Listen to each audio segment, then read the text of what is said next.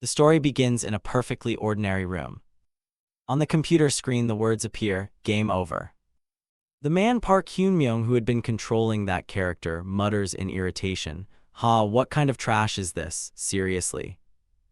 You're in your room surrounded by a pile of game merch mocking your life. My life isn't clever at all.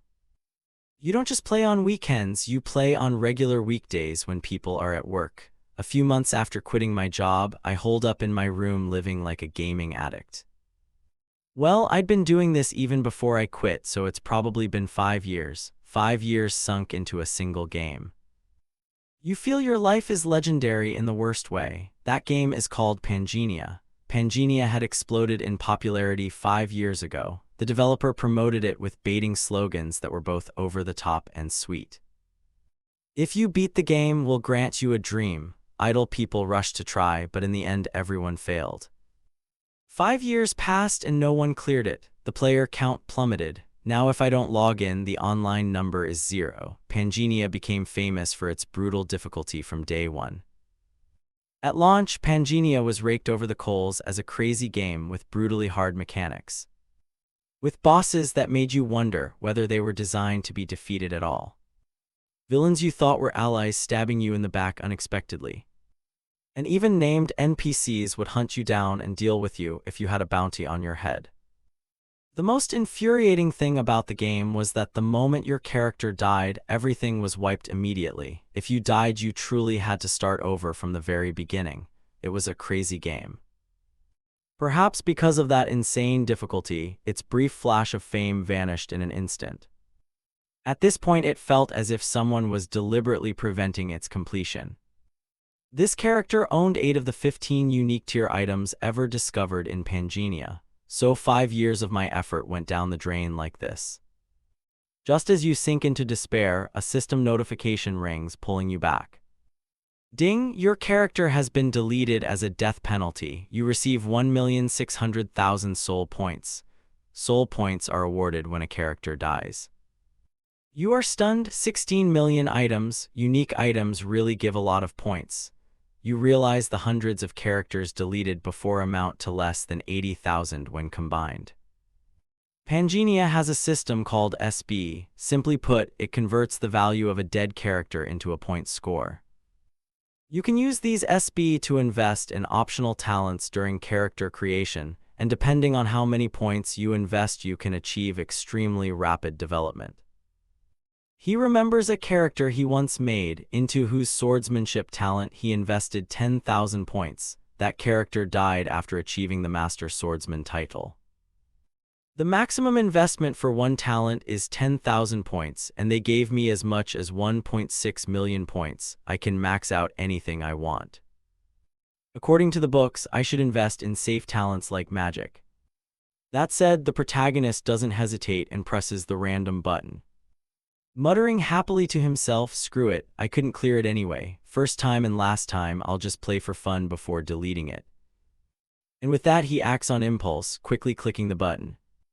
A memory flashes up from 3 months ago. You were talking with your girlfriend. Her face was sad and embarrassed. "I'm sorry, Hyun-myung." You stare blankly. What are you saying?" She continues, "You're a good person, but I can't keep dating someone with no future. I'm at the age where I have to think about marriage."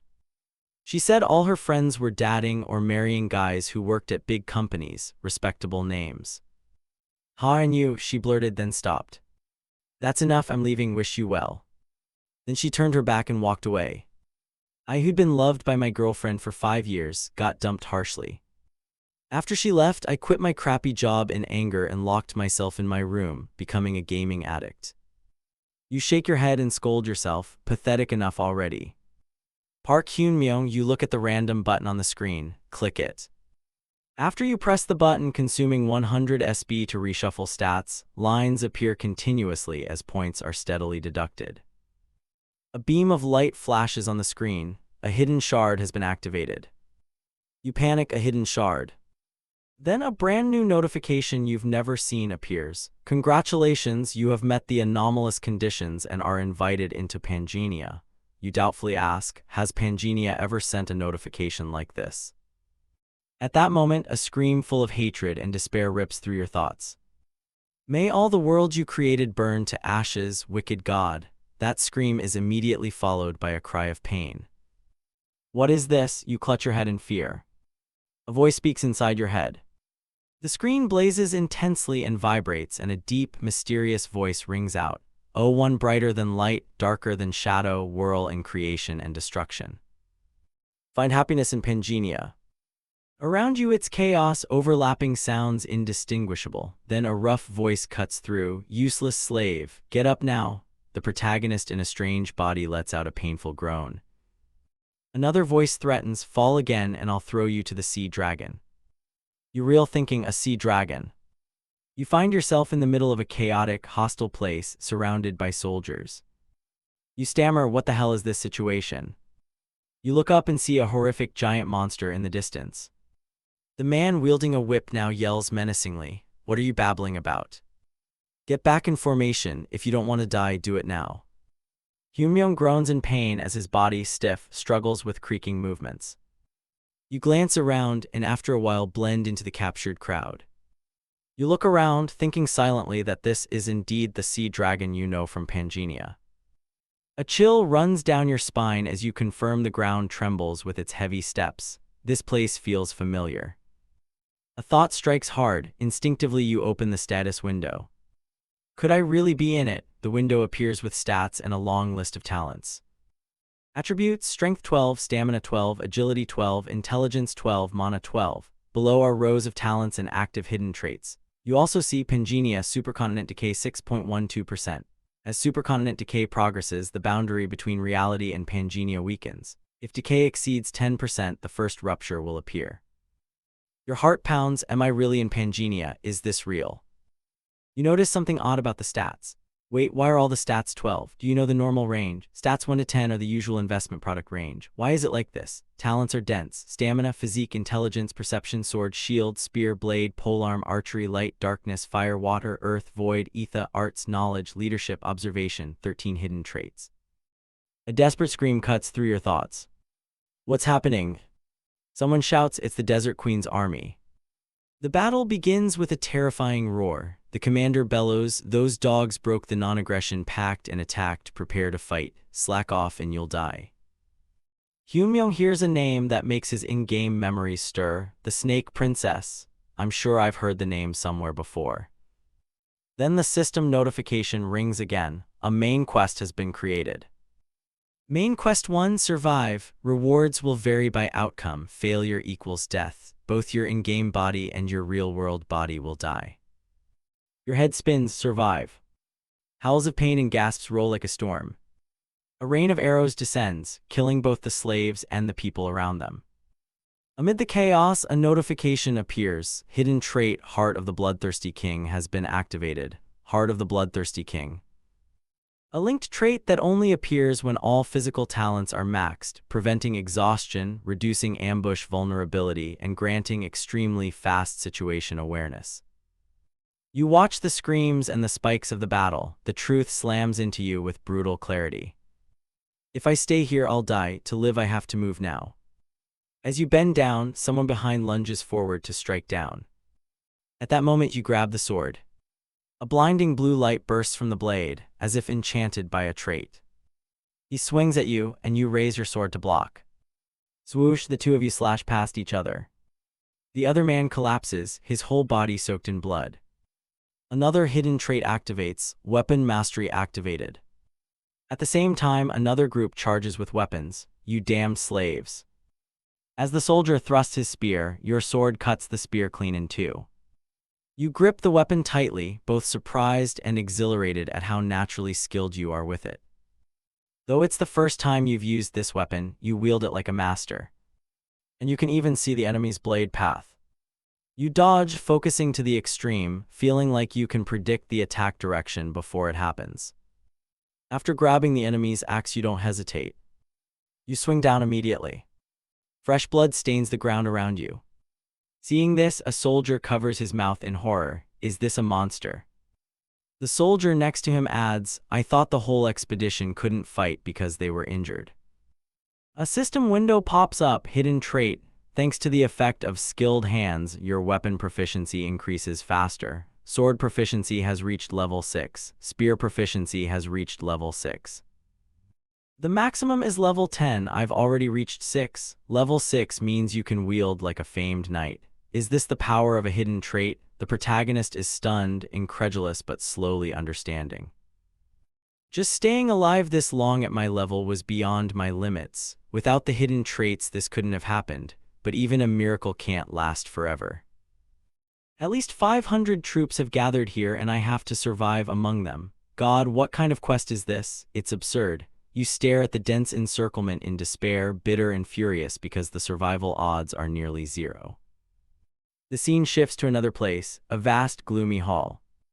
A woman's voice rings out, "Did the expedition to the demon realm fail? Is that right?" The snake princess in the shadows replies, "Yes." Then the woman on the throne adds, "If it's revealed that the desert city Faisalmer didn't join the expedition, the fools on the same continent will pin all the blame for the failure on us. We must stop that at all costs. Snake Princess, you will go to the Kaltzman Desert at once and kill every survivor of the expedition. You must erase all evidence that Faisalmer sent no troops and anything that could link us to this failure.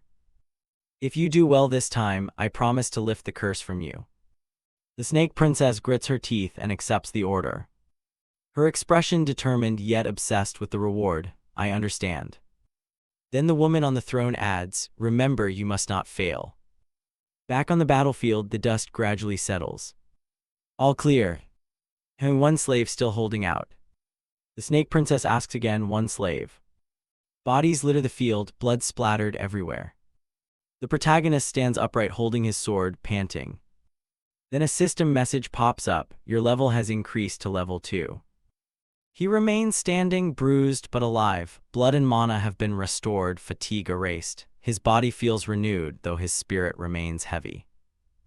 As the soldiers prepare to rush him, the Snake Princess's voice rings out, "Make way for me." The soldiers exclaim, "Your Highness," startled by her sudden demand. The protagonist glances up and instantly realizes, his eyes full of bitterness. Finally, she has arrived. A character profile window appears, Isabella von Dersian, level 8. She cannot leave this area due to an abnormal state from the Desert Queen's curse. Your stats, talents, skills, and knowledge about this character are too low to confirm. The protagonist silently assesses, level 8, which I can't beat no matter how many tries because the max level in Pangenia is 10 and the threshold for strong opponents is level 7. From level 7 upward, the real gap becomes clear, and level differences are almost impossible to overturn. Level 8 means nearly among the strongest anywhere. To be blunt, she's at boss tier of renowned powers. Facing her like this is nothing short of a disaster. You analyze quickly, your mind racing because the truth is so terrible. The Snake Princess leans down to look at you. Tilting her head slightly in curiosity, "HMPH, your performance was quite interesting. But you must die." Her voice is icy, decisive as a verdict. The protagonist still stands firm, a flash of defiance in his eyes. "The reason I play Pangenia, the game notorious for its extreme difficulty, is that no matter how hard it is, I always try to beat it. Yes, I'm the freak among freaks, and if I'm right, the hardcore gamer memories flood back, bringing a tactical clarity that drowns out fear." Then just as the Snake Princess lunges to attack, you say straight to her face, "Don't you want the Queen's curse lifted?" The Snake Princess's eyes widen. The calm on her face shattered by surprise and suspicion. She snarls, "Who are you?" The protagonist adopts a mysterious air, confident as if he knows everything. "I studied the Star Lords and guide humanity to the stars.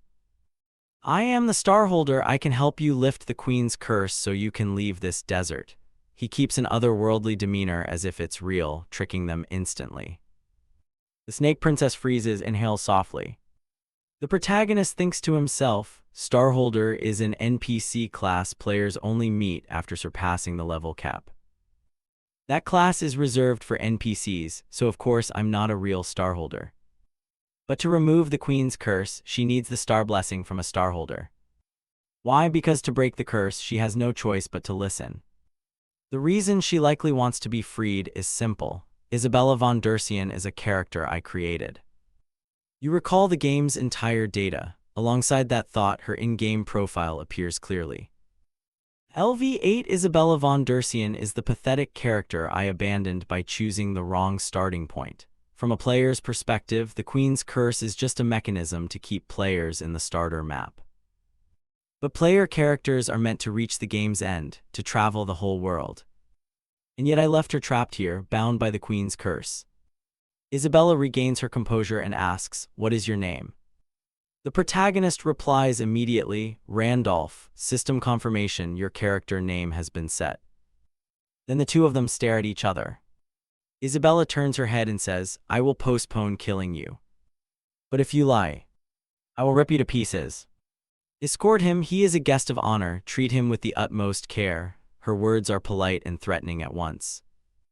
The protagonist exhales in relief as if spared the Reaper's blade. A series of system windows pop up. Main Quest 1, Survive, completed. Results are being tallied. Record-breaking, a perfect result like a miracle. Newbie luck. The lucky constellation smiles on you, rewards upgraded. The war constellation snorts approval, saying you're not bad. Rewards upgraded again. You received a shard of golden scale. You received the soul of the sea dragon. You received Michela's sword. You collapse to the ground thinking, somehow I survived. Total score 220. Your result will be recorded in the Hall of Fame for the main quest. Scene shifts tonight at the manor. You look at the pile of legendary items that just dropped. The sea dragon's soul can summon and control a sea dragon. Enhancing can learn hidden abilities via BL. Michela's sword, the giant knight who first slew the sea dragon, carries the sea dragon's curse and Michela's soul. Equip stats, strength plus 20. If wielded by someone who knows honor, it activates Michela's power. Thirdly, if you collect all 3 Michela equipment fragments, you can use the Skyborn Dragon Descendant. The Sea Dragon's soul is famous for having dropped only once since the game's launch, and Michela's sword is an essential early game item, so to have both drop at the same time is unbelievable. You're insanely excited, but what is this Shard of Golden Scale? You focus on the final, mysterious item. Shard of Golden Scale allows synchronization between reality and Pangenia, can be toggled, grants 24 hours of use in the Golden Scale shop, syncs between reality and Pangenia. You go numb, unable to comprehend this unheard of function. Just as you're bathing, 3 servants in scant clothing enter and ask the protagonist at the door, "May we bathe you, my lord?" You turn and answer immediately, "Just wash my feet." Then the protagonist gauges the situation. Are they testing me? You realize they're Isabella's handmaidens. If you show any reaction, she'll be suspicious because a starholder isn't normally driven by desire. Come. You force a cold demeanor and immediately open the system. At the top is the server rankings, and at the end, a line of text appears that startles you. Until Pangenia collapses, 7.66%. As collapse approaches, the boundary between Pangenia and reality shatters. When collapse exceeds 10%, the first crack will appear. You see the leaderboard and a chilling collapse indicator. A more detailed Hall of Fame window appears. You may leave your name in the hall according to points earned. Main Quest 1, Survive. The leaderboard has been updated. Rank 1, 220 points, Randolph. Rank 2, 195 points, Gracia.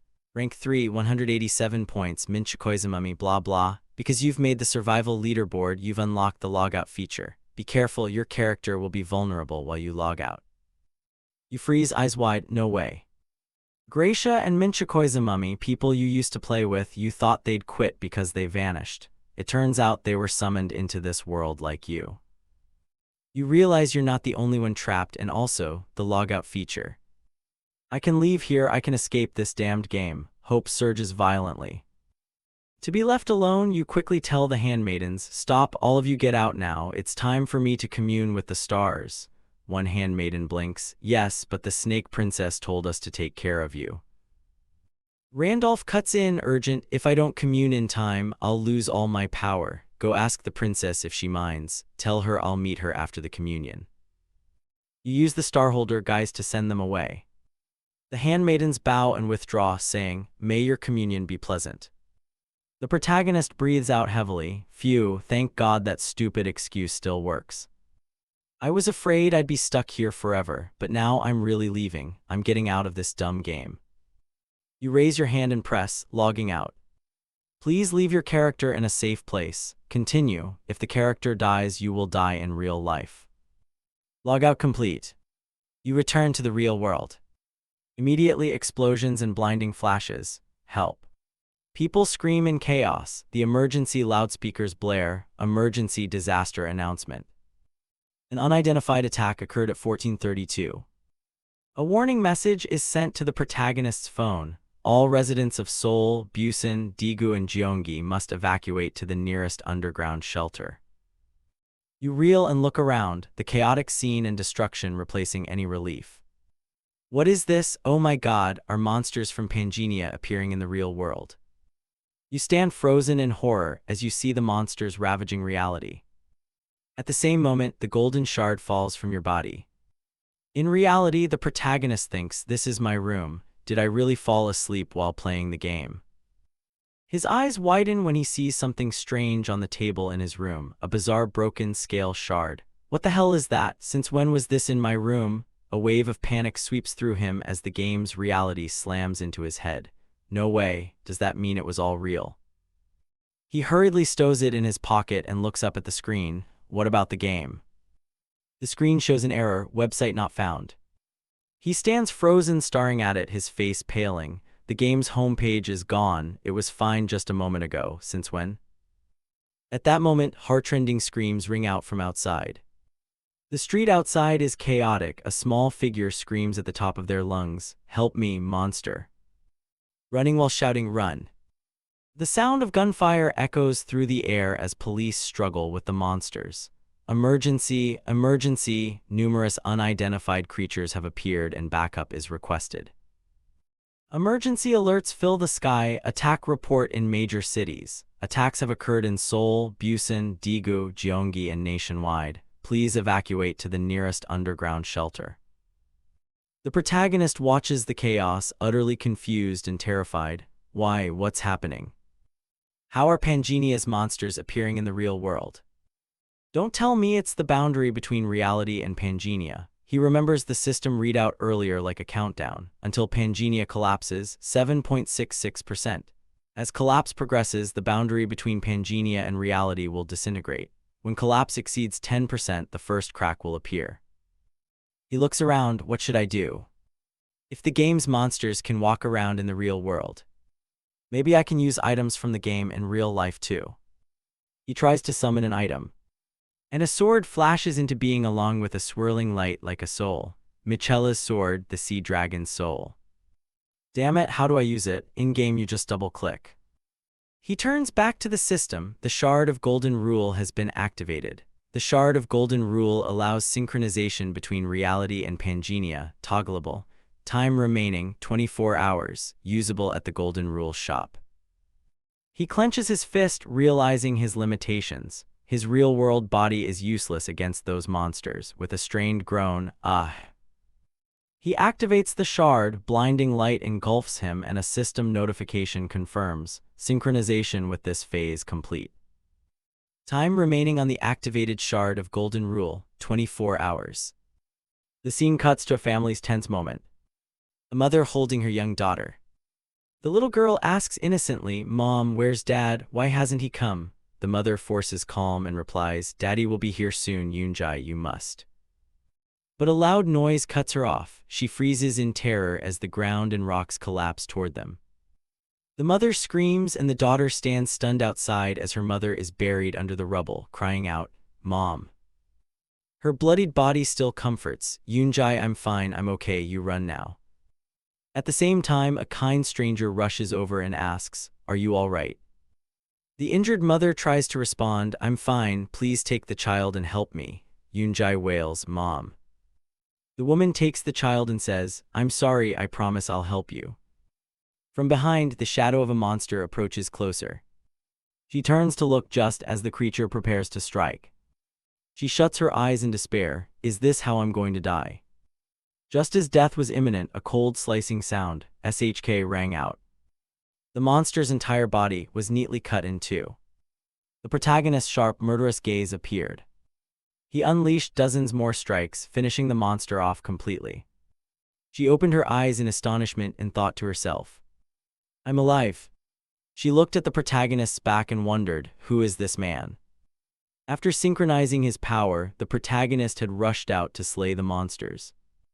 At that moment, a shadow lunged from behind. Another monster had appeared at his back. She screamed a panicked warning, "Watch out behind you." The protagonist remained unflinching. As it closed in, a dragon from the game materialized and bit the creature to death. The dragons appeared as if they were his pets. She blurted out as she held the little girl. He climbed onto the dragon's head, but didn't forget to tell her, "Stay still." The monster was both majestic and terrifying. Witnessing it, she completely collapsed from overwhelm. "Am I dreaming?" At that moment, she looked up at her rescuer and trembled as she asked in astonishment, "Who is that man?" A global catastrophe. Monsters appeared simultaneously not only in Korea but across the world. As soon as they arrived, they slaughtered people and destroyed civilization. But it wasn't just monsters that appeared. There were also warriors who could slice through bulletproof monsters like cutting radishes. A burly man with a shield shouted to the panicked crowd, "Listen to me, don't worry everyone, I'll keep you safe. The era of monsters has come. The world is changing fast, we all have to band together." A man looked at them with contempt. "You idiots, they're wasting the shattered shards of golden rule. This player is slaughter. Reality and Pangenia are being comprehensively breached. Eventually, Pangenia and reality may merge into one. In the chaotic era to come, everyone is an opponent. Whoever owns more destroyed shards of golden rule and thus more power will become the era's protagonist." Moreover, the leaderboard, silent for 2 years, has just been updated. It shows Main Quest 1, Survive, leaderboard updated. The man stared at the unbelievable figure with the insane score of 220. Who is top-ranked? Randolph. Is he Phantom, or Ghost? Because no one knew his name, people called him that. He was the first to organize an NPC expedition called the Great Demon World Expedition and had pushed to the brink of breaking the game. Memories of the expedition's disastrous end returned. Of course, the expedition ended in a catastrophic failure. The #1 player of Pangenia was unquestionable. He must have been summoned into Pangenia at the exact moment the expedition failed, because when you die, you are summoned with your strongest character. When summoned, appearance changes and equipment resets, but the previous character's talents remain. The only one who could reach such a high score is. Then the scene shifts back to the protagonist, who is pondering. Monsters and summoned players have appeared in reality, and all of them are in Pangenia character form. I'm starting to get a handle on the situation. The Demon World Expedition, the place where I almost broke the game with my last character. The closer to the goal, the more the mercenary NPCs I hired began sabotaging the progress. Even loyal allied NPCs betrayed him. Even accounting for every possibility, that sabotage far exceeded the game's normal mechanics. But what if those saboteurs were all summoned players like me, players who don't want the game to end or who see me as a rival? The danger is clear, they could be targeting me now just like before. In that case, with the boundary between reality and Pangenia collapsing, I can't keep hiding logged out forever. To keep both sides safe, I have to get stronger as fast as possible. The protagonist stepped forward to face the Snake Princess. She looked at him and asked, "Have you finished communicating with the stars?" He kept up his guise as the Star Keeper and replied, "Yes, I came to keep my promise to you, but I have one condition." She narrowed her eyes, curious yet wary. "A condition?" Then the protagonist's voice rang out, "Take me to the sanctuary." She froze and asked, "You wanna enter the sanctuary, crazy?" The protagonist was resolute and thought, if the first main quest is to survive, then the second is to obtain a class. I can get it right here. He then shouted, "There's a star there." A quest window popped up confirming the objective. Main Quest 2, obtain a class. Reward, class-based ranking. You can obtain a class at the sanctuary. The quest ends once the class is acquired. Cut to a later time at the ruined tower. The Snake Princess single-handedly slaughtered the crowd with heavy killing intent. The protagonist watched her and thought, it took less than a few minutes to deal with the guards. Having her as an ally really puts me at ease. He recalled the exchange just before. She repeated the protagonist's words, a star, huh? He squinted confidently and explained, yes, even if it's been well hidden. The protagonist pondered, the fourth star I accidentally found while leveling my previous character. I'm probably the only player who knows its exact location. Then he struck the decisive blow, hitting the deepest desire of hers. Only by obtaining a star can the curse be lifted by the protection of the stars. Back in the present, the protagonist looked down, smiled wryly, feeling he was risking everything. If he'd failed to persuade her then, his head would probably be the one rolling on the ground. He turned and said to her, we're here. This is the Holy Domain. A system window flashed. Side quest, explore the Holy Domain. Rewards are given based on exploration percentage. Warning, do not enter the sanctuary without the recommended level 8. This place is full of toxins and mana. If your mana is low, don't go in.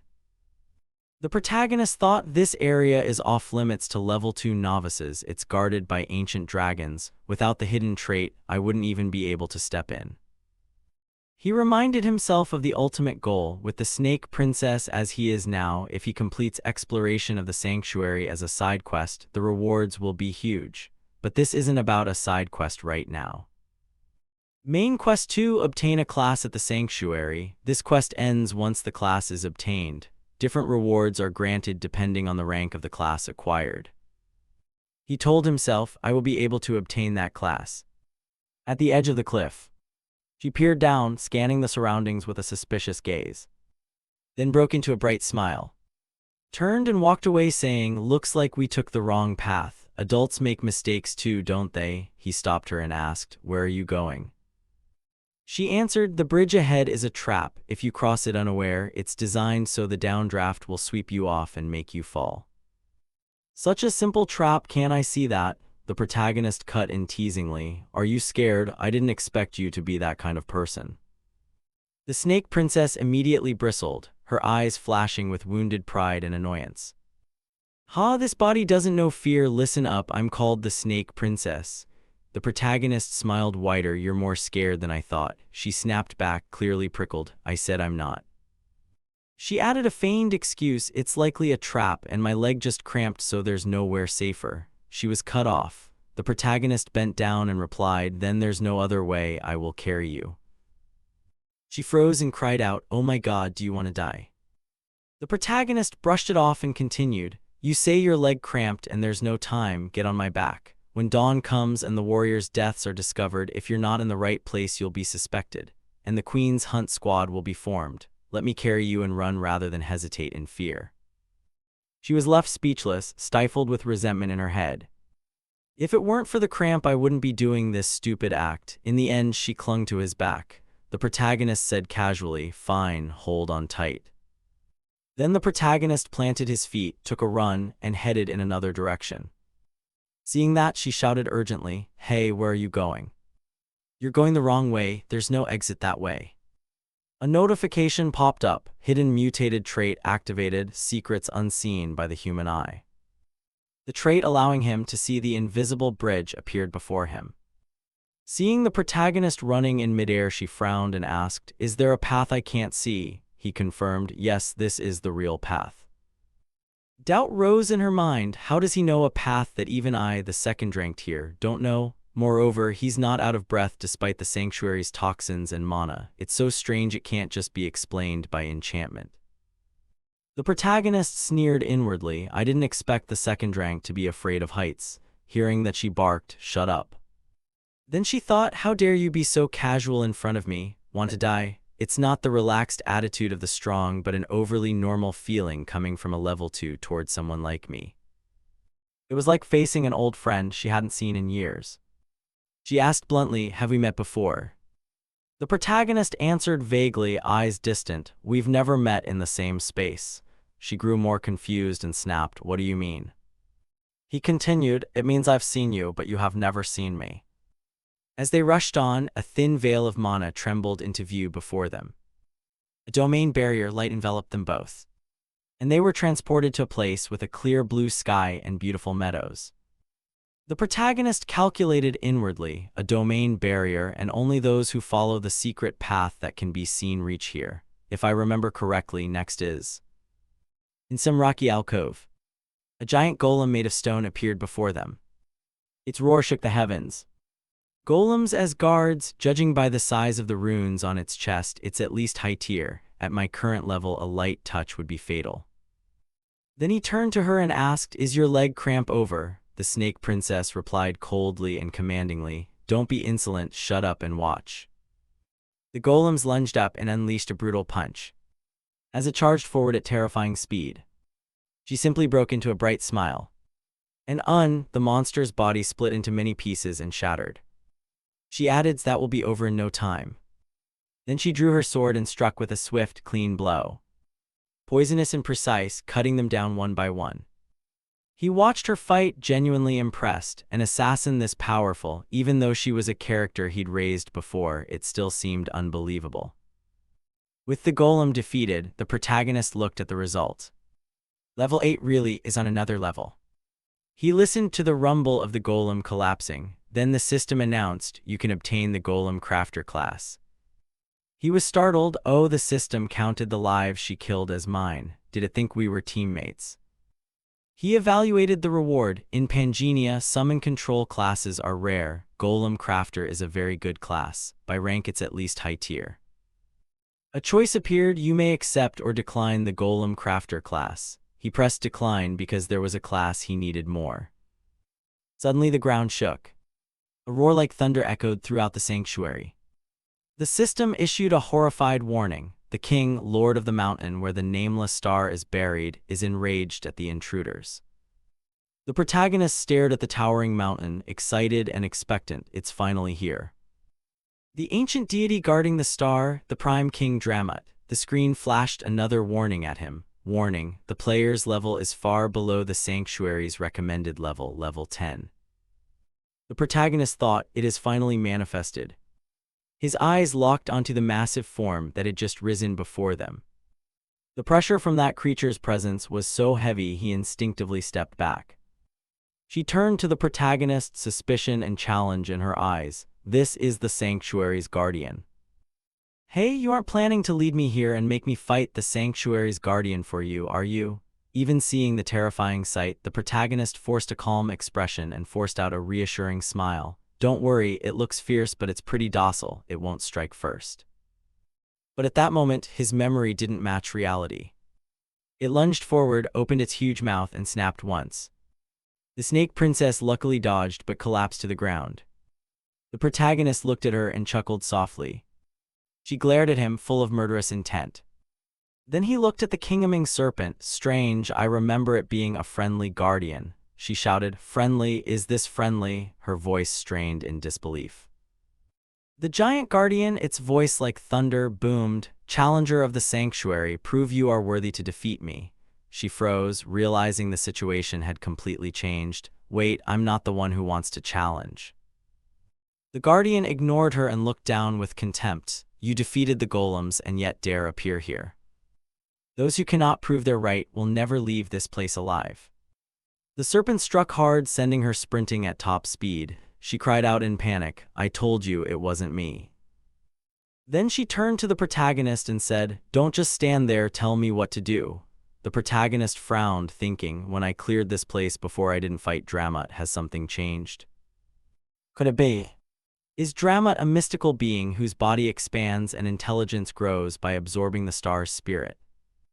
The last time I cleared this place was when I was raising Wilhelm, a level 10 player with a 5-star character. When I entered the sanctuary with Wilhelm, Dramut obediently guided us to claim the star.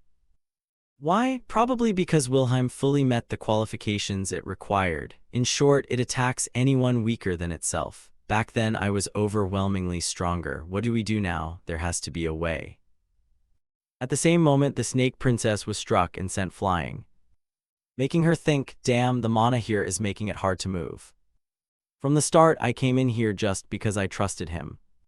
Was that a huge mistake? Dramut began to advance, the ground trembling violently. The protagonist knew he couldn't fight, so he played his last card and shouted defiantly despite being only level 2, "Stop, Dramut." Just as it was about to strike her, the guardian halted, tilting its enormous head. "How do you know my true name?" He inhaled and answered, "Your master Wilhelm has returned." Dramat laughed thunderously, the sound echoing through the cavern. You are Wilhelm, ha ha ha. Dramat looked down at him, brutal power radiating with contempt. You are not ready. Someone like you is worse than a golem used merely as a guard. Listen well, Wilhelm was the mightiest hero, a perfect swordman, worthy to be my master, lacking nothing. But Lord Wilhelm failed in the Demon Realm expedition. His stars all fell. That means he died completely, utterly. Though he has vanished, a lowly microbe like you has no right to speak his name.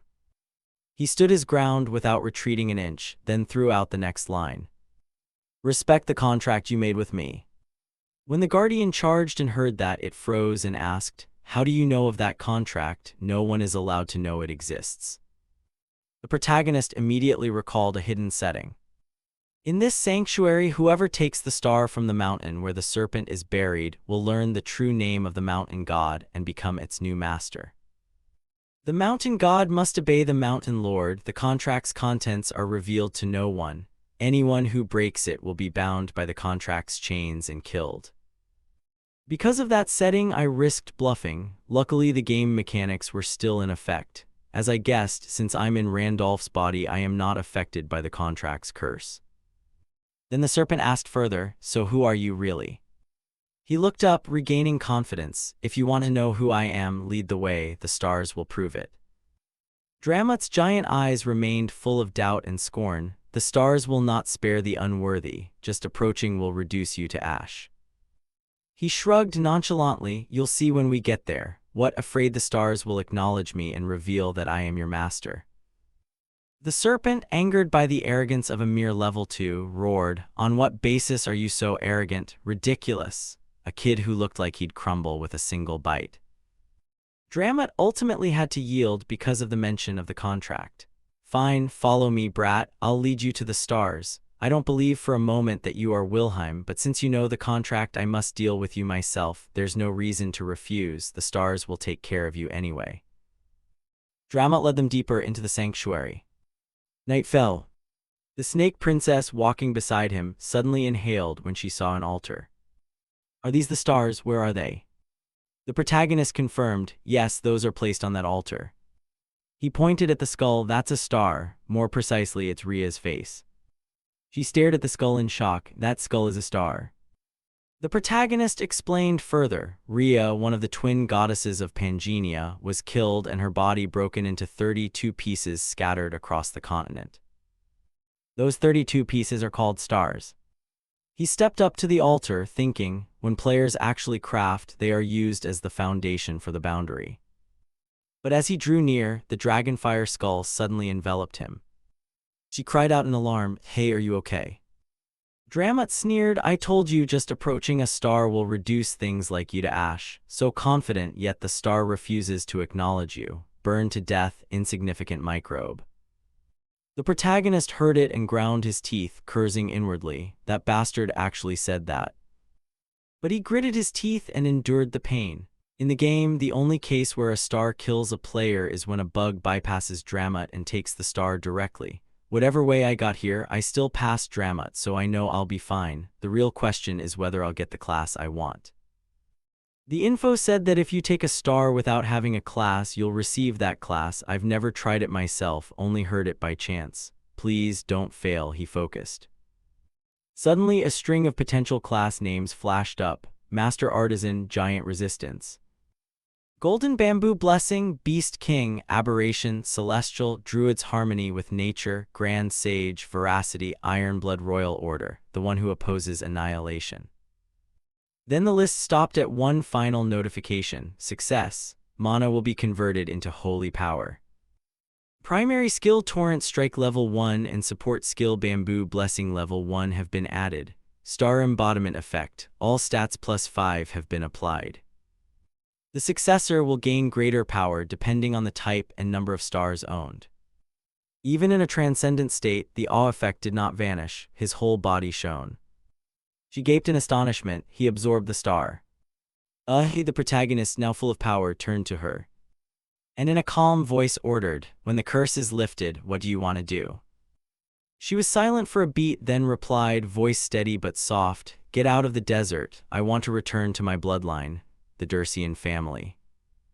He nodded, his ruler's bearing settling. I will place a blessing on you so you can leave the desert, but there is one condition. She listened warily. A condition? He looked her straight in the eye and stated his demand. Serve me for 1 year, after which I'll set you free and help you reclaim your bloodline. She froze for a moment upon hearing it. Remembering the queen's authority. The protagonist placed a hand on her shoulder and answered, I am not the queen, I do not lie. She thought for a long time, then bowed and accepted. I will follow you. The protagonist replied, a wise choice. In Dramat, the master of the star is also your master, right? Dramat, full of authority, was forced to submit, bowing low, yes. He narrowed his eyes, smiled coldly, and ordered, then bow lower, brat. A final system window summarized the achievements. Main Quest 2 received class is being calculated. Unprecedented, the results made everyone tremble. Total score 230, updated to the Grand Hall of Fame. Main Quest. Newcomer luck, the lucky constellation smiles more brightly upon you, rewards upgraded. The adventure constellation praises your daring, rewards upgraded. Several constellations of the Pantheon have begun to take notice of your journey. Cut to the royal palace, where the queen stood stern and issued orders to her subordinates. Isabella infiltrated the sanctuary with a slave she captured. Bring them here immediately. The subordinate took the order and prepared to act. Transition to the real world. The group was murmuring about a mysterious player. Could it really be Phantom? The second person, more confident, insisted it was him. Even skipping Main Quest 1, scoring higher in professions than Gracia is impossible, unless that person knows the game like the back of their hand. The veteran Phantom finally appears after years. This will cause a huge uproar. The red-clothed one wondered, can we contact him before the others? The woman replied, how? We've searched for years and found nothing. The red-clothed one suddenly realized, that's because Phantom used to be a bot player, now he's a real player, there must be a way. The blue-clothed suggested a fishing plan. How about we try baiting him? The secret auction opened as a reward for Main Quest 2. Phantom will definitely use it, right? The woman pondered, he'll need tons of items if he wants to top Main Quest 3, baiting him. The baiting can be done at the secret auction. You list a high-tier item at a rock-bottom price. Then use a twin power enchantment to attach a tracking ability to the buyer. The consequences for the inexperienced are dire. Newbies unaware of this trick usually buy the cheap gear, then get tracked, robbed, or killed. The red-clothed one fretted, but would someone like Phantom fall for that? If he truly is Phantom, he knows every enchantment in the game. The woman countered with a determined look, no, he might take the bait. He failed, yet he still dared to launch the great expedition. That kind of decisiveness is abnormal. If he sees a bargain at the auction, he might buy it on the spot. If you want to challenge him, go ahead. At all costs we must meet him. Capture no, invite him into our guild. Whoever he is, he must join our guild, not those crazy others. I wonder what he's like in real life, a CEO or the son of an industrialist. A voice on the phone rang out, hello, if you're in danger, just shout pizza. In the alley of corpses, a system window announced, the rankings have changed. You have fallen off the profession acquisition leaderboard. The Grand Hall of Fame has been updated. Main Quest 2 leaderboard, receive profession. The Main Quest 2 privileges of player massacre have been revoked. Your access to the secret auction has been cancelled. Slaughter, stunned. Randolph scored 230 points. What kind of demonic profession gives that many points? He hung his head. Looks like I won't be able to use the auction for a while, but whatever. A vicious glint flashed in Slaughter's eyes. If I kill anyone in the top ranks, I'll climb back up. Cut to the protagonist. At the same time, the side quest to explore the sanctuary was completed. Exploration rate 100%, an unfathomable figure even witnessed firsthand. You are the first to flawlessly complete the desert sanctuary exploration. Achievement earned, first conqueror of the sanctuary. Side quest reward, you received a teleportation book, beginner teleportation tome. A magic book that teleports you to a previously explored location. Use time 30 seconds once per day. Memory point, desert sanctuary. The protagonist was riding the Guardian. Convenient, riding isn't as awkward as I thought. I can leave the sanctuary and finish exploration at the same time, 2 birds with 1 stone. The Guardian's voice reminded him, turning right soon, a 100m long slope ahead. A notification followed, accumulated experience level up. He exclaimed, oh, finally hit level 3, still slower than typical characters. The status window appeared: Profession, Star Air, Level 3, Strength 36 plus 5, Stamina 36 plus 5, Agility 36 plus 5, Intelligence 36 plus 5, Stellar Energy 36 plus 5. All in one system panel, folks. Star embodiment, all stats plus 5. He sighed, looking at the scant stat list. The more stats you have, the more experience you need. My experience requirement is probably 10 times normal, but the stat gains are larger, so I can't complain. He shifted his attention to the items he had just received, 2 ultra-rare items for his current level. One of them was a shadow cloak that, when activated, grants the wearer invisibility, basically a free stealth skill. Not bad. Suddenly Dramut spoke. Master, an intruder has been detected in the sanctuary. The protagonist, surprised, what? The Snake Princess turned to him and added, probably the Queen's pursuit squad. Hearing that, he replied, well, we've been in the sanctuary for quite a while too. She added, what will you do? The Queen won't come in person, but the pursuit squad is huge. Even with the Guardians, I'm afraid we can't handle them all. The protagonist replied calmly, Dramut is the warden, why should we fight? Hearing that, she understood and slapped her hands in surprise. After a moment, the protagonist grabbed her and ran, saying, Dramut, I'm counting on you, get to work. The snake broke out in a cold sweat at that. A while later, a scream rang from inside. Monsters, a giant sea serpent has appeared in the sanctuary. Stepping out of the gate, she asked, is it okay if only we leave? The protagonist answered at once, didn't you say the Queen wouldn't come? Then it'll be fine, there's no way the entire pursuit force has arrived. This is surely just the vanguard. If we're held off until the main army arrives and sieges the sanctuary, we won't escape. Their target is us, so it's best we withdraw early. She looked at him and asked, so you won't abandon Dramut for being useless, right? He explained. You almost misunderstood, the Guardians can't leave the sanctuary, so only we can run. He then thought to himself, to escape we must use the teleport gate at the desert's edge. I lifted Isabella's curse with the blessing, so using the gate won't be a problem. The real problem is the gate needs time to activate. She looked at the giant golden gate before them and exclaimed, when we get past this. He cut her off, yes, beyond here is out of the desert, but it takes half a day to activate the gate. During that time, I need to communicate with the stars. He thought inwardly, this place is important, but I need to check what's happening in reality. I can't stay logged in forever. Then he sincerely asked her, can I trust you? Hearing that, she drew her sword and turned to keep watch over the protagonist. I will protect you. Logout sequence initiated. Ensure the character is in a safe location. Tip on screen, be cautious when shopping at the secret auction. Logout complete. Back in his real body, Hyunmyoung pondered. He still wasn't used to the feeling of returning from Randolph's body to his flesh and blood. No news alerts or disasters, so it seems the monsters haven't appeared yet. Reality and Pangenia are merging bit by bit, that's certain. But there is still so much I don't know. As the destruction progress rises, the boundary between the two worlds will weaken. If it exceeds 10%, the threshold, the first crack will appear and monsters will soon overflow. Players who exist in reality are also a concern. I need to return to reality periodically to gather information. His train of thought was interrupted by a message from an ex. How have you been lately? Hyunmyoung looked at his phone in surprise and unintentionally said a name, Kim Seoyin. Cut to another scene. She answered the phone, her face annoyed as the caller said, don't get cocky, I bought your clothes and food for you already. What's your problem? She snapped back. Didn't you flirt with me and claim you were rich? Now you're being stingy. What did I say wrong? She hung up, muttering curses about her new boyfriend, and compared him to the protagonist, who though poor knew how to behave. Seeing him approach, Seoyin's attitude changed 180 degrees. She smiled and said, you came early, sit down. Long time no see, your aura is different now, you seem bulkier. Hyunmyoung coldly, why did you call me in such a hurry? Then he sat down and added, say what you need to say, I have to leave soon. Seoyin thought to herself, putting on an act typical poor trash. She began to switch to a sweet tone, invoking old memories. I guess some things never change, that you'll always come when I need you, even today. That's what I loved most about you after we broke up.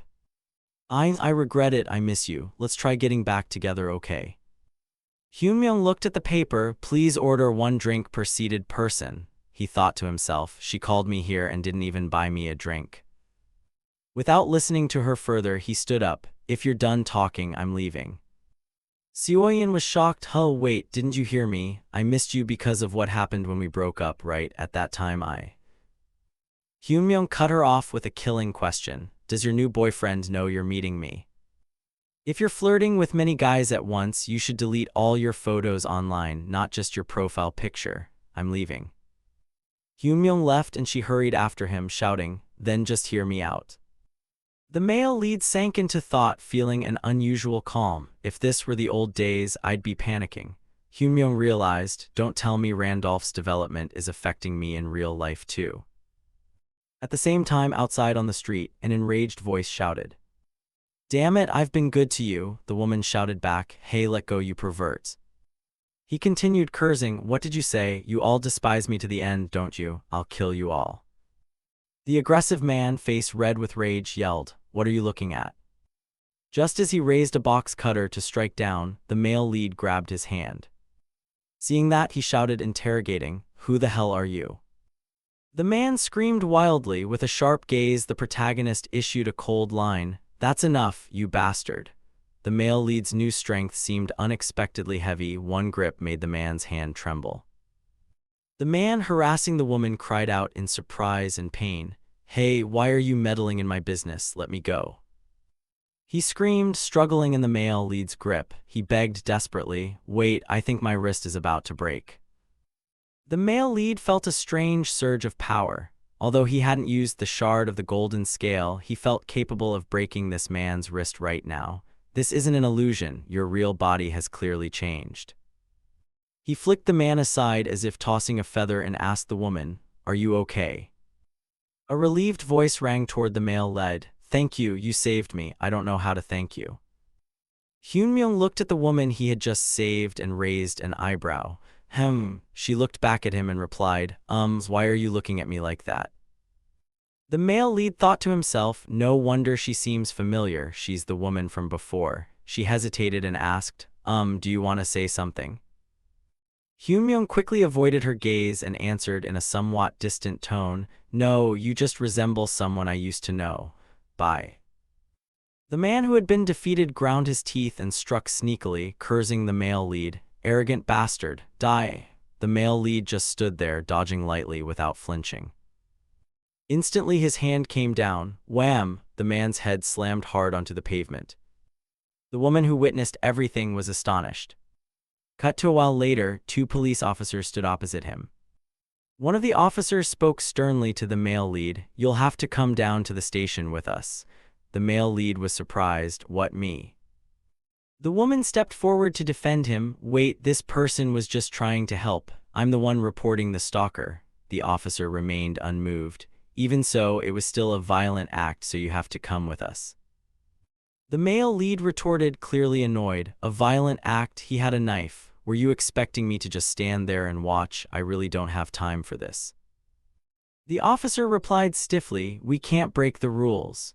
Suddenly, a sharp, authoritative woman cut in. If he goes as a witness and gets dragged into any trouble, will you take responsibility? The officer looked up, startled. Huh. She introduced herself. I'm Kim Hana, a reporter for the specialty television network. The other officer mumbled in surprise. That's a major network. Kim Hana continued, her gaze firm. Instead of hassling an innocent person, you should be taking the victim's statement. Unless you want this incident to make the headlines.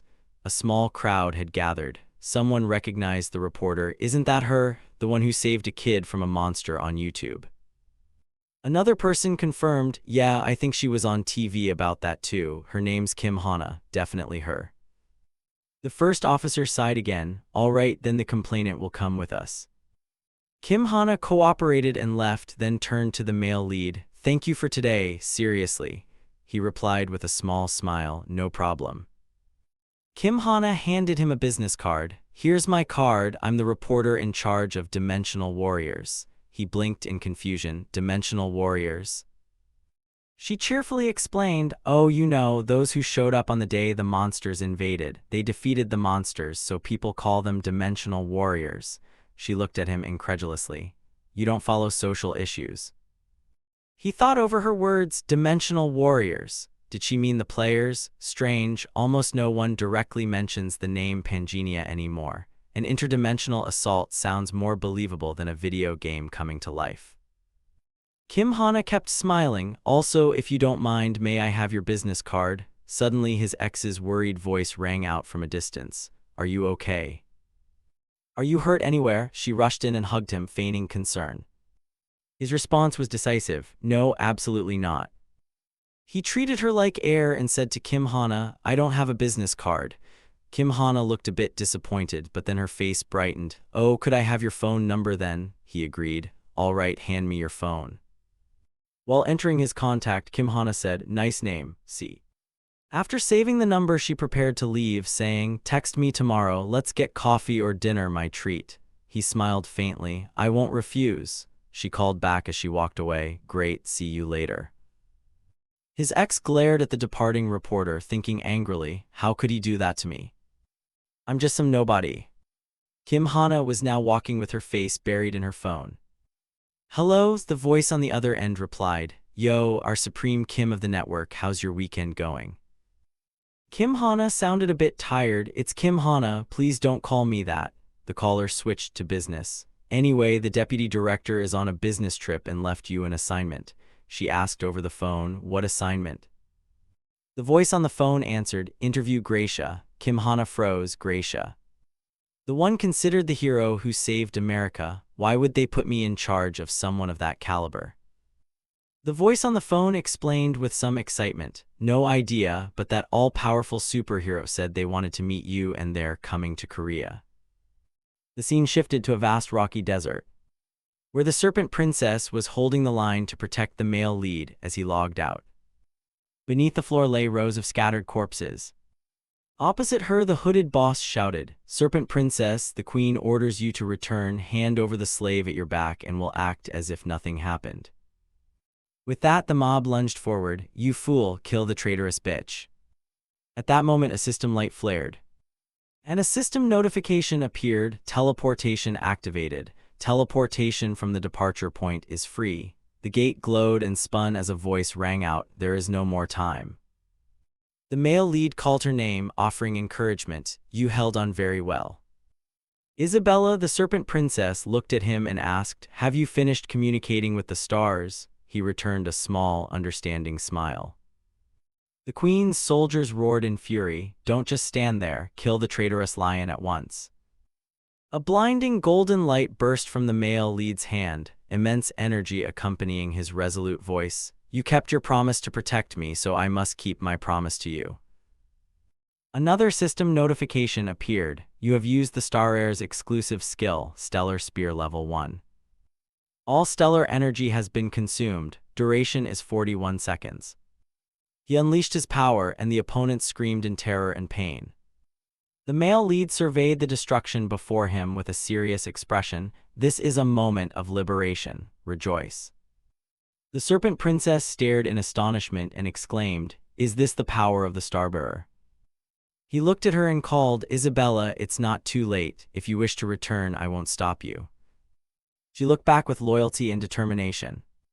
"No, I will stay by your side." A massive wave of magical energy swept over them. A system message confirmed the change. "The limiting curse on Isabella has been nullified by the blessing of the stars. Connection established. 12 teleport cities accessible from the Kaltzman Desert. Destination set, the central continent Arcana, beginning teleportation." Both were enveloped in light as the process completed. Now they stood in a lavish, opulent city, eyes wide with wonder. A title card introduced the city, "Welcome to the Golden City Arcana." Along with it came a troubling warning: Arcana is a city where materialism has reached its peak. If you lack wealth comparable to a high noble, avoid venturing deeper. The city bustled with pristine white buildings and crowded streets. Isabella looked around, overwhelmed. "This city is unbelievably luxurious." The male lead confirmed her impression. "This is the Golden City. Everything here can be solved with gold. First, we need to get money." Isabella declared triumphantly, if it's gold you worry about, I have 300 gold coins on me. The male lead eyed the coins in her hand with skepticism.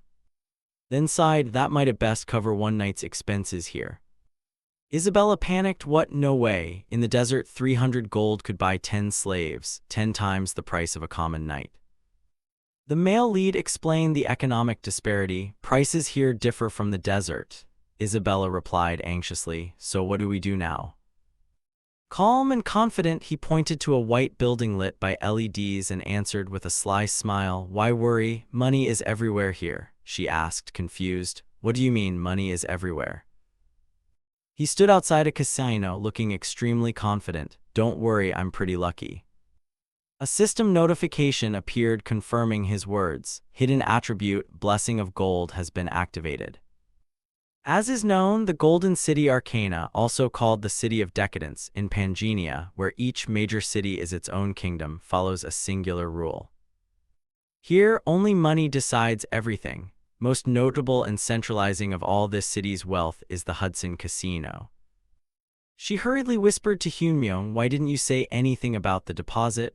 After bathing and buying clothes, I only have 100 gold left. You're so indifferent. Either way, it's not enough and clothes are necessary. The guard glanced and understood. If there's no deposit, please step back. People around began berating them. If you don't have it, move aside. Can't you see others are in line? You beggars, just wasting time. The guard lost patience. You're bothering other customers. Hyunmyong replied leisurely, I don't have a deposit, but instead I'll use this as collateral. He hesitated as he examined it. This should be enough. In Hyunmyong's hand was the tears of the Fairy Queen, a rare, immortal item crystallized from the Fairy Queen's first tear, able to break equipment limits. Even if the limit-removed equipment is destroyed, this tear won't be destroyed. However, to reuse it, one must complete the tear's resurrection quest. Seeing the item, the guard trembled with excitement and immediately bowed to welcome him. Please, sir, come into the VIP room. Isabella, extremely curious, asked what he had pawned. He revealed the tears of the Fairy Queen, a talisman. Hyunmyong added that it was one of the rewards he received at the sanctuary, worth at least 1 million gold. She was horrified. Could he casually pawn something like that? He answered arrogantly, no problem, just win and use the money to pay off the debt. Inside the casino, the wheel spun continuously. After a while, the wheel stopped at a certain number. The ball rolled slowly into the numbered slot. The area erupted in commotion. Again, what the hell is that guy? He's insane, some kind of gambling god. He started with 250 gold and now.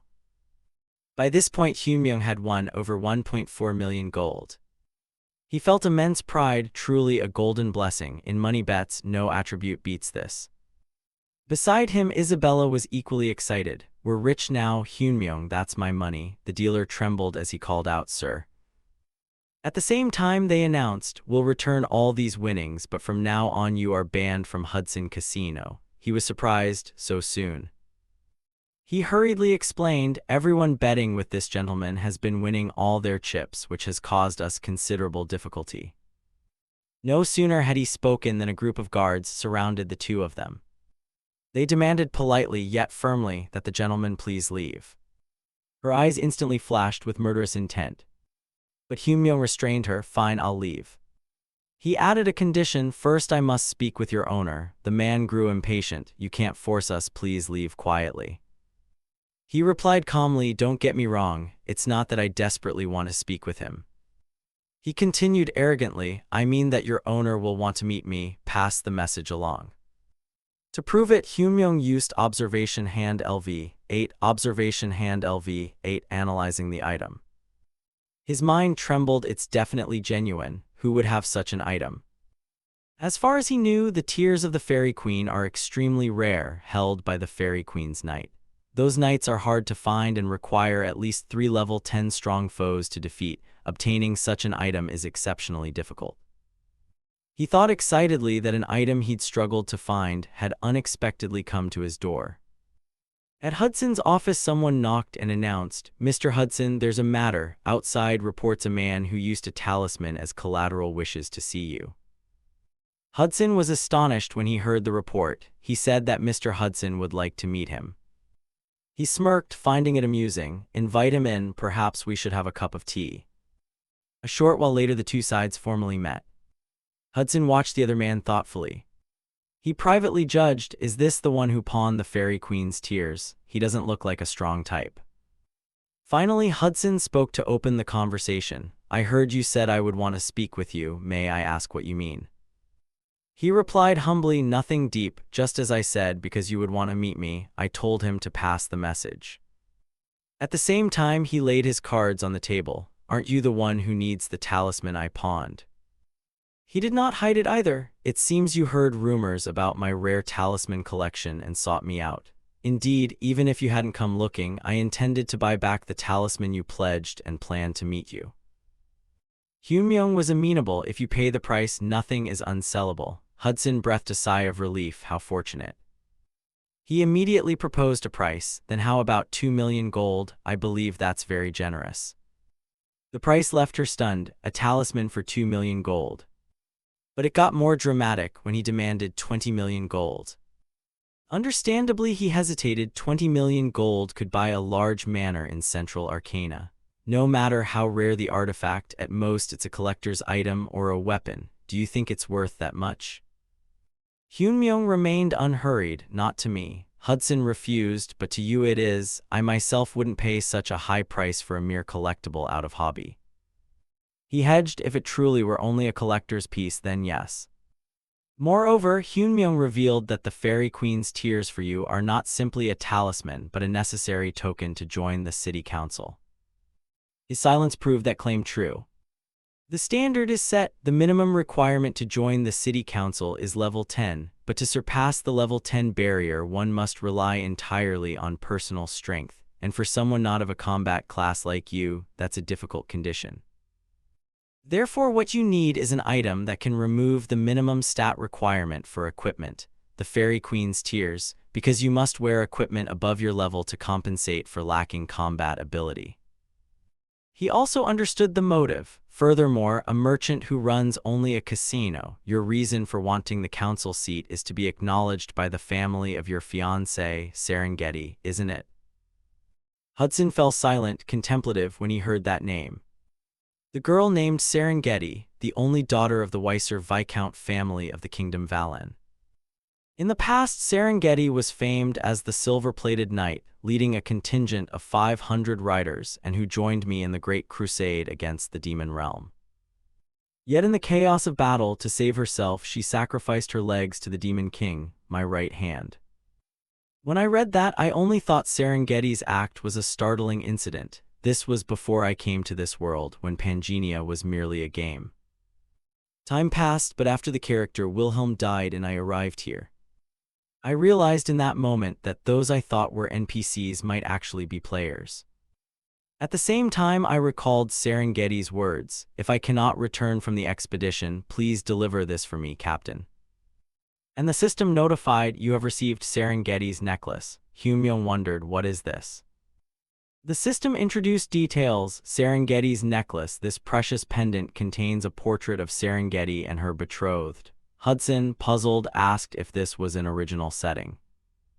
Because when I skimmed the info in Serengeti's character settings that I know, there was no fiancé at all. Hyunmyoung considered a possibility. Someone had influenced the NPC, making it follow an assigned setting. The reason the NPC readily accepted this sudden setting. Hudson must be a player who integrated into this world long ago, like me. Sure enough, the name Serengeti stunned him. I never told anyone. How did you know that truth? He guessed silently that Hudson had likely entered this world long before him. He needed to extract as much information as possible about this world and its players from this man. So Hyunmyoung pretended, I didn't know personally, I only heard about it. He steered the conversation. The stars told me. Hudson was shocked. What do you mean you're a star oracle? Seeing the fish bite, Hyunmyoung kept baiting. I'm not forcing you to believe, but I can help you get what you want. I can help for free, provided you accept a simple condition. Hudson, anxious, asked the condition. He seized the opportunity. Simple, tell the star about your life. After hearing it, I'll decide whether to help. Hyunmyung even warned, however, everything you tell must be true, because the stars favor only the honest. Hudson began to hesitate. My life story. This was his calculation. He'd be very reluctant. A star oracle isn't a common NPC, but to casually reveal his information, he'd suspect I might be a hunter hiding my identity. In this game, hunters NPCs that hunt players, call players criminals, and execute them on sight. Countless players have died by their hands, and their detection methods are varied, so one must be careful personally.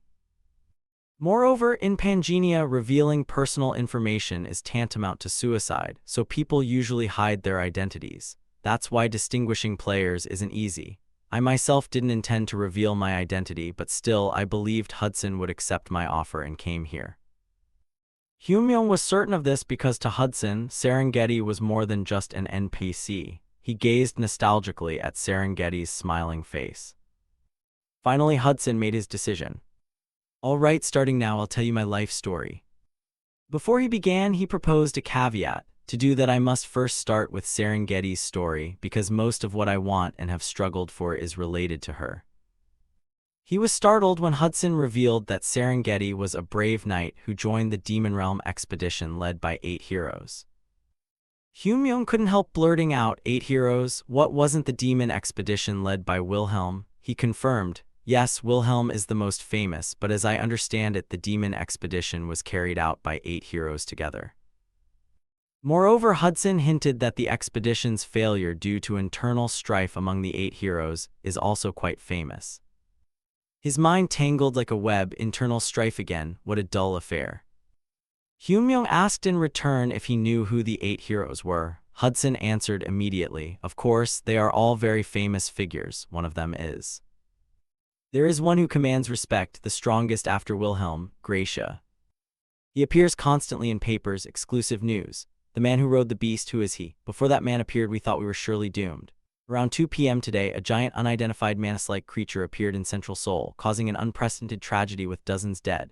At that moment, the sight of a man riding a monstrous beast tearing through the sky silenced the scene, a witness reported. The article was written by reporter Kim Hana. In a room, a secretary entered to report, Sir Gracia, I've scheduled the meeting with reporter Kim Hana from Korea as you requested. Gracia politely replied, thank you. The secretary awkwardly said, sorry, but may I ask why you personally came to Korea at this time? If needed, I can invite that reporter Kim Hana here. The government wants you, Sir Gracia, to stay in the US to prepare for monster attacks. He refused immediately. No need, I must go there in person to confirm something, perhaps this man. Because Gracia thinks that he is the friend I've been searching for. He brooded, awaiting the next news. Hudson's words made Hyunmyung freeze. Serengeti was a brave knight who took part in the Demon Realm expedition led by the 8 heroes.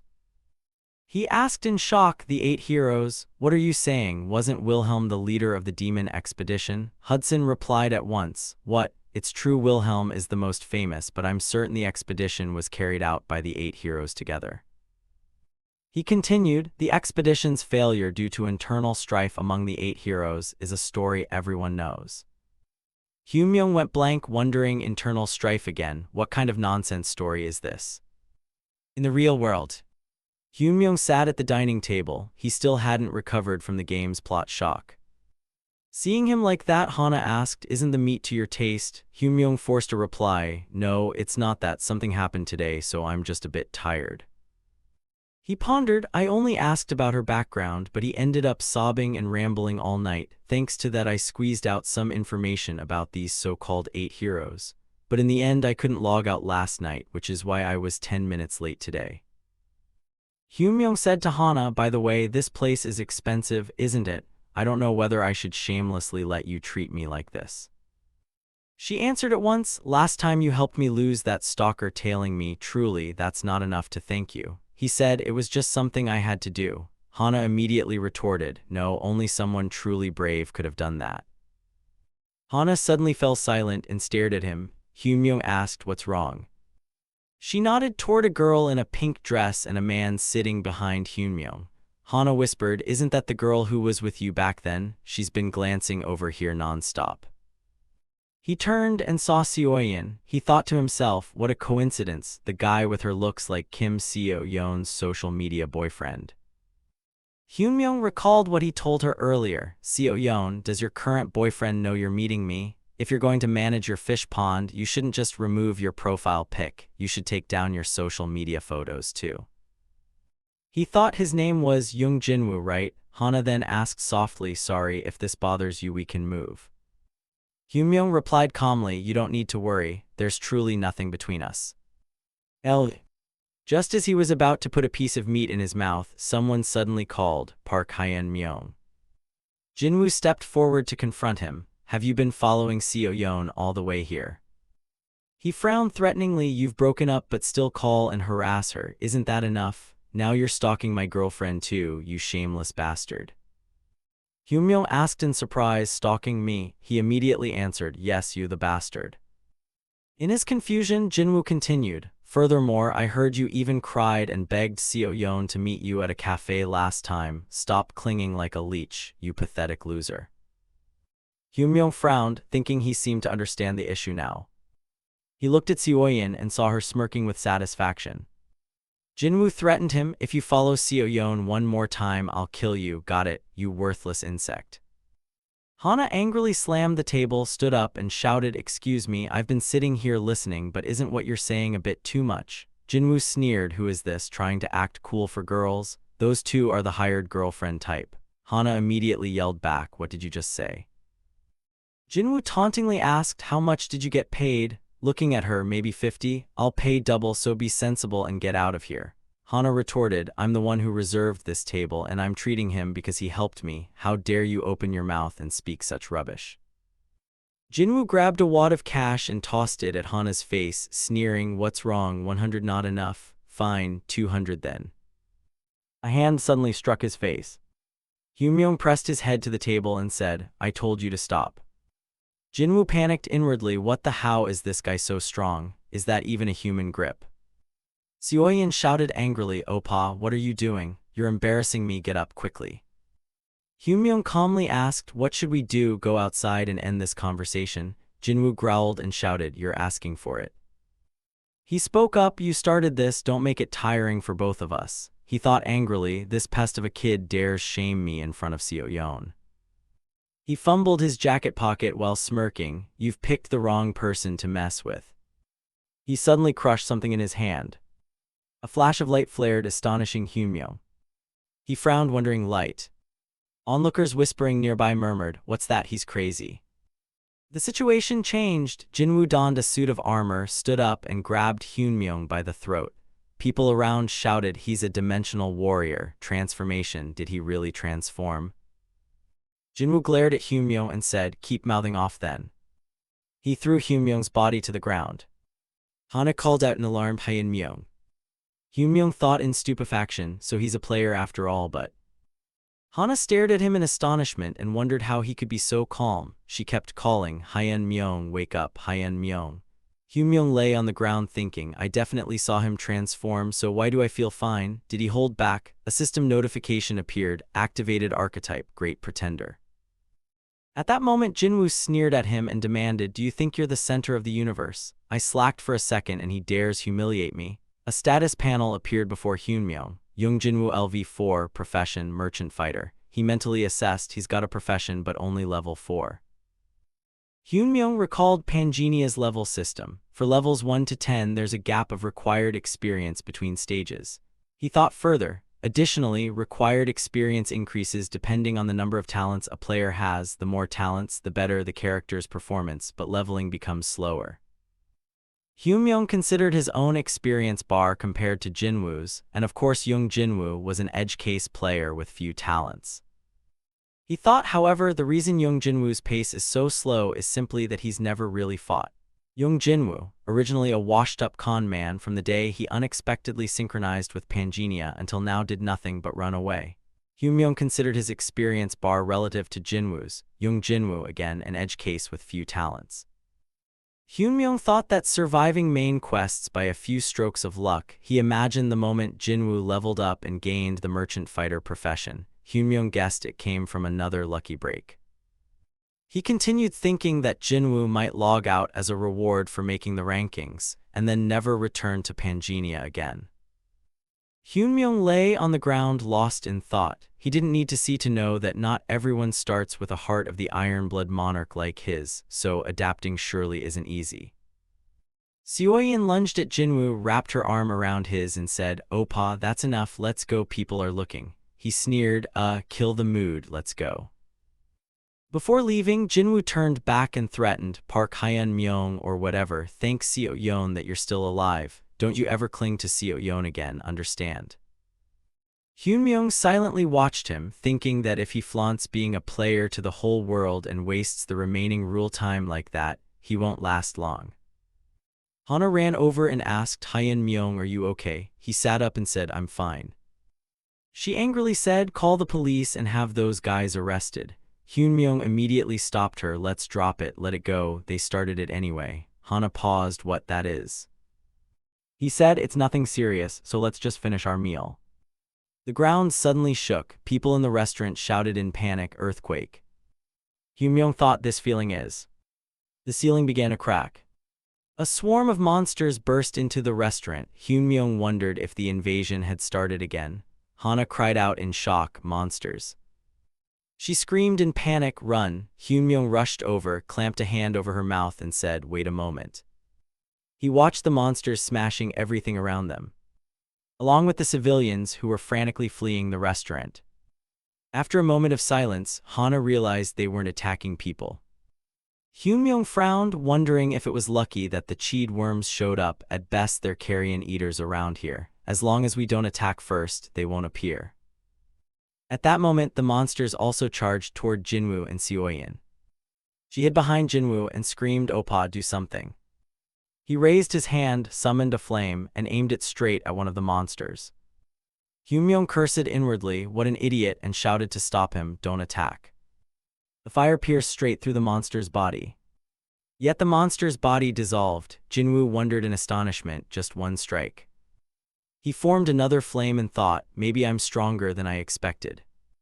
He hurled the fireball into the horde and shouted, "I'll wipe out these damned monsters." The surrounding civilians shouted, "No wonder he's called a dimensional warrior. Everyone, run that way." Jinwoo grinned excitedly, thinking maybe he'd been afraid for nothing. Turns out they're nothing special. Hyunmyung coldly said, "Hana, get as far away as you can." She blankly asked, "Yes."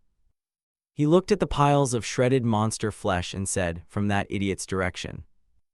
A bright red mist suddenly appeared around Jinwoo's group. Hyunmyung continued, "Move as far away as possible." The civilians murmured in shock, "Fog, we can't see ahead."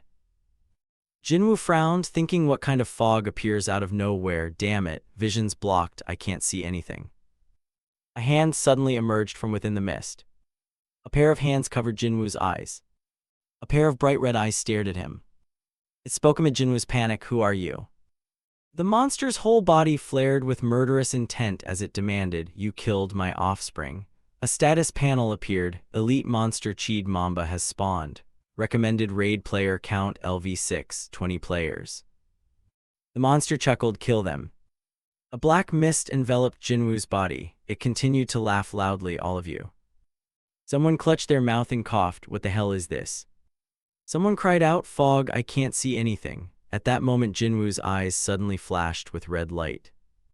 He raised his hand and produced an energy spear. His eyes went bright red. Jinwoo said coldly, "Die." In his eyes, that civilian was a thrashing monster. Jinwoo sneered, "You monster." A system notice appeared. Blood effect of the Cheed worm activated, abnormal status, hallucination. The spear tip slashed straight into the man's body. He screamed in terror, "Why are you doing this?" Bright red fluid instantly sprayed everywhere. Before Jinwoo's spear could hit the man, Hyunmyung appeared in front of him and sliced off Jinwoo's spear-wielding arm in one motion. He stared at his wound with bloodshot eyes. Hyunmyung stepped forward, ignoring Jinwoo's screams of pain, and said, "I truly don't want to get involved if it can be avoided, but you crossed the line." Black mist swirled around him. Hyunmyung said calmly, "Come out." Monsters crawled and swarmed everywhere. They gathered together in one spot. The elite monster immediately laughed. It materialized before Hyunmyung and praised, "Not bad." It appeared before Hyun Myung and said, "Not bad." It stared at him, then laughed heartily. "There's a tasty-looking human here. System notice, conquest monster Chid Mamba." Hyun Myung fell silent and frowned. Inside the red smoke, Hana cried out in panic, "Hyun Myung, where are you, Hyun Myung?" She suddenly heard footsteps. Hana shouted again, "Hyun Myung." She muttered dazedly, "Hyun Myung." Within the mist, Hyun Myung moved constantly, dodging the monster's attacks while striking back. Hyun Myung thought it was lucky the Chid Mamba's fog had obscured their vision. It gave him a chance to transform. But just because I transformed doesn't mean this is an easy fight. He frowned, thinking, what if I didn't know its attack patterns in advance? Hyun Myung frowned as he looked at the monster's body, thinking to himself that he'd be minced meat by now. The monster screamed in horror. "Strange, this human's physical stats clearly aren't that high, so how can you dodge my entire assault?" It looked toward Hyun Myung, charging in, and loudly demanded, "You move as if you knew my attacks in advance." He gritted his teeth and ran toward it. The monster's body shifted. It sneered loudly, "It's useless." Hyun Myung leaped up and swung his sword, slicing off a bunch of the monster's tentacles. He landed and thought, after the Chid Mamba's sequence of dodges will be. He gritted his teeth and spun around. A rain of strange fluid struck him directly. Hyun Myung thought, it's spraying blood. He quickly grabbed a nearby table. Hyun Myung used it to block the entire rain of fluid, thinking that if that stuff touched him, he'd gain an abnormal status. The instant the rain stopped, Hyun Myung chopped the table into pieces and charged at the monster. A tentacle suddenly lashed at him. Hyun Myung tilted his head and dodged. The tentacle withdrew and the monster marveled, "I didn't expect you to remember that move." It praised without restraint, "Amazing, your evasion skill is extraordinary." The monster declared confidently, however, "What does it matter if your attacks can't touch me?" Hyun Myung said, "Don't worry." He took out a stone and said, "I'll pierce your head soon." A system message appeared, "Used the Tears of the Fairy Queen charm." His feet were encased in a pair of shoes. A notice appeared, "Equipping Hermes shoes stats are below requirements. The Tears of the Fairy Queen charm significantly reduces equip requirements for Hermes shoes."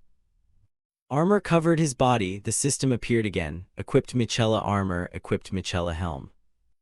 Hyun Myung gripped his sword and took a defensive stance. System notice, activated Michela set attribute Sealing Sky Dragon, activated Hermes shoes attribute, haste. Hyun Myung thought it was lucky he'd bought them at the secret auction earlier and apologized to Hudson. If it could be avoided, he truly didn't want to use the Tears of the Fairy Queen. An attribute panel appeared, Hermes shoes epic, shoes modeled after the feet of Hermes the wind god, rumored to come from the Golden Temple where it can run like the wind but cannot enter the Wind Temple while equipped. Requirements, all stats 40+. Tears of the Fairy Queen charm reduces all stat requirements by 20%, agility +3, activates haste. Hyun Myung dashed toward the monster, thinking that he'd keep his promise no matter what. System notice, used the Tears of the Fairy Queen charm. A tentacle stabbed straight at him. Hyun Myung's eyes widened in surprise. He immediately backed up to evade the attack. Hyun Myung stomped the ground and a crack instantly appeared in the earth. He launched himself straight at the monster. He tightened his expression and stared at it. He leaped behind the monster, raising his sword. The monster turned around warily and roared, "You bastard." A series of spines on its back shot straight toward Hyun Myung. He swung his sword and knocked the spikes away. Hyun Myung slashed straight down, cutting through a large spine. He looked up and glared at the monster. A swarm of tentacles controlled by it concentrated their attack on Hyun Myung. One tentacle struck Hyun Myung and sent him flying. He gritted his teeth. The force of the blow made him cough up blood. His whole body was hurled far away. From his back, the armor suddenly sprouted a jet-black object. The system displayed, Michela set attribute. A pair of dragon wings grew from the armor. System notice, activated Sealing Sky Dragon. The monster opened its mouth and roared, "You still have tricks left." It fired a jet of black mist at him, shouting, "You cowardly sewer rat." Hyun Myung flew up to dodge the mist. He frowned, thinking this is the Chid Mamba's final attack sequence. He kept weaving through the air to avoid it, telling himself to just withstand this attack. The mist could not reach Hyun Myung's body. The monster roared, "There's no way you could remember this move." It fired a bright red energy orb at Hyunmyong, cursing, "Die, you little rat." The energy stream immediately enveloped Hyunmyong's body. A system message appeared, resonance effect of sealing sky dragon and haste activated. Tempest activated, his wings beat and the gust instantly dispelled the energy. The monster gaped in astonishment, "You used wind to scatter my poison." Panting and thinking, Hyunmyong recalled Chidmamba's 4 attack chains, dodge, blood spray, projectile spikes, and poison mist, and that after using them briefly it would enter a momentary chaos state. He looked at the monster and remembered that while chaotic the Chidmamba is disabled, but once chaos ends the next loop starts with enhanced attacks. He clenched his sword and charged with all his might, thinking this is his only chance to win. The monster screamed in panic, "Wait." Hyunmyong lunged forward, a sword light flashed. He drove his sword into its head and said, "I told you." Bright red fluid spurted everywhere. Hyunmyong coldly repeated, "I'll pierce your head." A raging fury surrounded him as he stomped on the monster. "You have slain the elite monster Chidmamba. Contribution 100%. Absorbing damaged Kylan shard for 10 minutes. Remaining time for damaged Kylan shard 47 hours 56 minutes 39 seconds. Darkness recedes briefly. 9.1% until Pangenia collapses. You received a lucky die. Others around saw the mist dissipating." Hana, still dazed from the chaos, glanced around. "What is this? Is it finally over? What on earth just happened?" She caught sight of a figure clutching a white cloak. The reporter suddenly recalled what had happened a moment ago, the man from before. Hana meant to step forward, calling out, "Excuse me, you're the one who saved me before, right? Do you remember me?" The hooded figure looked toward her and said, "You're safe now." A notification appeared, cloak invisibility effect activated. The reporter reached out to grab him, pleading, "Please talk to me a moment," but the spot where she reached shimmered and he had already shifted away. Hana could only stare after him in surprise. The space was left with only her and blotchy clouds of smoke. A pair of shoes appeared from another direction. The reporter was startled when she heard a voice behind her call, "Hana." Hyunmyong appeared from behind, cloak fluttering and face beaming. "Hyunmyong," he said with a cracked voice, "I finally found you after we got separated in that chaos." Hyunmyong awkwardly stepped closer and asked if she was hurt. Hana cheerfully replied without hesitation, "No, I'm fine." Suddenly her eyes widened, shining more brightly. Meanwhile he was still speaking, rubbing a streak of blood on his finger across his cheek, feeling relieved to see her safe. "I didn't expect we'd get dragged into something like this. Guess today isn't our day." Hana astutely recognized it and pointed at his finger. "Hyunmyong, are you hurt?" Only then did Hyunmyong notice, but he brushed it off. "Seems like some monster blood splashed on me, don't worry. To be honest, I kind of spaced out. Damn, I didn't even notice the blood on my nails." Hana fell quiet, sensing something odd. His clothes were completely clean, but only his fingernails were stained. Very strange. She didn't hesitate and asked firmly and decisively, "Hyunmyong, when the monster first appeared you were so calm, could it be that you already knew what it was?" For a few seconds he was silent, unsure how to answer. Then he put on a look of recollection and rubbed his chin. "Me, calm? Everything was chaotic, so I was just blurting out what came to mind." The reporter snapped back angrily, "What liar, you were totally calm." He still tried to feign innocence as if nothing happened. "No way, actually I was terrified." Hana had no proof, so she couldn't press it and recoiled. "He's very suspicious." Hyunmyong fell under her scrutiny as she kept wondering. He acted like nothing, appeared right after the man who saved me vanished. Could he possibly be? A new day with sunshine and white clouds. The next day, sunlight streamed through the iron bars of the closed window. Not long after the first dimensional battle, another dimensional battle replayed. A notice was posted on the door. Some members of the Dimensional Warrior Corps warned that these attacks will continue, temporarily closed, and urged long-term cooperation with the government.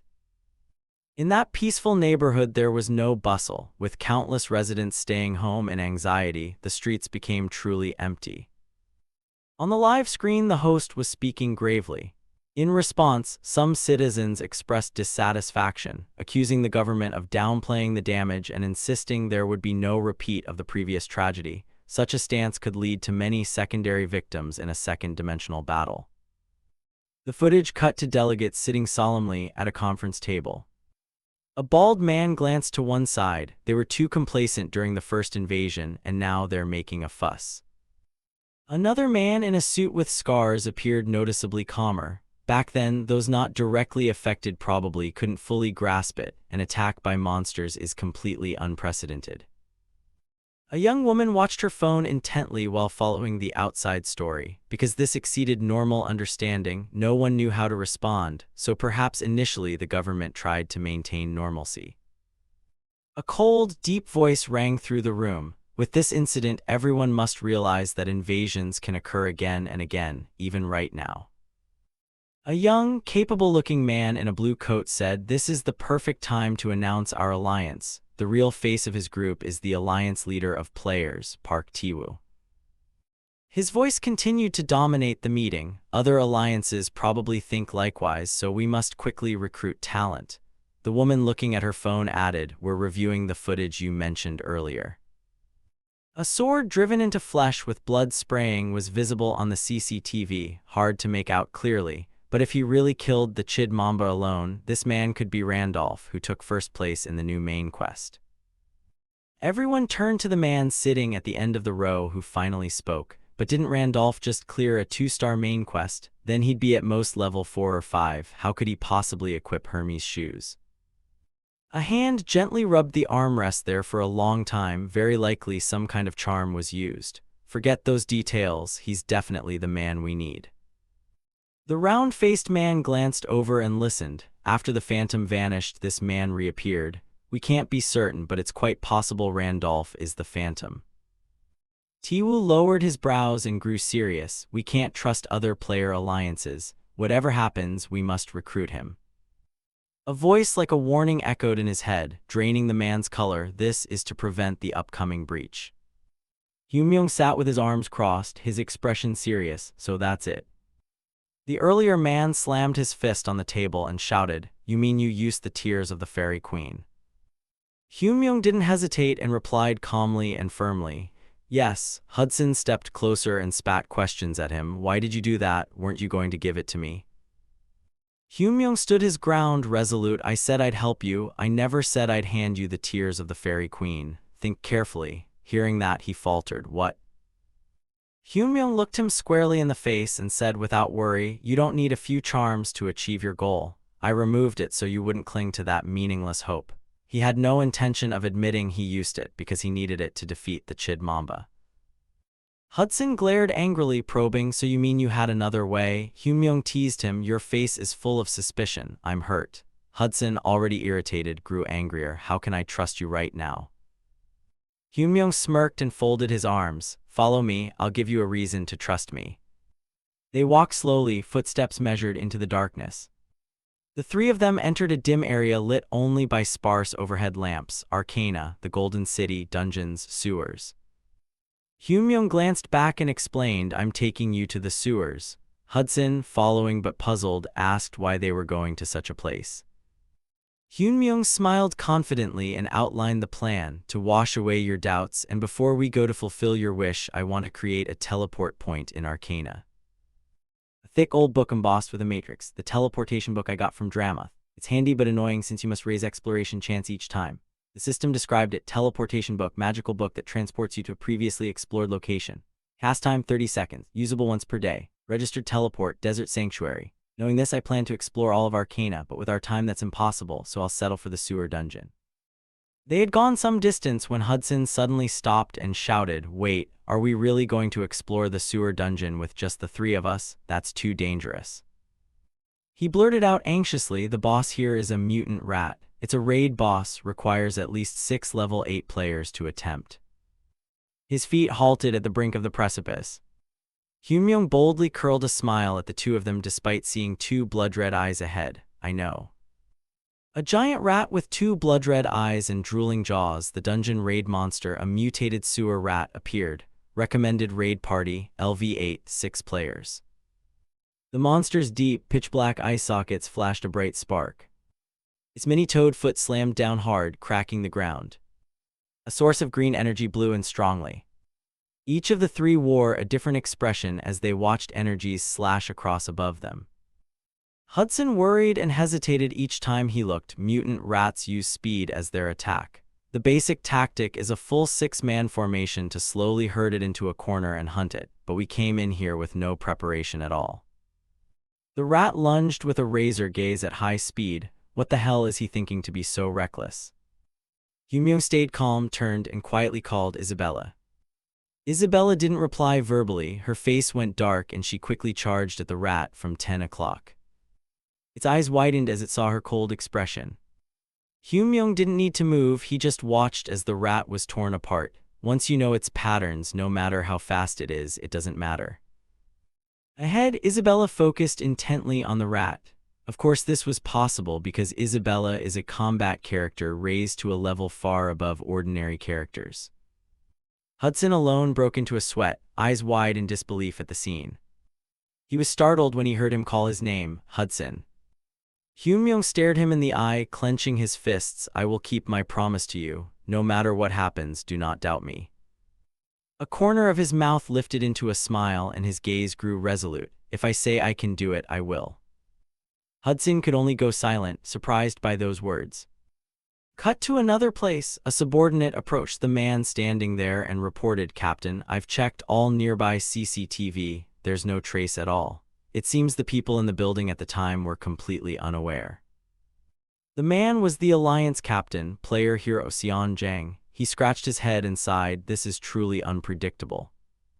The subordinate asked Xian quietly, should we go see Young Jin Woo again? He replied seriously, forget it, he seems to have lost his mind.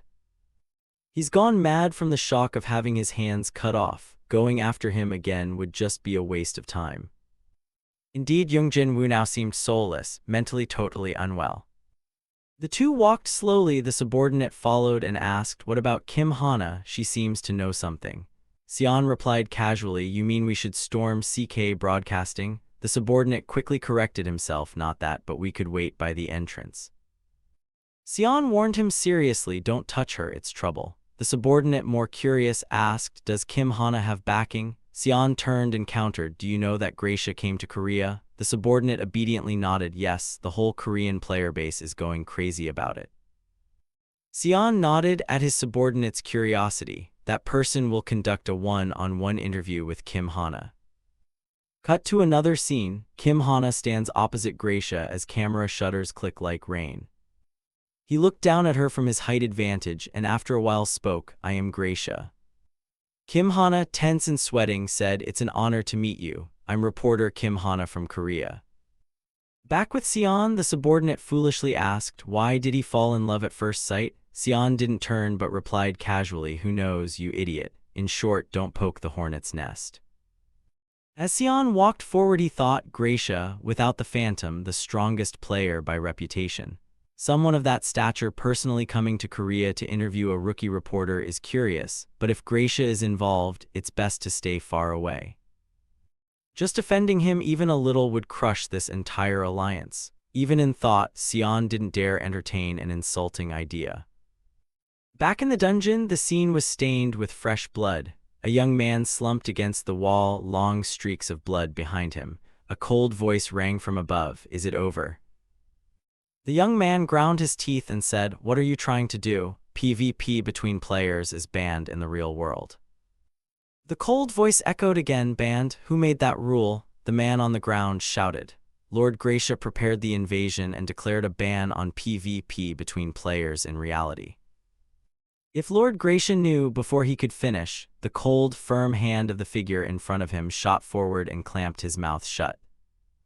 The figure plunged a blade into the man's throat and snarled, then tell Gracia to come save you, you idiot. In an instant, blood once again dyed a large patch of ground red. When he finished, he turned and left bloody footprints trailing across the earth. At the same time, the system announced, rank changed, registered in the leaderboard to receive a character class. Congratulations, the player Slayer has gained the privileges of the secret auction house.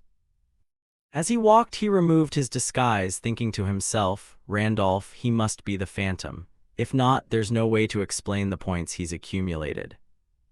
He'll surely not hesitate to challenge the main quest soon. I'll wait there, we'll meet again shortly, Phantom. You will die by my hand, he thought, his face twisting as the long scar along his cheek tensed with hatred.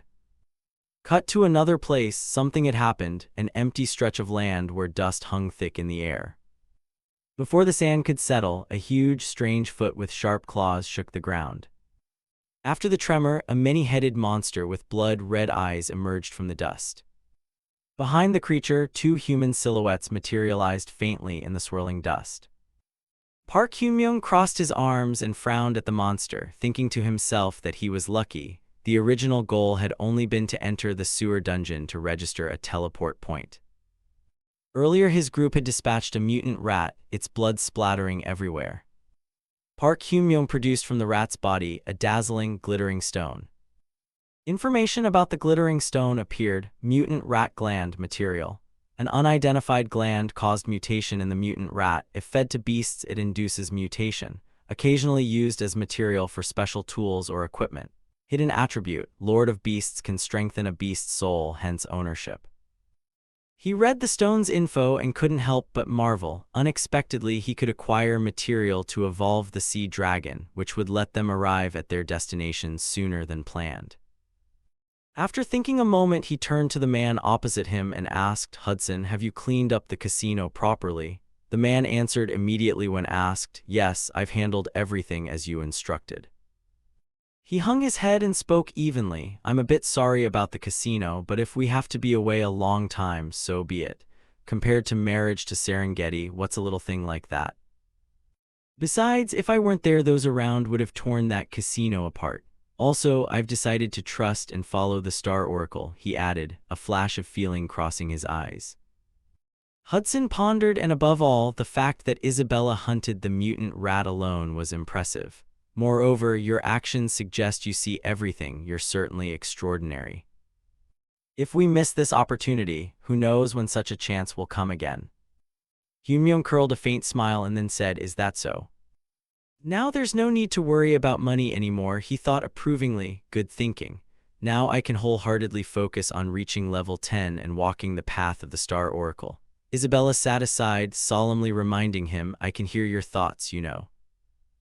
Hudson, sweating, hesitantly asked, "So where are we headed?" Hyun-myung, surprised by the question, asked, "Haven't I told you?" Hudson nodded. "I don't remember hearing that." Hyun-myung replied thoughtfully, "A masterpiece will realize your wish." A masterpiece. A masterpiece to fulfill Hudson's request, and also the start of main quest number 3, we will go to the Spirit Tower. Time passed quickly. The lush green forest began to replace the sun-blasted desert. Hyun-myung's group dismounted from the carriage one by one and scanned the verdant forest around them. Hudson looked up and around, puzzled. "This place, to me it just looks like an ordinary forest." Hyun-myung stood before a tree and said quietly, "It's not an ordinary forest. This is the entrance to the Spirit Tower, the whispering wood where spirit trees grow. This is the entrance to the Spirit Tower, the whispering wood where spirit trees are born." He stood before a tall, seemingly healthy tree, thinking that spirit trees are where spirits are born.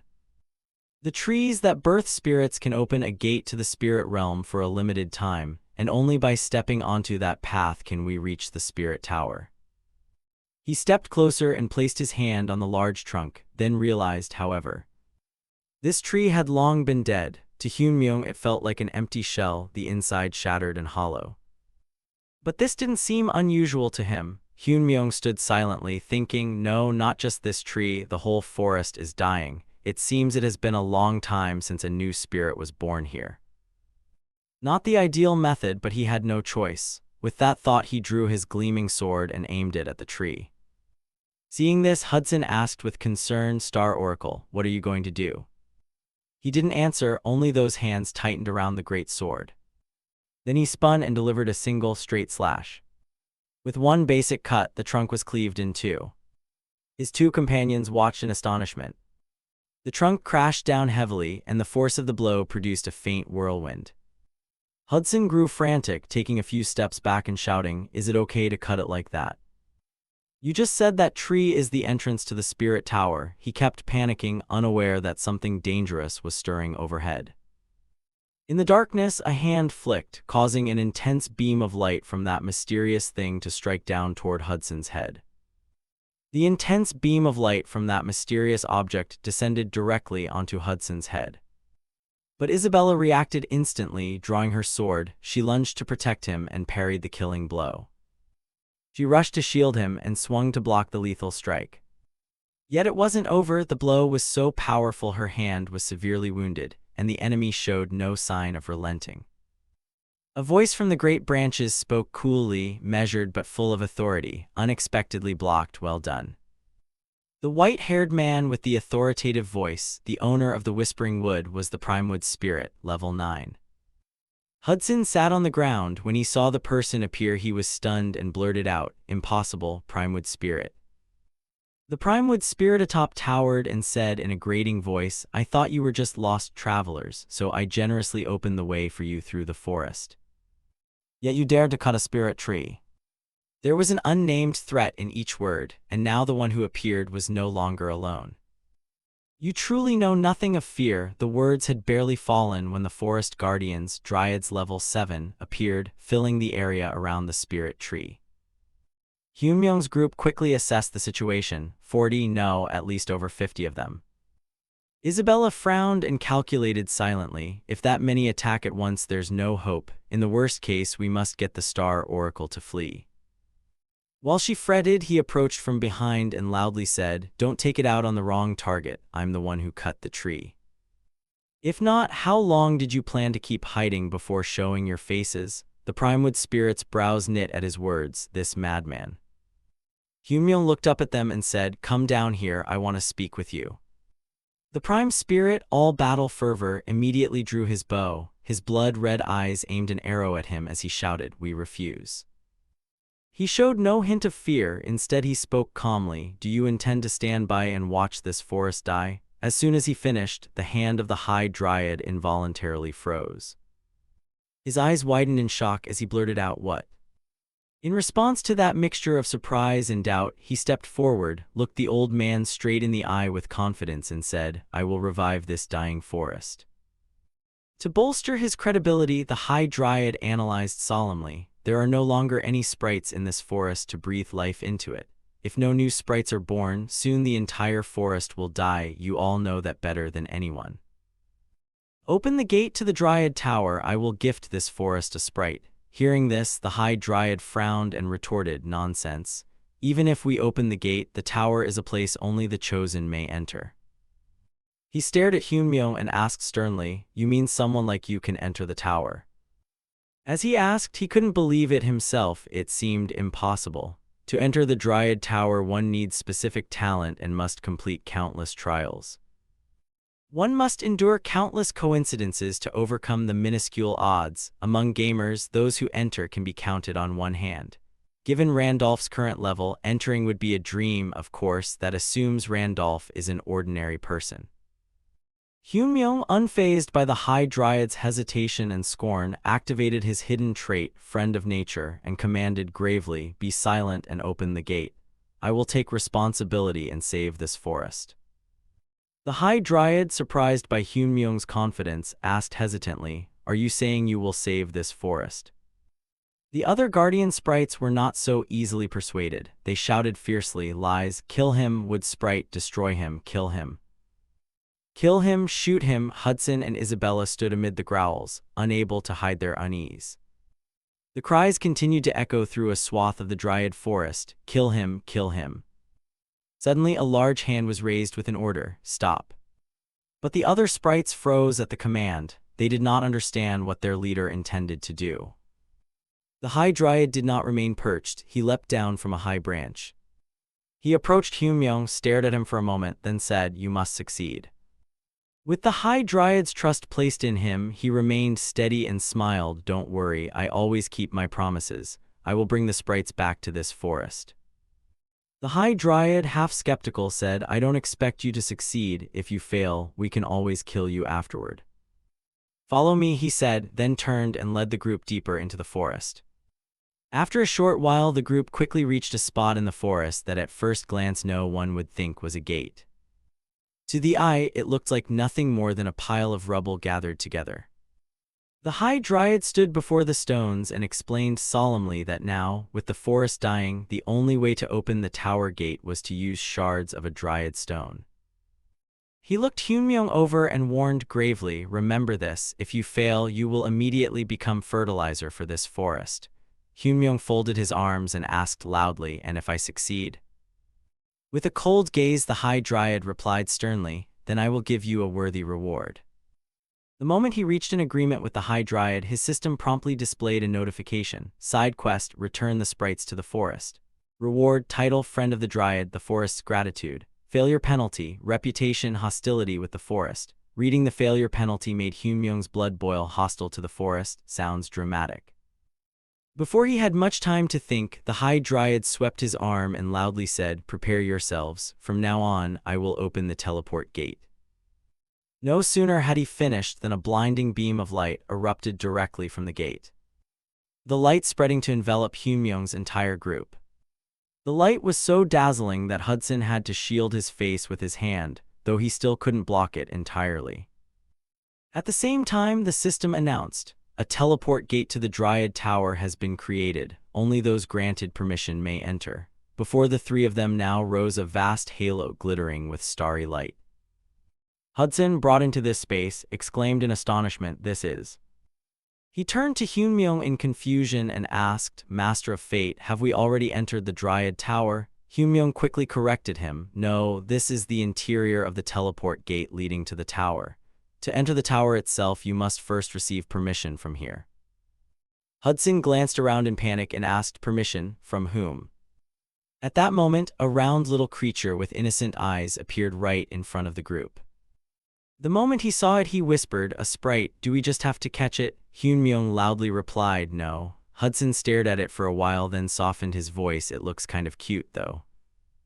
He said nothing more and stood there staring at the round little creature. The round creature looked back, its gaze sweeping over each of the three. It peered into his eyes and declared solemnly, "I sense the aura of a druid. I will allow you to climb the tower." At the same time, the system announced that the druid hidden trait, Friend of Nature, had been activated. It then asked, "Are those people behind you your friends?" Hyunmyoung answered seriously, "Yes." It asked again, "Are they teammates you can entrust your back and life to?" He replied casually, "Consider it so." After questioning, it turned and said in an even tone, "Very well, I will permit you to enter together, but you must enter the tower gates separately." As soon as the words fell, the three bodies began to dissolve. Hudson panicked, while Isabella murmured in puzzlement, "What's going on?" She looked at him and promised solemnly, "I will return soon, Master of Fate." Contrary to Isabella's calm, Hudson shouted in a panic, "My body's disappearing." The round creature announced loudly, "Time flows differently here and inside the tower, so rest assured and climb the tower." "Good luck, Druid," it said, and then it turned and vanished into the shimmering gate behind it. At the same time, the system quest log opened with clear information. Main Quest 3, Climb the Tower. Mysterious towers are scattered across the world. If you climb any one of them, the main quest will be completed, and rewards are granted based on suitability. Tip: it's recommended to attempt basic tower climbs available in cities first. At that moment, Hyunmyoung was teleported before a door that looked extremely eerie at first glance. Standing before the gate with a slight gloom in his chest, he thought to himself that it had been a long time since he'd seen a Dryad tower, but what is this gate? The more he looked, the more he felt something deeply strange about it. Some mission details appeared. To enter the Dryad Tower, you must pass through the gate, which depends on the climber's elemental compatibility and will take different forms. When Isabella was created, her elemental compatibility was set to wind. In other words, Isabella will face a wind element gate, while Hudson, with water compatibility, will face a water gate. Each gate is created to provide the most suitable test for the climber. This is what Hyunmyoung could learn about the tower climbing journey. Back in reality, he stared at the door before him, his brows knitting as he thought that this was an elemental gate he'd never seen before, perhaps an effect of Randolph's compatibility with all elements when creating the character. Before he could figure out why, the door swung open and stared at him.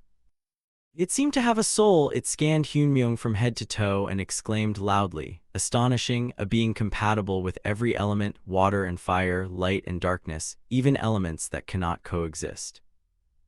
Is it the void element that fuses all elements together? But calling it void is a bit much, it's true chaos. Enter," the gate announced. "The name of the gate you must pass is the chaotic gate."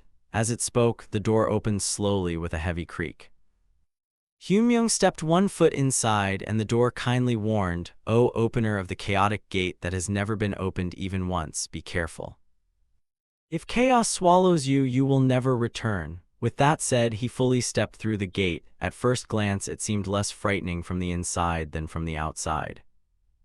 He looked at the closed door at the end of the ornate corridor and thought to himself, "The chaotic gate, huh?" Hyunmyung fell silent and recalled that for the past 5 years he had played Pangenia almost every single day. As the longest-running Pangenia player, it wouldn't be an exaggeration to say he knew more about this world than anyone else. Still, there remained countless things in Pangenia he didn't know. A hellishly difficult game that can't be fully cleared, yet it constantly stoked the desire to conquer. Mysterious domains existed within Pangenia. And the mystery persisted exactly like this. That's why he couldn't bring himself to hate the game. Back in reality, Hyunmyung curled a satisfied smirk and muttered that the chaotic gate had been opened for the first time. Excited, he drew his sword and shouted with interest, "Then this time, I'll be the first to conquer it." No sooner had the sword been drawn than a dark figure with silver-white hair appeared right in front of him. The scene losing light and turning into deadly darkness. The silver-haired man stood motionless, not turning around. After a moment, he slowly turned his head. His face, with knitted brows, looked very strong. The face made Hyunmyung extremely astonished. He thought inwardly, Wilhelm. Why did the character he had painstakingly raised appear in the test? Before he could answer that, the man lunged and pointed his sword at him. In an instant, that cold blade aimed almost precisely at the artery in his neck. But at that hair-raising moment, Hyunmyung crouched down in time to avoid the killing blow. Hyunmyung had crouched down in time to avoid a lethal strike. He quickly regained his composure and gripped his sword tightly, thinking that Wilhelm's appearance could wait, not wanting to fight that top-ranked guy right now. He swung his sword forward to thrust, but his opponent inexplicably tossed his own blade into the air. Hyunmyung was bewildered, thinking he was being forced to win. The thrown sword began to come down sharply toward his head. Hyunmyung stared at the sword hovering above him and silently screamed inwardly that this was clearly designed so players can't clear the game. Wilhelm seized his sword. His massive figure exuded murderous intent over Hyunmyung. This desperate situation made him scream inside, "Pangenia, this damned game." Scene change. On this side, the sword slammed deep into the ground. A moment later, Hyunmyung suddenly slashed at an arm. He was wearing Michelle armor, a Michela helm, and Hermes boots. Thanks to that, he realized the sword couldn't fully sever the arm, which meant the attacker's offense and his defense weren't that far apart. Hyunmyung watched carefully. Are his stats really on par with Randolph's? Not long after, the system notification appeared. The Michela Set's Celestial Dragon effect activated and the Hermes Boots Haste effect activated. At that moment, he wondered if it was merely copying appearances. Immediately, Hyunmyung triggered it, activating a whirlwind resonance between Celestial Dragon and Haste. At that instant, the weight in his chest could be released. There was no reason to be afraid. After being hit and sent flying, the man collided hard and caused a large explosion. As the smoke and dust cleared, his scowling face appeared. After a moment, the white-haired man slightly furrowed his brow. Hyunmyung brought his sword down from above toward him. The white-haired man quickly rose to his feet. Then he gently turned his head to the side to dodge. Only then did he part his lips to question. "Came here to reclaim past glory." His words hit a sore spot, and Hyunmyung involuntarily froze. Noticing this, the white-haired man attacked. Was it feasible? Hyunmyung didn't answer and simply extended his arm. A moment later, he grabbed the man's head, the one muttering something. The white-haired man whipped his eyes wide open and spun around. Hyunmyung then angrily killed him, fake bastard. His head was now separated from his body. Then it tumbled and rolled across the ground. He took out a vial and used an HP potion. Seconds later, Hyunmyong didn't hesitate and drank it. His previous wounds immediately healed. He wiped the remaining drops from his chin and sighed, "Luckily I used Hudson's money to buy the potion." After a while, more clones appeared. Their gazes were full of hatred toward Hyunmyong. Faced with this, he felt even luckier. If he hadn't brought it, he'd surely regret it to death. Scene shift to the real world in front of a red building. In a luxurious room, a voice announced, "The interview will conclude here." Hana bowed her head and said in a low voice, "Thank you for coming all this way, Mr. Gracia." At that moment, Gracia replied casually, "It's nothing." He slightly frowned and said, "If the interview is over, I have a personal question for the reporter. Off the record, no recording." Hana was somewhat surprised and asked, "For me?" Gracia said sternly, "Yes, just a simple question." He now recalled and asked, "The man who appeared in the exclusive story by reporter Kim Hana, the man riding the monster, who is he?" Before that man appeared, we thought everyone was dead. Around 2 p.m. today, a giant unidentified mantis-like creature appeared in central Seoul, causing dozens of civilian casualties in an unprecedented situation. At that moment, the appearance of a man riding the beast tearing through the sky left the scene silent for an instant. Witness A at the scene reported. Reporter Kim Hana. Gracia's eyes showed clear curiosity as he said, "Tell me about that man, everything you saw that day, not a single detail omitted." Back in the game world, the scene now looked terrifying. At that moment, a cold wind blew in. Hyunmyong stood in the center of the battlefield. At this point, his body was completely drained of energy. Fatigue showed in Hyunmyong's eyes and his breathing was fast. How long had it been? He'd apparently faced no fewer than 100 foes. He was pretty exhausted. Thinking that, he immediately drank a recovery potion. Fortunately, they could no longer be summoned and there was no visible path upward. This was probably the top floor. Seconds later, Hyunmyong hurled the vial to the ground. He had no more potions left and hoped that meant he'd cleared the stage. After a while, the corpses on the ground began to dissolve. Witnessing that, he couldn't help but startle in alarm. They then transformed into shadowy figures. They circled over Hyunmyong's head, taunting, "Chaotic power ineffective. What are you after all? Not human. A druid. Well done, didn't expect you to climb this high." He recognized them at a glance. "Chaotic sprites. You appeared, which means I have conquered the Chaos Tower," he thought. Hearing that, it sneered, "Conquered, huh?" They laughed loudly and flew around Hyunmyong again.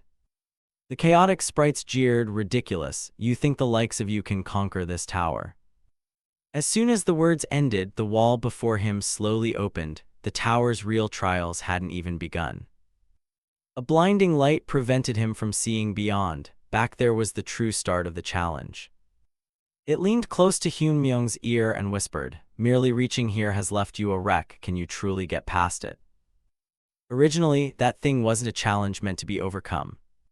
At that moment, the scene behind the chamber appeared in its narration. Behind were hundreds of chaotic illusions he just faced. No, thousands awaited.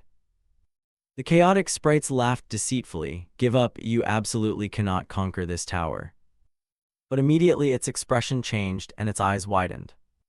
They frantically tried to stop him. "Hey, where do you think you're going, you idiot? Do you want to die? If you give up here, I'll make a special contract with you." "No, sign a contract with me and you'll have." The chaotic sprites tried to persuade Hyunmyong, claiming it would be like owning a star. "Make a pact with me and I'll reveal the location of the world's only piece of equipment. As for skills, I'll grant you the highest tier chaos skill." From his memory, the Dryad Tower decides rewards based on the gate entered. Pass the fire gate and you receive a fire Dryad egg. The wind gate yields a wind Dryad egg. You can hatch those eggs to form contracts with Dryads of the corresponding attribute. The gate he had entered was the Chaos Gate, opened for the first time in Pangenia. He had expected to receive a Chaos Dryad egg as the reward. Hyunmyong seemed to grasp the situation. Dryad eggs were already rare, and this being the first time, the Chaos Dryad egg would surely be a top-tier prize, yet before he could clear the stage they were urging him to form a pact first. The more he thought, the more determined and excited he became. If so, then beyond that door there might be rewards even more valuable than a Chaos Dryad egg. At that, they could no longer hold back and shouted, "Stupid choice, turn back now, this is your last chance." Now Hyunmyung stopped and questioned them. You said there are many foes behind here that I have faced before, right? It confirmed, yes. Are you planning to face thousands of those illusions? He said as he moved forward, it will certainly be difficult since I used up all my health potions fighting those here, but thanks to that I've memorized their patterns to the point of disgust. Hearing that, the chaotic sprite paused in surprise. What? Hyunmyung hesitated. Now you don't need health potions anymore. He turned back and smiled confidently. Just repeat the pattern I've memorized thousands of times. If doing that lets me pass, then there's no reason to refuse. His words left it stunned for a moment. Seconds later, the chaotic sprite laughed excitedly, couldn't believe someone would dare challenge it with such an absurd reason. Now Hyunmyung had stepped through the door, indeed a fool to my liking. Upon entering, he witnessed the entire space covered in a glittering golden light. Hyunmyung looked around in confusion. This is... At that moment, a notification appeared. Climbed to Tower Peak, main quest 3 completed, compiling results. Reading those lines, he couldn't help but feel puzzled. Quest completed. Immediately, a fire orb appeared before Hyunmyung. You finally climbed up here, Druid, congratulations. It added that his companions didn't seem to have arrived yet. He asked curiously the true start of the challenge, so it was a lie. It confirmed, yes, if a player chooses to make a pact with a chaotic sprite, you'll never leave. Hyunmyung slowly drew his sword. They're good at deceiving people. The fire orb explained that chaotic sprites love deception. Then it asked, but you must have received a hint when you passed the gate, right? Hearing that, Hyunmyung realized the hint meant that it no longer beat around the bush. Anyway, you must receive the conquest reward. Reach out, Druid.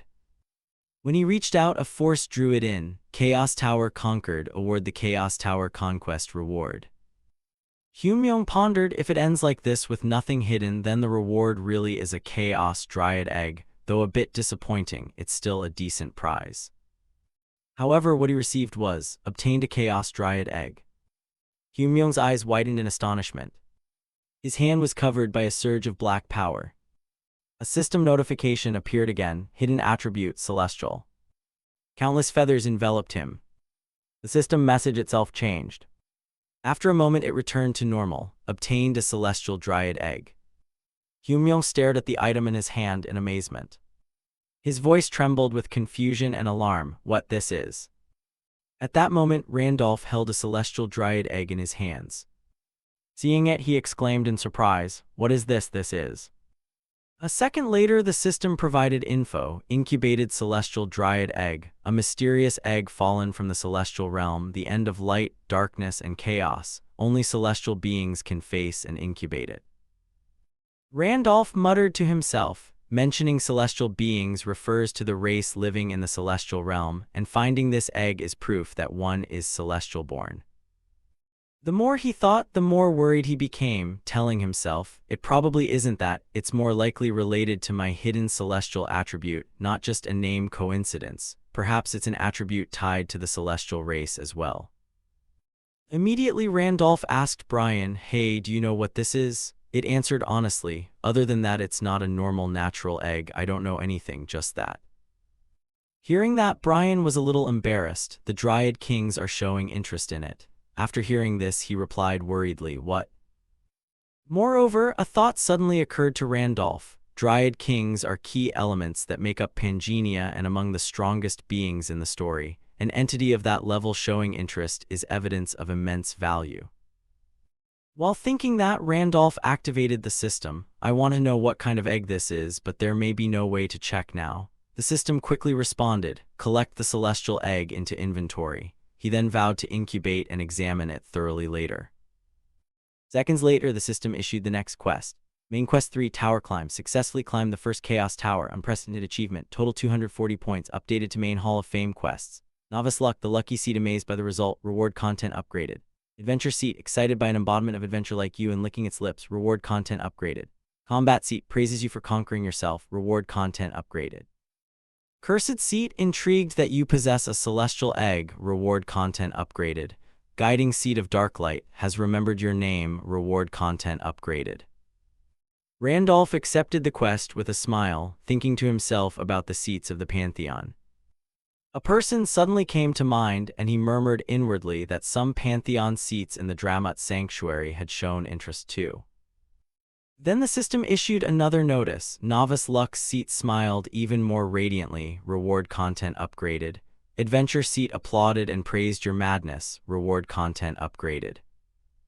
Randolph read the details and grumbled inwardly. Those arrogant ones, 5 of them are interested. He also knew well that the Pantheon seats are important entities in Pangenia's lore, like the Dryad Kings. They directly assign special quests to players or upgrade rewards based on completion. From a player's perspective, building good relations with them costs nothing. Randolph then thought of the game's storyline and told himself that, according to the lore, they seem to favor stories about humanity. They must be pleased by the Chaos Gate appearing for the first time in Pangenia's history. Shortly after, the system broadcast information, over-limit rewards granted by the power of the seats. Randolph was astonished to receive the notice. Additionally, the system gave him a choice. Select 2 of the 20 rewards below, which made Randolph exclaim with delight that it was even better than imagined. In another development, a while later, Isabella and Hudson also finished climbing the tower and returned. They received rewards commensurate with their efforts. Isabella received a wind dryad egg, and Hudson received a water dryad egg. Moreover, by system rules, the number of dryad eggs awarded is random, and Isabella was lucky to receive 2, so she decided to use one to fulfill her promise to the elder wood dryads. And of course, one day, if they hatch the wind dryad and return it to the forest. An elder wood dryad who learned of this also showed a look of satisfaction. Because thanks to this, the Basruk forest will be filled with life again. Furthermore, to show gratitude, the elder wood dryads gifted the millennia-old spirit elixir that absorbs the yang energy of the ancient forest, Mandrake. Of course, upon seeing the Mandrake, everyone was visibly terrified. Thus the Mandrake was given to Isabella, who had gifted the dryad egg, helping her grow stronger, though confusion still showed clearly on Isabella's face. A few seconds later, the system responded. Grant the wind dryad to Basruk Forest. Side quest, return the dryad to the forest. Achievement reward, friend of the dryad, repayment from the ancient forest. Add Basruk Forest coordinates to the teleportation book. Currently 3 coordinates are registered in the teleportation book. Desert Sanctuary, Arcana Underground, Basruk Forest. Tip, dryads will never betray a friend they trust as long as you don't burn their forest. The Hall of Fame has been updated. Main Quest 3 Tower Climb Rankings updated. Randolph 240 points 2nd, Gracia 219 points 3rd, Mint Choco 191 points 4th, H letter 1 EFC DI letter 1 EC7 U 188 points 5th, Grand Ascetic 180 points 6th, H letter 1 EAFC SOT 175 points. You made the Main Quest 3 leaderboard and received the Main Quest 3 privilege, Protective Wall. Randolph's rank rose to No. 1 with 240 points, surpassing the threshold and upgrading the Protective Wall privilege level. After that, everyone quickly returned to their carriage. Randolph also received a system reward, Protective Wall level 11, which protects the body when logging out in dangerous areas and sends a notification. Defensive strength varies by wall level. Protective Wall level 11 will nullify attacks from Kappa Star and below for 30 seconds. He was pleased with it, thinking that this privilege being a protective wall was a relief. Because Randolph knew well that if he logged into Pangenia, it would protect Park Hyun-myung in the real world, and if he returned to the real world, the protective wall would protect Randolph in Pangenia. Moreover, the Golden Rule Shard still had 72 hours left. The more time remaining, the better for the future. While he was thinking, Hudson suddenly spoke up, "My Lord Fateseeker." He said sincerely, "Thank you very much. I never expected to receive a dryad egg too. I want to incubate it as soon as possible. If it's a dryad, it will surely solve my problem." Randolph answered Hudson frankly, "The leap from level 9 to 10, alone it's difficult, but borrowing a dryad's power shouldn't make it impossible." Understanding Randolph's meaning, Hudson replied, "Yes, when I return I'll buy my first dryad incubator." Isabella, curious about Hudson's plans, asked if he wanted to come along before they left. He immediately agreed. "Of course, after such a great favor, I'll go anywhere you need me to." Hearing that, he replied cheerfully, "Thank you." After a while, the group arrived at a nearby manor. As soon as they arrived, he trembled and asked her, "Is this the place we need to stop by?" After looking at the surroundings, Hudson panicked and shouted, "Is it here?" Isabella, puzzled by his head-clutching screaming, snapped at him in annoyance, "Quiet, you're being too loud." She then turned to Randolph and asked, "Where is this? Why is he reacting like that?" He answered quietly, "The domain of Marquis Weiser, the Knight's Garden." While Hudson was still frowning, Randolph added that it was where Hudson's fiancée lived. After a moment, Hudson asked, "Why are we here? I'm not ready to propose to Serengeti yet." Before the other finished speaking, he interjected, "Don't get ahead of yourself. I never told you to propose today." Randolph then honestly stated his plan. "I just have a personal matter to ask Serengeti about, so I stopped by." Hearing that, Hudson asked in surprise, "What matter?" A little further on, they accidentally saw a shattered window and peeling paint on the walls. Randolph was a bit puzzled to see many beggars here. They immediately turned down a different street with more foot traffic. Then they reached the square and saw townspeople praying there. Isabella, astonished, guessed aloud, "It looks like they're holding a memorial service." After reading the list carved into the stone, Hudson asked Randolph if he knew any of the names. Randolph quickly replied, "No. But I know why it came to this." As Randolph knew, the list of 500 names carved on the monument were all knights who had followed him on the great expedition. "I never questioned their names, nor did I ever think to remember even one. They aren't any important high-ranking NPCs. Even if they fought for me, that was just part of the storyline. Just a part of the game." Suddenly, a woman named May began crying and screaming, "Wilhelm, you terrible man, give me back my son, give me back my son. Sion, you clearly said you'd return, didn't you tell us not to worry? How is a mother supposed to live without her child?" Seeing Randolph approach May, she loudly asked, "Where do you think you're going?" She ignored his presence and shouted again, "What have I done for you two?" May's eyes were full of hatred as she spat out, "Do this again." After a while, she suddenly stopped screaming. Just as she collapsed from exhaustion, a hand caught May. It was Randolph. People nearby, worried for her, shouted, May fainted." Seeing that, Hudson hurriedly said, "My Lord Fateseeker," but Randolph called to her, "Isabella." He looked at May and ordered Isabella, "Take her to the infirmary." Scene shifts to the Goddess Order infirmary. It's crowded and people keep wailing, "I'm dying, I'm dying." Seeing this, he worriedly said, "There are too many patients." Randolph retorted, "No, it's more accurate to say the infirmary is understaffed. The Knight's Garden is one of Balan Kingdom's 3 major cities. Such a large city shouldn't have an understaffed infirmary." A minute later, Hudson guessed management must be at fault. As he spoke, William came to greet them. "Guests, over here. You are the travelers who brought the fainted woman here, right? It's noble of you not to ignore her and walk away." Hudson, seeing the man smile, awkwardly replied, "Yes." When he leaned toward them, Hudson irritably asked, "Is something the matter?" William got straight to the point. "We're collecting donations from guests to keep the infirmary running. A donation of about 50 gold would help a lot." Hudson leapt in shock, "Charging fees privately?" Randolph objected. "The infirmary is managed by the Goddess Order and usually funded by the city's treasury. Private donations like this are prohibited, aren't they? And 50 gold, even in Arcana where hundreds of gold change hands daily, charging a service fee equal to a month's wages for ordinary people is unreasonable." He insisted, "Regardless, we have no other choice. Father Andrew ordered that from now on donations must be accepted to operate the infirmary." He replied incredulously, "Father Andrew? Nonsense, I know Father Andrew well, he wouldn't do something like that." Caught off guard by Randolph, William stammered, "It's true." As Randolph knew, Father Andrew is a high priest of the Goddess Order who serves Pangenia's twin goddesses Rhea and Pina.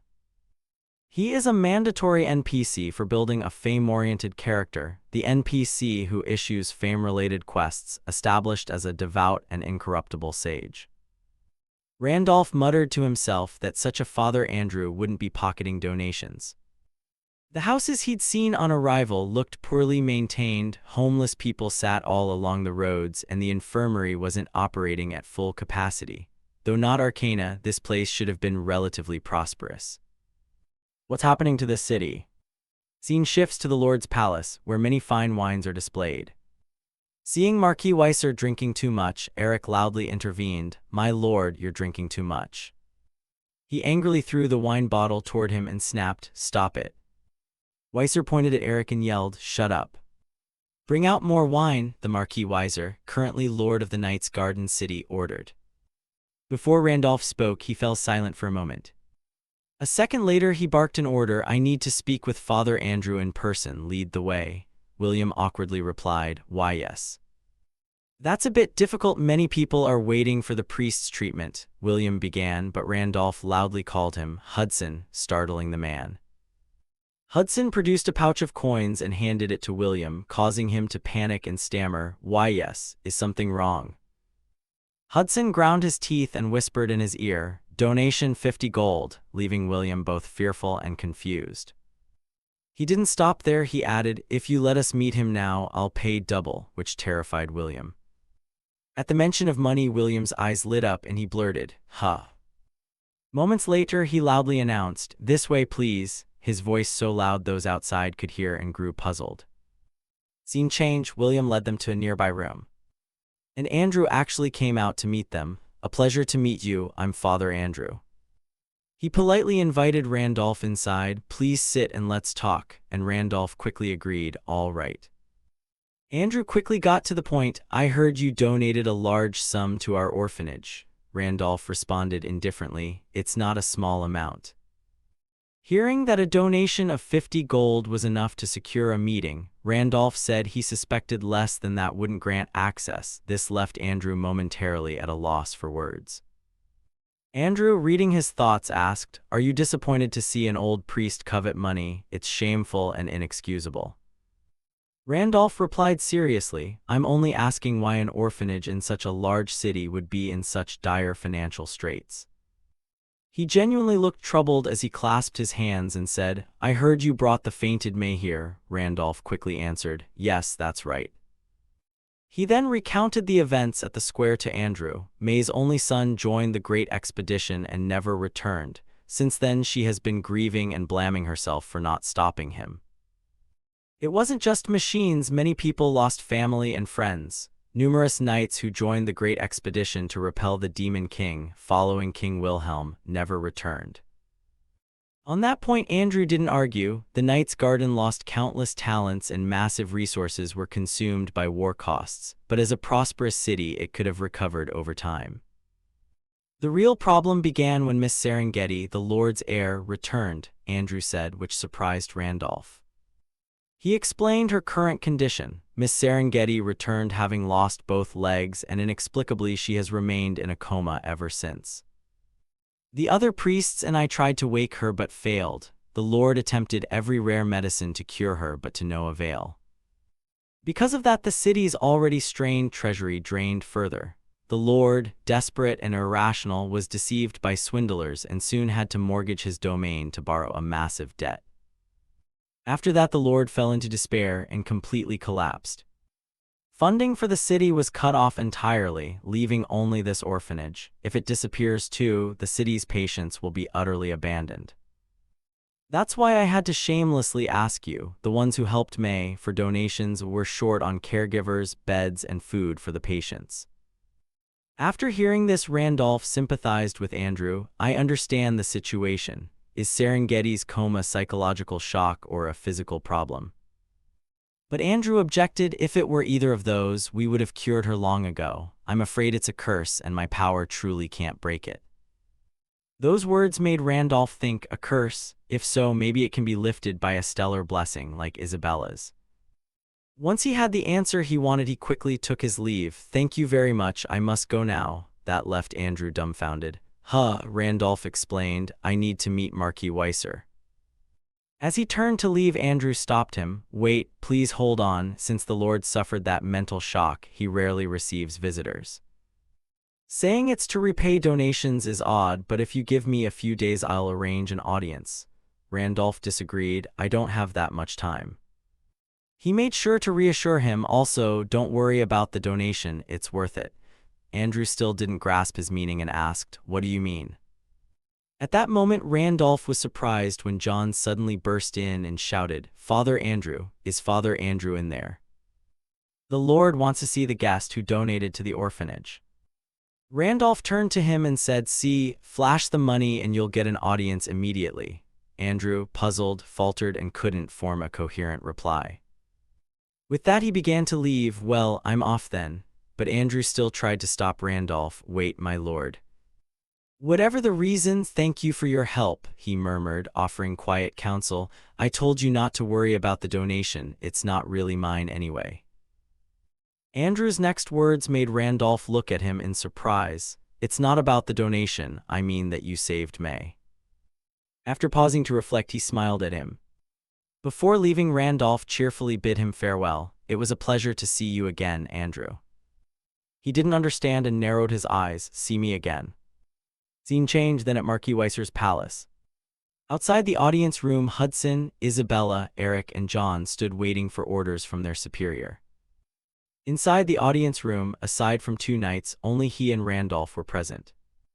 Weiser sipped tea while covertly observing Randolph's demeanor. He watched the other man with cautious eyes. While Randolph calmly enjoyed his tea, Weiser murmured to himself, "That man donated a full 100,000 gold to the orphanage. A nomadic merchant? He doesn't look like a transporter, maybe a rich young heir traveling." A few seconds later, he took the initiative and spoke first. "Sorry for the sudden invitation. Forgive me, I am Weiser, Lord of the Knight's Garden." Randolph said nothing, thinking to himself that Weiser's appearance had changed a great deal. He thought this because in his memory Marquis Weiser had once been a famed knight across the continent, extraordinarily talented in his youth. Weiser's daughter Serengeti had been aided by me when I was Wilhelm. She received only 32 stellar points in Pangenia and became a one-star transcendent, rising into the ranks of continental elites. Thanks to that, the Weiser family gained influence in the Balan Kingdom and built a solid power base. And he had sworn loyalty to me in return for that favor. Weiser is a man who repays with the sword and returns favors with loyalty. It's unclear whether his current downfall is merely outward or has already spread inward. Seeing the other man silent, he spoke again. "Do you know why I invited you here? Currently, the Knight's Garden is facing a severe financial crisis, so to propose a mutually beneficial offer." Weiser hadn't finished when Randolph cut him off. "You're beating around the bush. Get to the point." He looked him square in the face and said, "I will cure Serengeti." Weiser was completely shocked and replied, "What?" After a few confused seconds, he suddenly bowed his head and laughed loudly. Weiser quickly revised his impression of Randolph. He had assumed Randolph was just a somewhat wealthy young man, but he was mistaken. A second later, he shouted in displeasure, "What? Has the rumor spread across the continent that you can get paid just by using my daughter's name and the Marquis Weiser of the Knight's Garden? Tell me, how much do you want before you'll admit you can cure her? 300,000, 400,000, or do you want me to hand over this entire region to you?" Saying that, Weiser slammed his fist down on the table in anger. He didn't trust Randolph and snarled, "I've been fooled by scams like yours enough already. What more must I pay to satisfy you?" Finally, Weiser ordered, "This is a waste of time. Gouge that Khan's eyes out and throw him out." Randolph loudly explained, "I don't want money, so listen to me. I can't guarantee it with absolute certainty, but there's a possibility I can cure her." Hearing this, Weiser grew angrier. "Another trick, huh? Fine, suppose you can actually do it. Why would a complete stranger like you want to cure my daughter without taking money?" He lowered his voice seriously and said, "This is a debt I will repay to you, and also a debt I must collect back." Weiser, not understanding, asked, "What do you mean?" Randolph revealed his identity. "I am the Knight's King you once swore loyalty to, the descendant of Wilhelm. Take me to see Serengeti. I have questions I must ask her. In exchange, I will heal the daughter who sacrificed herself for my master." Weiser thought it a joke and laughed. "You are a descendant of the Knight's King. There are so many self-proclaimed descendants of the Knight's King across this continent like trash. You're one of them, huh?" Convinced he'd been duped, he ordered, "Kill him and the two outside as well." Randolph remained seated sipping tea as Felix lunged at him with a drawn sword. In that instant, he frowned and looked in Felix's direction. A moment later, Randolph slammed his teacup down on the table with great force. In the blink of an eye, he knocked the sword from Felix's hand, leaving the man astonished and incredulous, then shouted, "Prepare the arena." "Because I am the descendant of Wilhelm," Randolph's display forced Weiser to look at him with a terrified expression. Randolph met his gaze and said solemnly, "And I will prove it." The arena was then prepared per Randolph's request, and Weiser was present. Very quickly the opponent who would face him arrived. On the stands, Hudson frowned and said to Isabella, "A duel, a one-on-one, so sudden, what on earth is happening?" She agreed with him. Indeed, he was already hard to read. "But this time I really don't understand how things turned out like this." On the arena floor, Randolph silently observed his opponent Tom. Seeing the equipment Tom wore, he thought to himself, "Full option gear, blessed by the gods, he's serious about this." Before they struck, Tom asked Randolph, "Are you really a descendant of the Night's King? If you're lying, confess and apologize now, maybe you'll still keep your life." He replied calmly, "Whatever, just keep your promise to keep my identity secret. Don't go around boasting about who I am if you lose, okay?" Confident in his ability, he smiled and said, "No need to worry, I stake my knightly honor. That won't happen." Immediately Tom drew his sword and said, "Let me take a lesson in the swordplay of the one who calls himself the Night's King's descendant." Randolph inwardly praised him, "Faster than I thought." Just then Tom launched another attack. Luckily he stepped back quickly to dodge. Randolph drew his sword and thought to himself that although most high-ranking knights had fallen after the Great Expedition, this man certainly had higher base stats than he did now. There was also the equipment gap. Dealing with him comfortably would be difficult. He was completely surprised when Tom swiftly blocked his attempt to draw his blade. Taking advantage, Tom followed up with a strike at Randolph. He gritted his teeth and forced himself to parry the blow. Tom's sword pommel was pressed against Randolph's head. Like him, Randolph was also exerting all his strength to push it down. When Tom saw blood trickling from Randolph's head, he cried out excitedly, "You used your forehead to stop the pommel to halt the blade." At that point, Tom began to taunt him, calling him not a fraud, but a madman, and the blood was flowing more and more heavily. Lucas sneered at the scene, "Not bad movement," while Weiser quickly added, "Just a bit of petty trickery." Meanwhile, he thought to himself that he'd seen countless fools claim to be the descendant or disciple of that man to ride on his fame, but that man's sword techniques aren't something anyone can easily imitate. Having witnessed him up close, I know well that those sword techniques have surpassed human bounds. They're something distant, beyond the understanding of someone like me. Until one can execute even a fragment of those techniques, one cannot be called his descendant. After Randolph countered, Tom praised him, "Unlike the frauds I've met, you truly have talent.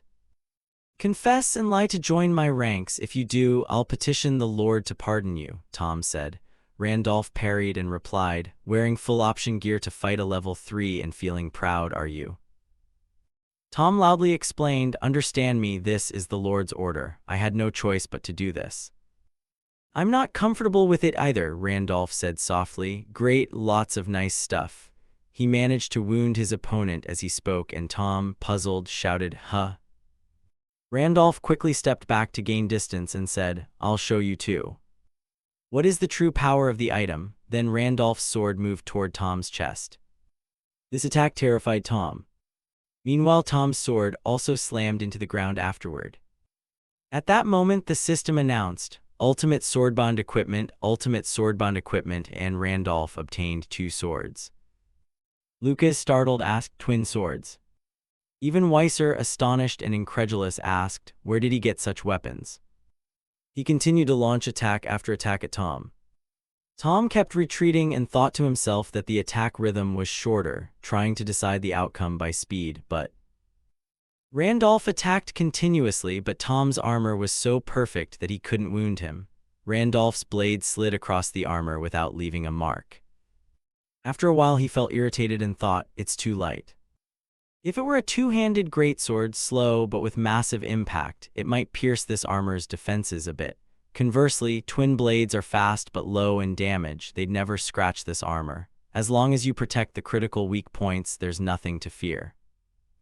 Fewer points to defend against would only make countering easier, so Randolph cleverly threw away his twin blades and snatched Tom's sword to strike back. He was extremely displeased when he himself was injured. After a while, Randolph changed weapons once more. Seeing him reclaim his twin swords, Tom wondered in confusion, a weapon swap. As the battle neared its end, Randolph stared at him and declared firmly, "Watch closely. I'll show you what the Knights King's sword techniques really are from now on." Cutscene, the system began feeding him information continuously. The system's message said, "You may choose 2 of the 20 rewards below: Katana Sword, Authenticity, Horse Cleaving Blade, Steel Helm, Ultimate, Gloves, Annihilation, Genuine Healing Potion, Ultimate Staff." This notification surprised Randolph. He murmured to himself about compensating proficiency. Moments later, the system displayed, "Ultimate Swordbond Equipment. The Iron Sword reached the Ultimate Realm." Originally a basic iron sword, it had been enhanced and pushed past its maximum limit by some mad transcendent entity. +3 Strength, Sword Proficiency +1 level, cannot be appraised, locked. When equipped with other items titled Ultimate, it will trigger the ultimate effect. Randolph understood this and thought that because a common weapon was used to exceed the limit, the stats were a bit disappointing, but the other effects were truly a game-breaking bug. He could also choose 2 rewards, so he'd take the ultimate effect. His question was quickly answered. When equipped with other ultimate titled items, the ultimate effect activates, increasing stats based on the number of ultimate title items equipped. Randolph, still not entirely satisfied, grumbled inwardly that he already had the Michela armor set. If duplicate reward choices were allowed, that would be ideal. The system obliged. Ultimate Swordbond Equipment received. Ultimate Swordbond Equipment received. Approved by the system, Randolph said with delight, "Nice." Next, the system provided more info. Thanks to the hidden trait Weapon Master, weapon proficiency increased by +5 levels. Thanks to the hidden trait Handicraft, all proficiencies increased by +1 level. Thanks to the ultimate Swordbond item, weapon proficiency +1 level. Thanks to the ultimate effect, weapon proficiency +2 levels. The Star Descendant class can read the memories of the previous owner contained within a possessed star if specific conditions are met. Sword proficiency reached level 10 and is now reading the star's memories, simulating part of Wilhelm the Knights King's sword technique. After reading the notice, Randolph held his 2 swords with a puzzled expression. Cut back to the arena, he was still fighting with all his strength. So far, Tom still had the strength to resist Randolph. Using the same tactic as before, he swapped weapons once again to injure his opponent. Randolph's weapon swaps happened very fast. Seeing this, Tom frowned and thought, "What is this? What kind of unbelievable sword technique is this?" All initiative had been snatched away. He needed to break the rhythm of this fight. He had to create distance and get out of the range of his attacks. That would have been the correct move if only he knew how. However, Tom's plan was discovered by Randolph, so when he tried to widen the gap, he was held back by the high-speed twin blades. When he tried to break free by force, his balance was disrupted by the 1,000-weight greatsword. Seeing this, he gasped inwardly, "Can such a sword style really exist?" It didn't just lock movement with ordinary attacks, it felt like the entire space had been occupied by that man. Moreover, because what was happening was all within Randolph's speculation, he thought, "We humans, when faced with things far beyond our comprehension or phenomena we cannot explain, become as naive as fools." Rendered helpless, unable to do anything but stand stunned and watch, everyone gathered at the arena was the same, including Hudson and Isabella. And even Marquis Weiser. Even the knight directly facing him was like that. Wilhelm the Knights King's sword techniques. And the decisive move Randolph used was the shadow-cleaving blessed ground. Tom still stood firm, but dust and smoke rose around him. Yet the sword in Tom's hand had been knocked free. It fell to his feet with a loud clatter. When blood appeared on his neck, Tom loudly admitted defeat. I've lost." As soon as he finished speaking, he collapsed to the ground. Randolph bowed his head and looked at Tom pensively. Then he shouted, "Do you need me to put on more of a show?" Words that shocked Weiser. A few seconds later, Lucas hesitantly addressed him, my lord Marquis." Weiser, stunned, called to him, "Lucas." He replied quickly, "Yes." Weiser bowed, clasped his hands, and ordered Lucas, "Invite that young man here with the utmost formality. He is the descendant of the great Knights King, Lord Wilhelm." And at that moment, Randolph turned to look at Weiser. Weiser then invited Randolph to Serengeti's chamber. She was extremely hollow-cheeked now, he sadly said. Since returning from the Grand Army, the girl has been like this. I've tried everything to wake Serengeti, the best medicines, famed physicians, all useless. We even summoned the Holy Maiden, but the curse is too strong. She said she was powerless. After watching him for a moment, an anxious expression appeared on his face. To learn Serengeti's condition, Randolph quickly used the system and received approval. Hidden trait Great Sage activated. When he learned the truth, he thought, of course, Serengeti is afflicted by the Demon Lord's curse. If it's the Demon Lord's curse, neither Holy Maidens nor Empire's sanctities can help. Using the Star Guard's spirit energy to dispel it instead of magic might work. Weiser, still worried, asked Randolph, I no longer doubt you, but do you have a way to wake Serengeti? He repeated his earlier words. I can't be certain, just trying. Randolph reached out toward her head. As he performed the treatment, the system reported, bestow the blessing of the star. The power Randolph released unknowingly astonished Weiser. After a while, the system warned him, total spirit energy consumed. There wasn't enough spirit energy to fully dispel the Demon Lord's curse. Yet thanks to Randolph's determination, the matter was resolved, and the system confirmed the temporary lifting of the limiting curse. A moment later, Serengeti opened her eyes, looking bewildered. Then she hesitantly said, This is. Weiser, seeing this, tensed so hard he ground his teeth. He rushed to her bedside, overjoyed, and shouted, Serengeti, are you awake? Serengeti wasn't fully recovered and could barely speak. Weiser awkwardly asked, Do you remember your father? Then suddenly she called his name, Hudson. He replied in surprise, Yes, father, it's me. Hudson, who is that? The man standing nearby didn't dare speak up. When Weiser recognized Hudson, he angrily said, You. Hudson, trembling with fear, answered, Sorry I'm so late. Serengeti, she was as before, always gazing at Hudson. But deep inside he thought, I only pray she survives. I must quickly become a member of the city council and return as soon as possible. The Marquis will surely accept me. If she must lose her legs, I vow to become her legs. As long as she's alive, I'll care for her for the rest of my life. Randolph muttered this thought inwardly. Hudson believed that if he didn't give up one day, opportunity would come, but that thought was merely arrogance and greed. Opportunities don't last forever. Serengeti's body had begun to lose vitality, her once smiling face growing gaunt. The strong arm that once wielded a sword had withered like a dry branch. If the star's chosen one had arrived even a bit later, he might not have been able to see her at all. After a while, Hudson wept and pleaded, I'm sorry I'm so late, Serengeti. Weiser looked at him with a puzzled expression while Serengeti called his name, Hudson. Weiser couldn't contain himself and asked, Wait, who are you? To avoid him suffering an unfair beating over any relation to my daughter, Randolph quickly interjected, Stop, I understand you're emotional, but the Demon Lord's curse hasn't been fully lifted yet. Hudson, a little confused, stammered, What do you mean? He naturally prioritized his daughter and anxiously asked, Could she slip back into sleep? He bluntly told them, At best she can only open her eyes today. You'll need to find other stars to completely dispel the curse. Randolph also found a way to treat her. To permanently break the curse, they must increase spirit energy. There are 2 ways to increase spirit energy: level up or find stars. The first task is to collect the 5 stars scattered when Knight's King Wilhelm died. To read the previous owner's memories and to activate the hidden skill of the Star Descendant class, we must quickly gather the stars. If someone else snatches them first, Wilhelm's memories may never be restored. 1 has already been obtained, 4 remain. Time is of the essence. I need to ask Serengeti about my death, he thought, and ordered them, Everyone go outside for now. I have something important to discuss privately with Serengeti. Cutscene. Weiser led Hudson to his salon. Alone together, he loudly asked, So you and Serengeti secretly pledged yourselves to each other? Hudson hesitated. Yes, sorry for introducing myself so late. Those words stunned Weiser for a few seconds.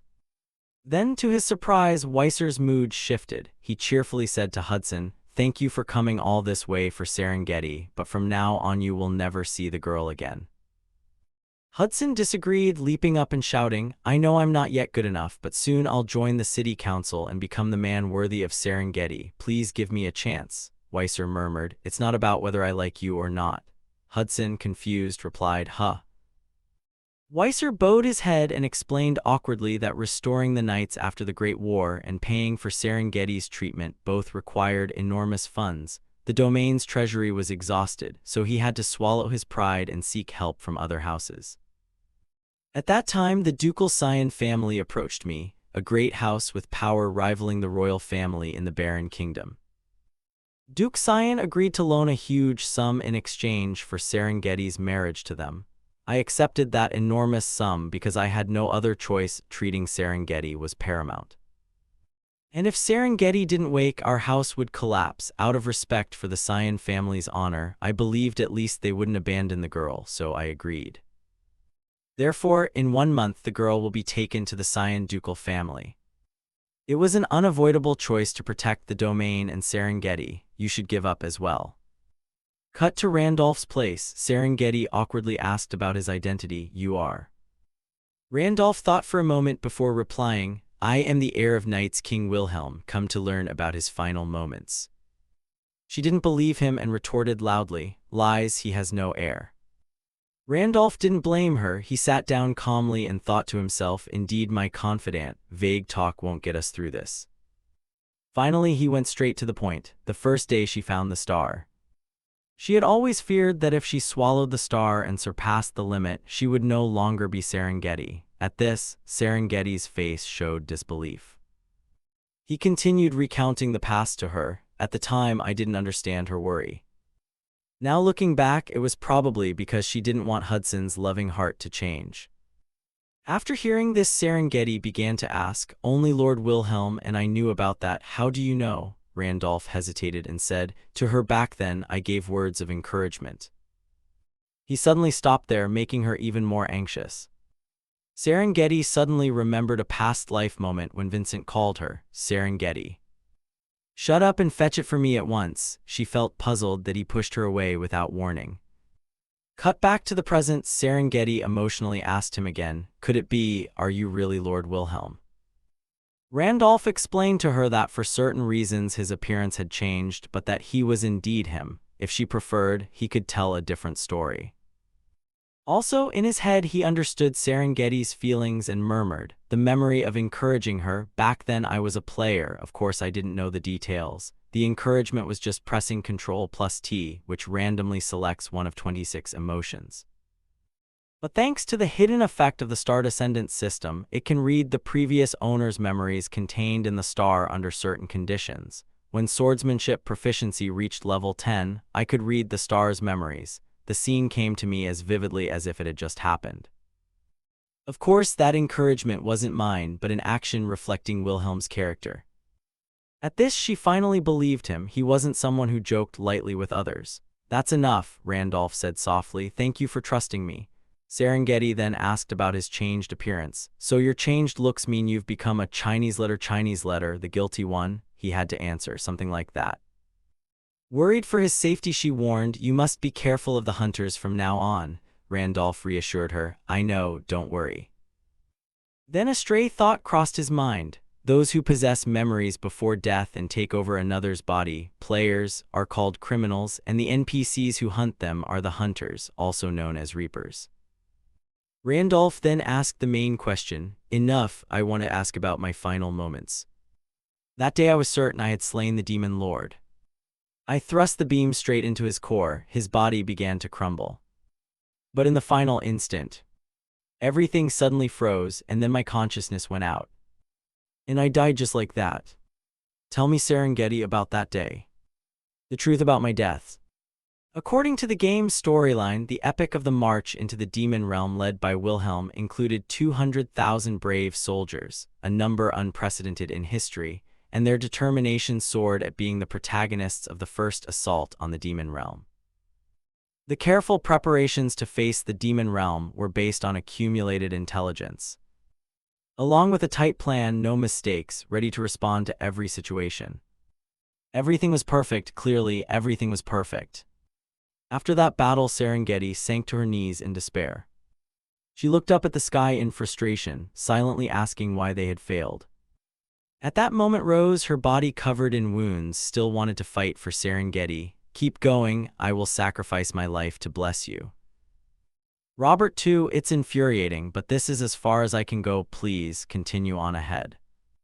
Even Henry, barely clinging to life, wanted to keep fighting. There's no time to rest, hurry on. I won't make it, please fulfill our wish, don't stop, keep moving forward, the rest depends on you. Hearing this, she sobbed inwardly, thinking it was truly over. They had used countless lives as stepping stones. Yet they hadn't even managed to touch a single hair on the Demon Lord. Minutes later, the first Demon Lord crawled up from the earth, and others followed one after another. In an instant, an army of Demon Lords formed and roared. Amid that terrifying roar, Serengeti thought to herself that they attacked as if they knew every move of theirs, impossible unless a traitor had secretly colluded with the demon race. In the end, the army had been collapsing from within all along. This should have been impossible, she thought, when a demon lord took the opportunity to strike. Fortunately, Wilhelm appeared in time to relieve the pressure, shouting that it wasn't over yet. Serengeti was astonished when he suddenly plunged into battle with frenzied ferocity. Still, the Demon Lord forces kept growing in number. However, he was more than capable of fighting, making them cry out in an unfamiliar tone. Then Wilhelm spoke softly, you seem very tired. Rest a little, his presence left Serengeti utterly amazed. Wilhelm turned to her and said sternly, because it's almost over. Those words left Serengeti completely shocked. She stood aside watching him fight and thought, the martial god, the Sword King, truly is a god among mortals. So pitiful were the demons before him, his existence radiated overwhelming pressure. With a single strike, he altered the very terrain. The deep despair that everything was over, that despair belonged to that man. With just one sword in his hand, he cleaved everything apart. Wilhelm fought with a cold, untroubled expression. Cutscene, that night he himself helped her to walk. At that time, Serengeti told him, you don't have to go this far, my body has recovered enough. Wilhelm hurriedly reassured her, don't worry, I do this to help you conserve strength because you are a valuable combat force. She also inquired about the others, are there only the two of us left alive? Wilhelm answered honestly, apart from the wounded soldiers sent back earlier, perhaps all the rest have fallen. Serengeti said sadly, I see.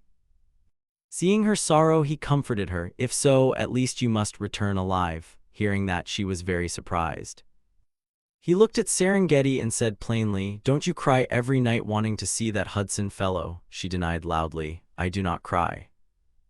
Then Serengeti explained to him, even if she didn't actually cry. But she promised she would definitely return to see him. As soon as she finished speaking, Wilhelm quickly formed a magic circle.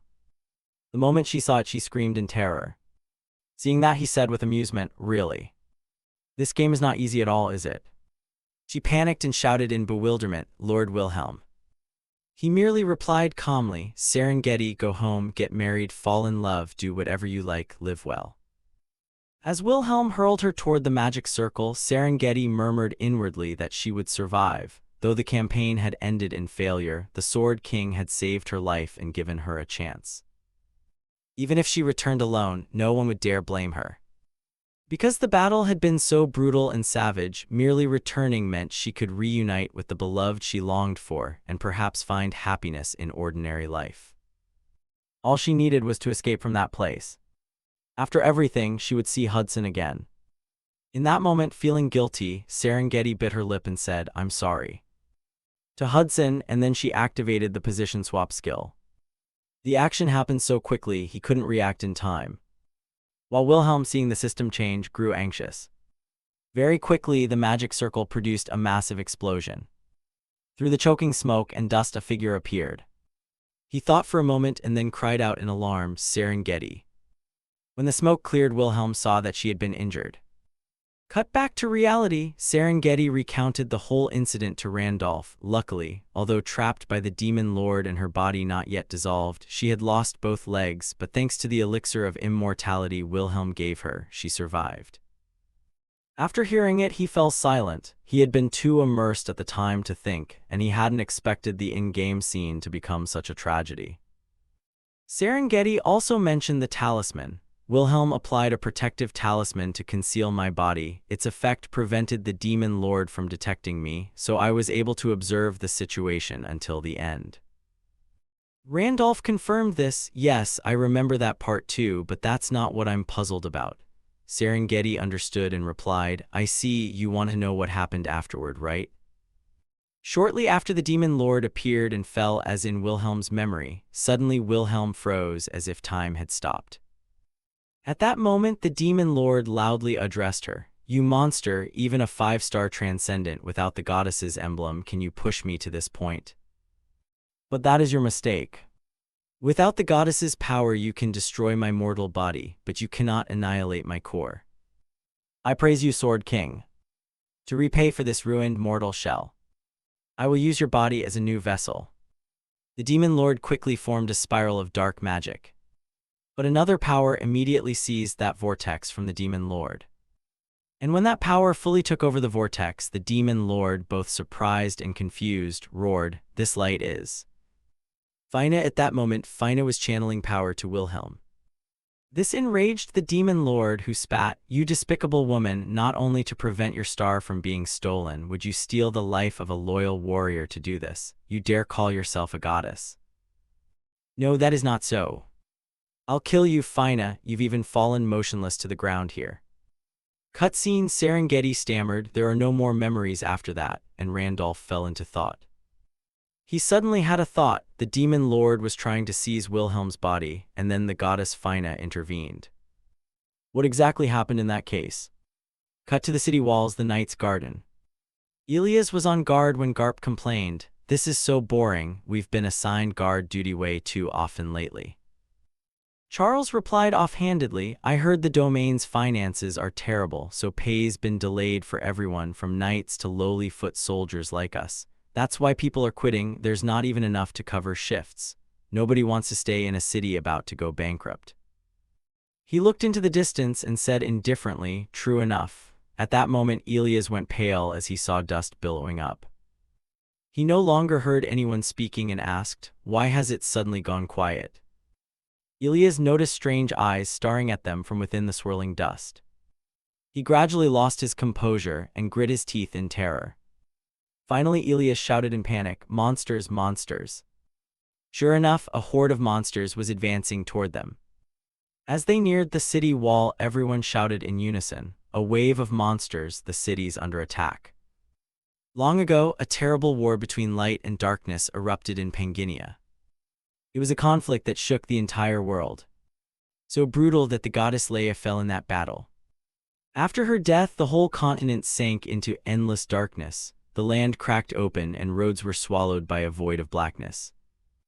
To connect the severed lands, people poured enormous resources into developing teleportation technology.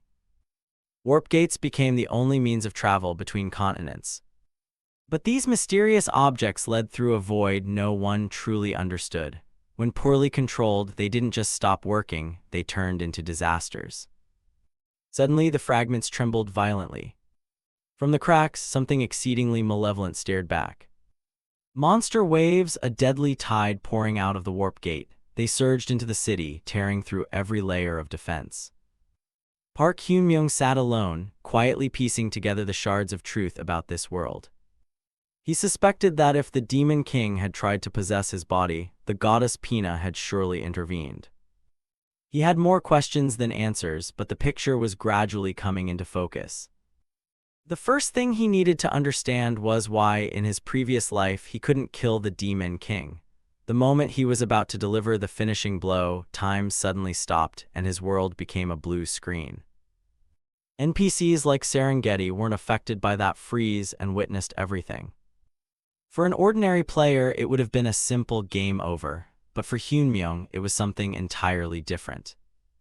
He realized he was no longer a user. He had become a true player in this world. That was also why he was stuck in this reality. The second question, what are the conditions to become a player? In this world, if you die in the game, you are summoned back as a player. This phenomenon only occurs when the strongest character you've ever raised is killed. Hyun-myung liked hardcore gaming and often abandoned characters with no promise.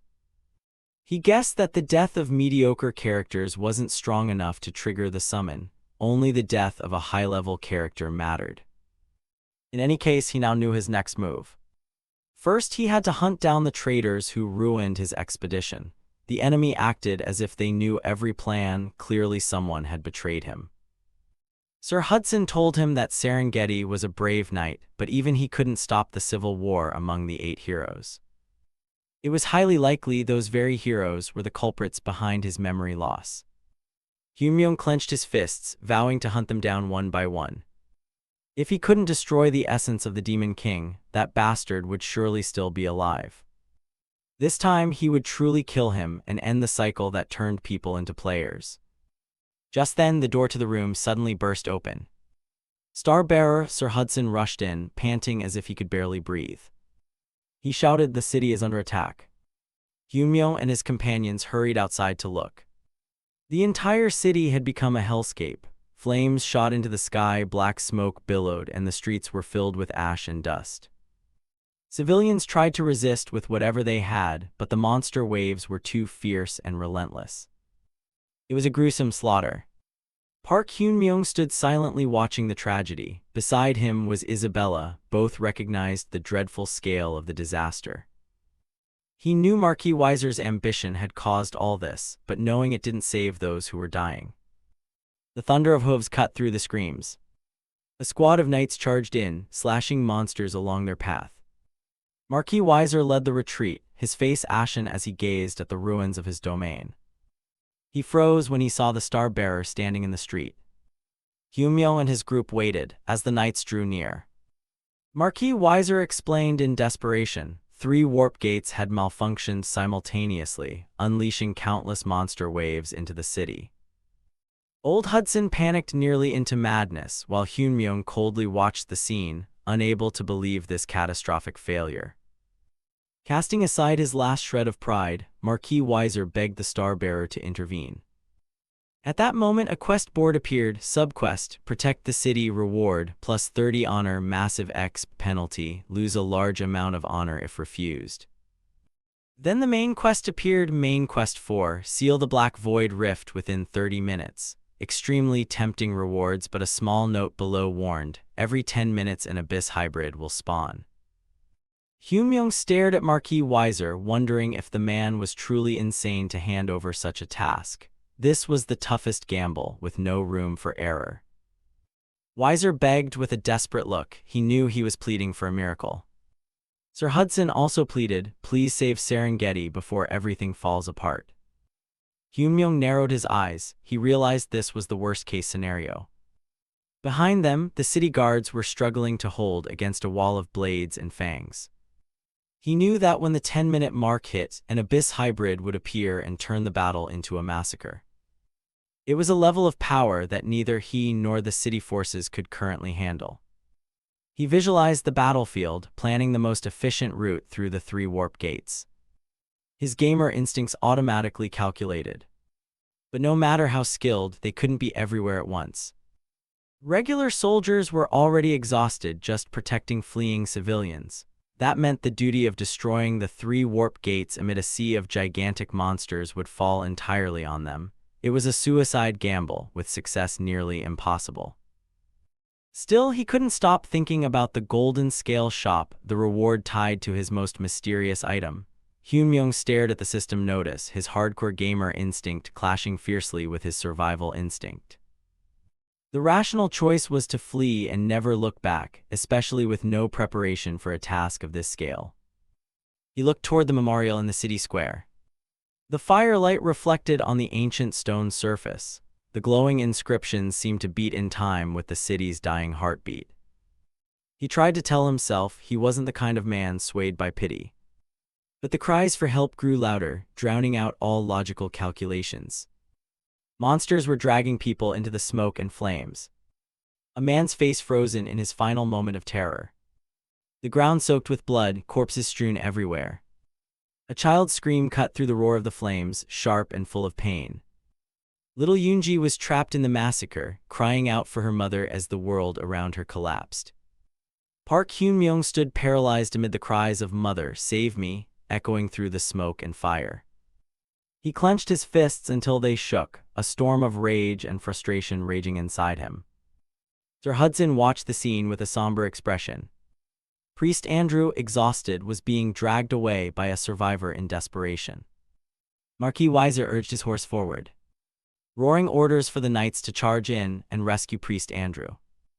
A sword sliced through the air with a sharp whistle, signaling a desperate counterattack. Blood splattered everywhere.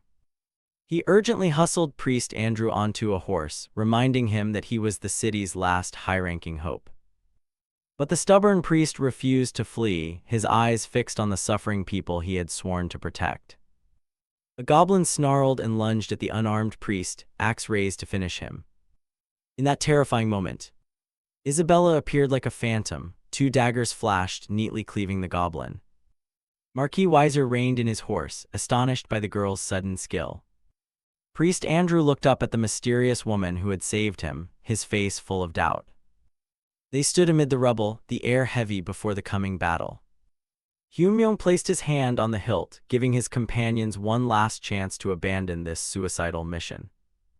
Sir Hudson produced a stack of red vials, resolutely declaring he would fight to the end.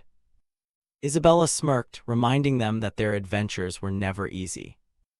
Hyunmyoung looked over the battlefield, admitting to himself that for this impossible task, he truly needed their help.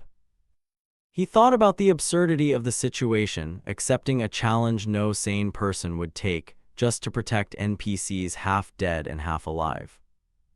Images of the dying citizens, especially little Yoonji calling for her mother, flashed through his mind.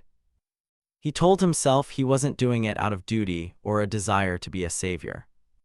He wasn't doing it out of guilt for families lost to the chaos he had caused. He glanced at the ancient stone monument, the flames flickering across its surface. A savage, mad smile crept across his lips. He admitted, "I'm just a sick man who enjoys hardcore challenges." Three heroes formed the last defensive line. Their resolute silhouettes stood out against the burning city. A vast army of orcs and monsters roared before the city gate, their red eyes full of murderous intent. "We will carve a path through this tide of monsters," Hyunmyoung bellowed, his voice steeled with determination, leading the charge straight into the enemy. The ground trembled violently under the pounding of hooves. Marquis Weiser led the cavalry, raising his sword high and roaring the order to charge. They raced toward the city gate, which was besieged by a vast sea of monsters. A panicked knight shouted to Marquis, fearing this was a deadly trap. He feared they would be surrounded and wiped out before they could inflict any damage. Marquis Weiser knew this was a suicide mission, but he gritted his teeth and spurred his horse onward. He recalled the earlier scene of Park Hyunmyoung stepping forward, his voice cold. "Everyone listen to my plan carefully," he pointed ahead. "The real battle starts now. We will confront the enemy head-on." Marquis Weiser gasped, "Break through the front now. My cavalry won't survive such a reckless charge." Hyunmyoung looked him dead in the eye, calm but sharp. "Do you have any other choice? As long as the warp gates remain active, the monster waves will never stop." He emphasized, "There is no more feasible plan. Whatever happens, I will break this siege at all costs." Convinced by Hyunmyoung's words, Marquis Weiser tightened his grip on his sword and roared orders. "All units, obey. Charge with everything you've got. No one falls behind." Horses neighed loudly, racing at full speed. Gigantic tentacles began rising near the gate, but the cavalry did not slow. Marquis Weiser glanced back at Hyunmyoung once more, then decided to place his full trust in the young man's strategy. Hyunmyoung plunged straight into the heart of the enemy, carrying the legacy of his predecessor. A cold smile crossed his lips, his eyes locked on the target, not hesitating for a second. A massive shadow loomed over the entire force as they neared the monster horde. Suddenly, a spear roared down from the sky, plunging into the front line with terrifying force. Its tremendous power shattered the tentacle instantly. The giant octopus gaped in stunned disbelief at the sight. Hyunmyoung immediately activated the teleportation book, summoning emergency reinforcements. From the high ramparts, silent figures had been watching the entire battlefield. A massive dark portal opened in the sky, linking directly to the Basrock forest. The High Dryad emerged with her warriors, ready to repay Hyunmyoung's debt. She called him friend of the forest, then ordered the archers to prepare. A terrifying rain of magical arrows tore through the monsters besieging the gate. Marquis Weiser stood utterly stunned. Both he and Priest Andrew could not believe it. The legendary dryads had truly come to assist. Hyunmyoung thought to himself, completing that sub-quest had been the right decision. He recalled the moment he returned the wind spirit to the forest tribe. That act had granted him a permanent waypoint and a lifelong powerful ally. As long as you don't burn their homes, the Dryad's loyalty is unbreakable. The High Dryad quickly spotted the monster blocking the entrance, and calmly told Hyunmyoung, "Don't worry, just move forward." She drew a deep breath, then loosed an arrow glowing with soul energy. The arrow, blue and radiant like pure light, streaked across the battlefield, piercing directly into the gate clogged with monsters. A horrifying explosion erupted like a falling star. Orcs and debris flew everywhere. The entire front line was torn apart by the tremendous magical force.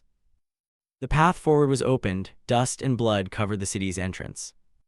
Through the thick smoke, Marquis Weiser and the cavalry began their final desperate charge. The knights gritted their teeth, knowing this was the only chance to break the siege. Marquis Weiser realized in amazement, the way ahead was truly clear. The knights roared and charged through the shattered ranks of monsters. Isabella shouted to Hyunmyoung, "We've broken through." Hyunmyoung watched the chaos, quietly amazed at the raw power of a level 9 raid boss like the High Dryad. Marquis Weiser raised his sword high, trying to keep the soldiers sober amid the excitement. "Don't celebrate yet, the monster waves are still strong. We have only 6 minutes before the Abyss Hybrid appears." The plan was to split into units while simultaneously destroying the 3 remaining warp gates. Hyunmyoung knew they had no choice, but the odds were bleak with such a thin force. He analyzed, even with Dryad support, the warp gates are heavily guarded. "We can only manage to split into 2 units. Splitting into 3 is suicide." The Lord reacted, "I understand your point, but what about the remaining teleport gate? There won't be enough time to destroy one gate and then move to the next wing."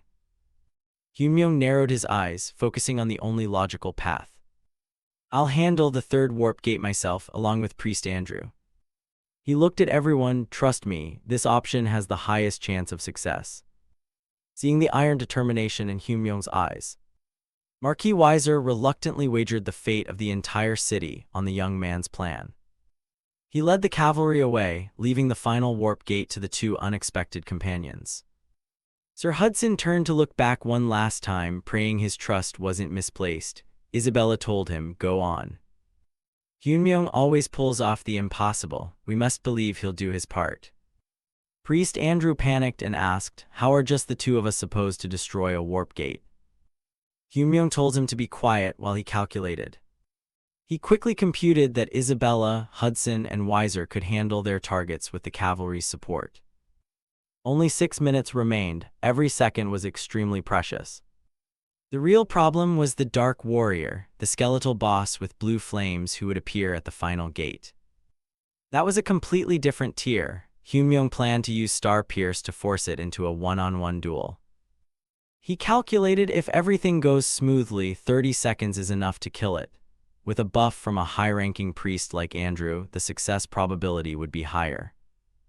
Hyunmyoung raised a glowing red gem, ready to begin the final phase of the plan.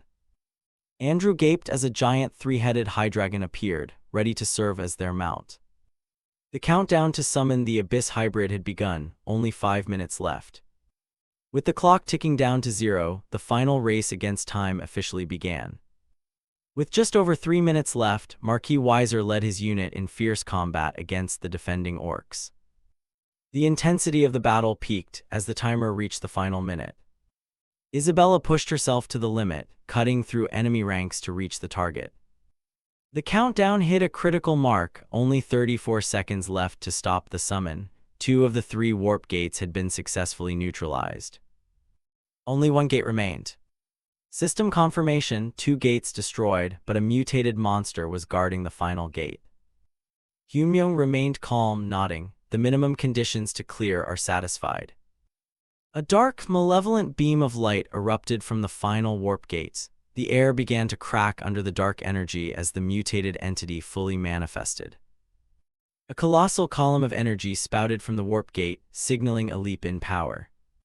Heavy armored boots stepped onto the battlefield, shrouded in cold, disdainful darkness. The Dark Warrior finally appeared, a gigantic skeletal warrior engulfed in an eerie blue flame. This was the final and most dangerous guardian of the remaining warp gate.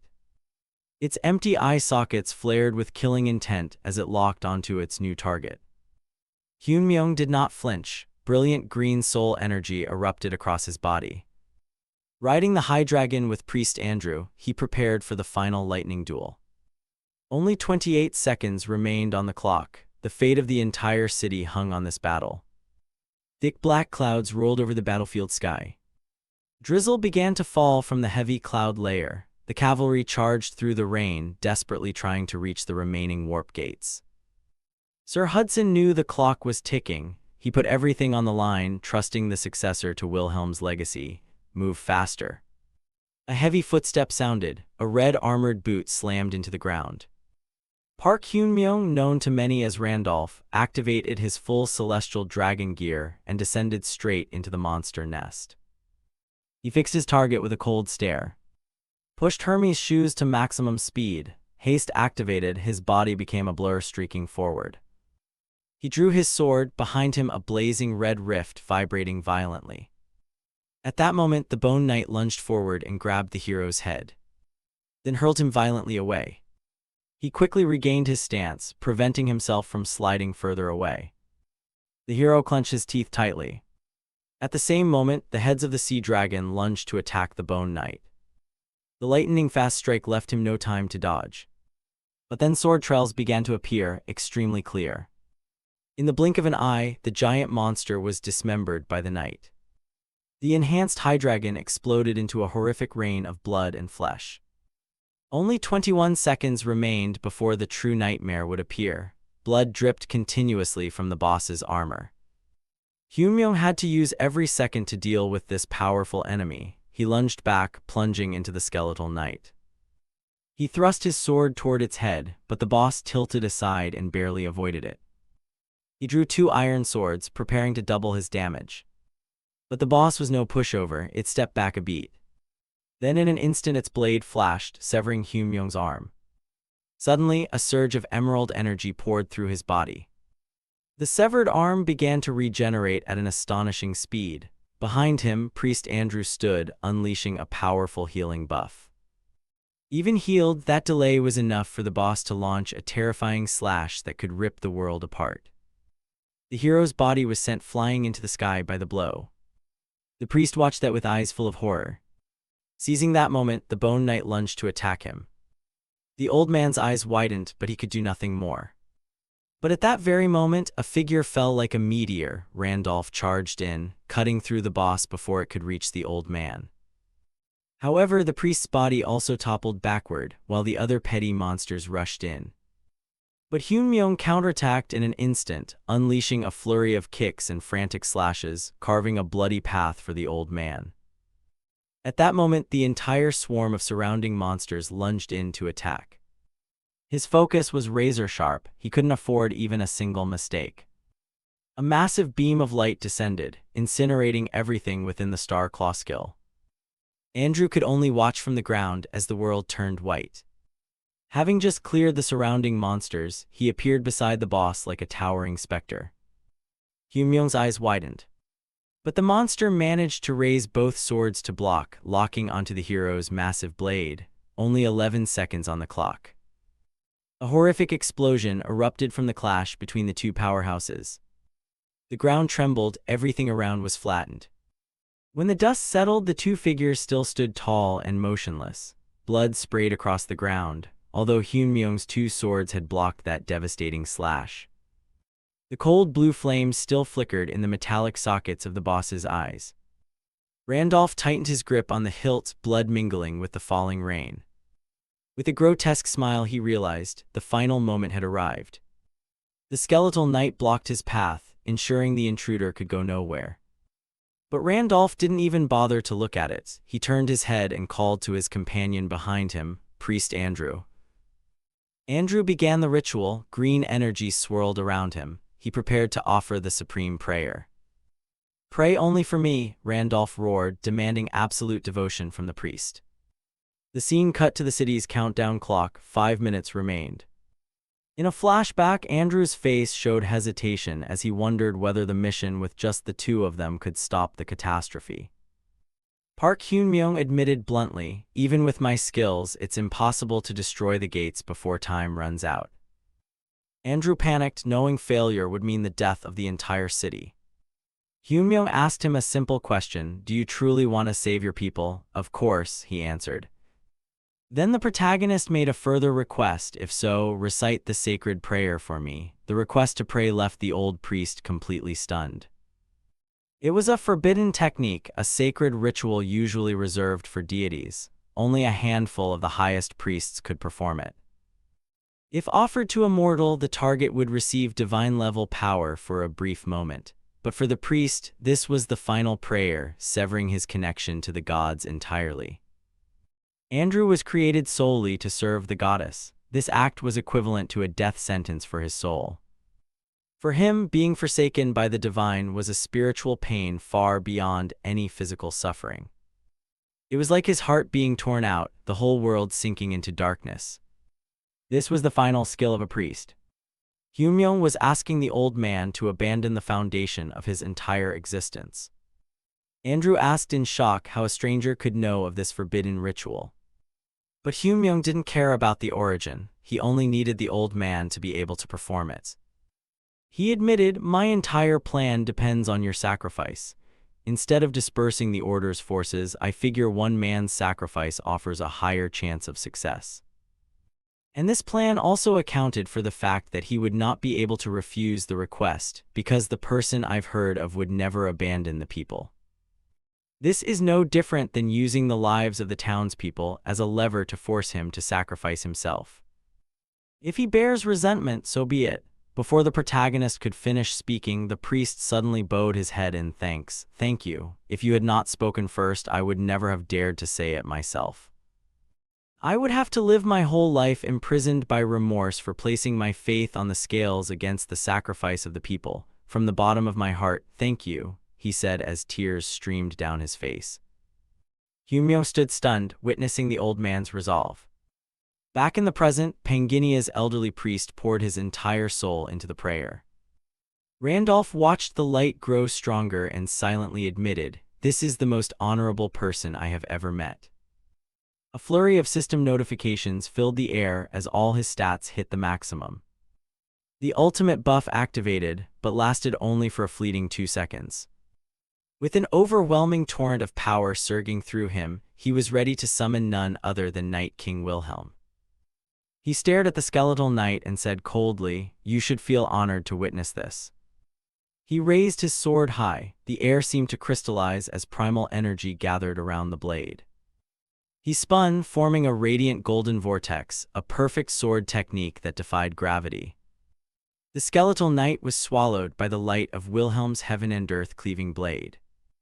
A pillar of pure white light erupted from the battlefield, its power resonating like the dawn of creation. Shockwaves rippled across the city, tearing through the sky, and leaving the locals frozen in stunned disbelief. Priest Andrew was likewise left speechless by the spectacle. As the holy light faded, system notices signaled the buff's end and disabled Randolph's main combat skills.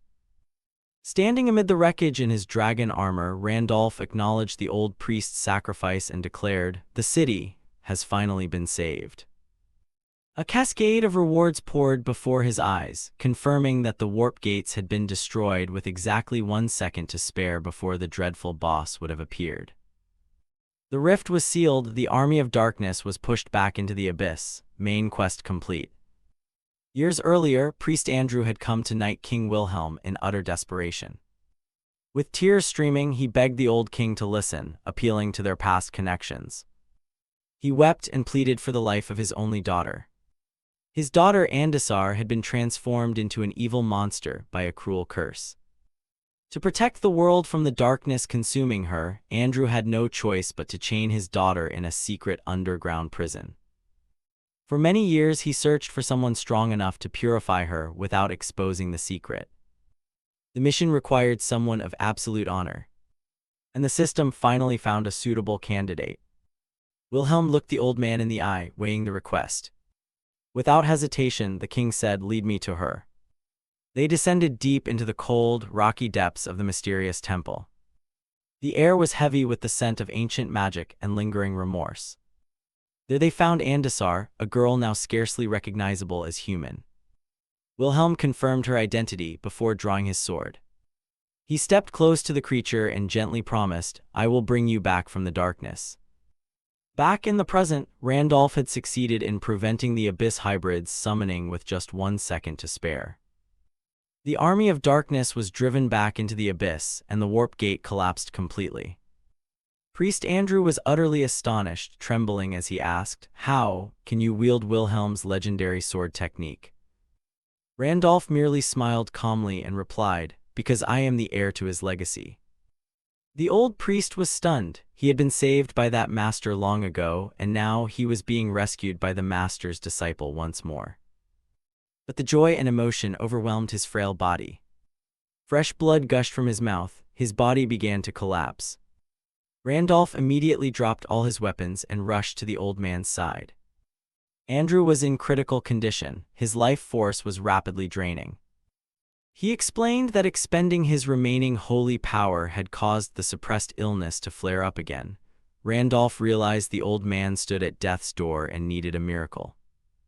He decided to gamble everything on a risky move he had never tried before. Andrew groaned, reminding him, "I still owe a great debt to your master." Randolph mentioned the indulgence that Andrew had once granted Wilhelm. The priest recoiled in horror. Such a thing could not be transferred to another. A colossal pillar of light exploded forth as Randolph officially pardoned the old man's sins. The indulgence was extremely precious. A high priest could only bestow it 3 times in a lifetime. It was a divine grace that erased all sins except the most grievous. In the game world, players often used it to wipe their records after causing trouble. It had no physical form, more like a pure karmic debt. The priest had to stake both soul and honor for the pardon to take effect. Randolph bet that the old contract with the dragon Dramat operated under similar principles. He clearly remembered forcing the dragon by will to honor the agreement. Dramat had been terrified and couldn't understand how a human knew the secret of the binding curse. Now Andrew felt the holy power surging back through his veins. Randolph exhaled in relief. It was a complete gamble, but it had succeeded gloriously. Andrew fell silent, unable to fathom where this boy's tremendous power came from. He panicked and asked Randolph how he had obtained the divine indulgence. He immediately assumed it had been stolen and begged Randolph to repent before the goddess. Randolph realized he was in a predicament. He could not explain that he was its true owner. He remained silent, knowing that revealing his identity as Wilhelm would cause far greater trouble. Before he could think of a cover story, the pounding of horse hooves sounded from afar. He nearly knocked the old man out to end the conversation, but Isabella arrived just in time. A wry smile appeared on his lips. Her arrival was perfectly timed. He told the priest, "We'll continue this conversation later." Then he turned and left. Andrew tried to stop him, but Randolph waved him off. "Consider this a favor granted from the heavens this time." The system updated the main quest for leaderboard. No surprise, Randolph remained firmly in first place. With the invasion over, the Dryads prepared to return to the forest using the teleportation book. Their leader stopped to thank Hyunmyoung, reminding him they would always stand by him as friends, even though this city was almost an enemy to them. The elves lifted their heads high and departed. As soon as they vanished, the survivors immediately set about rebuilding the ruined city.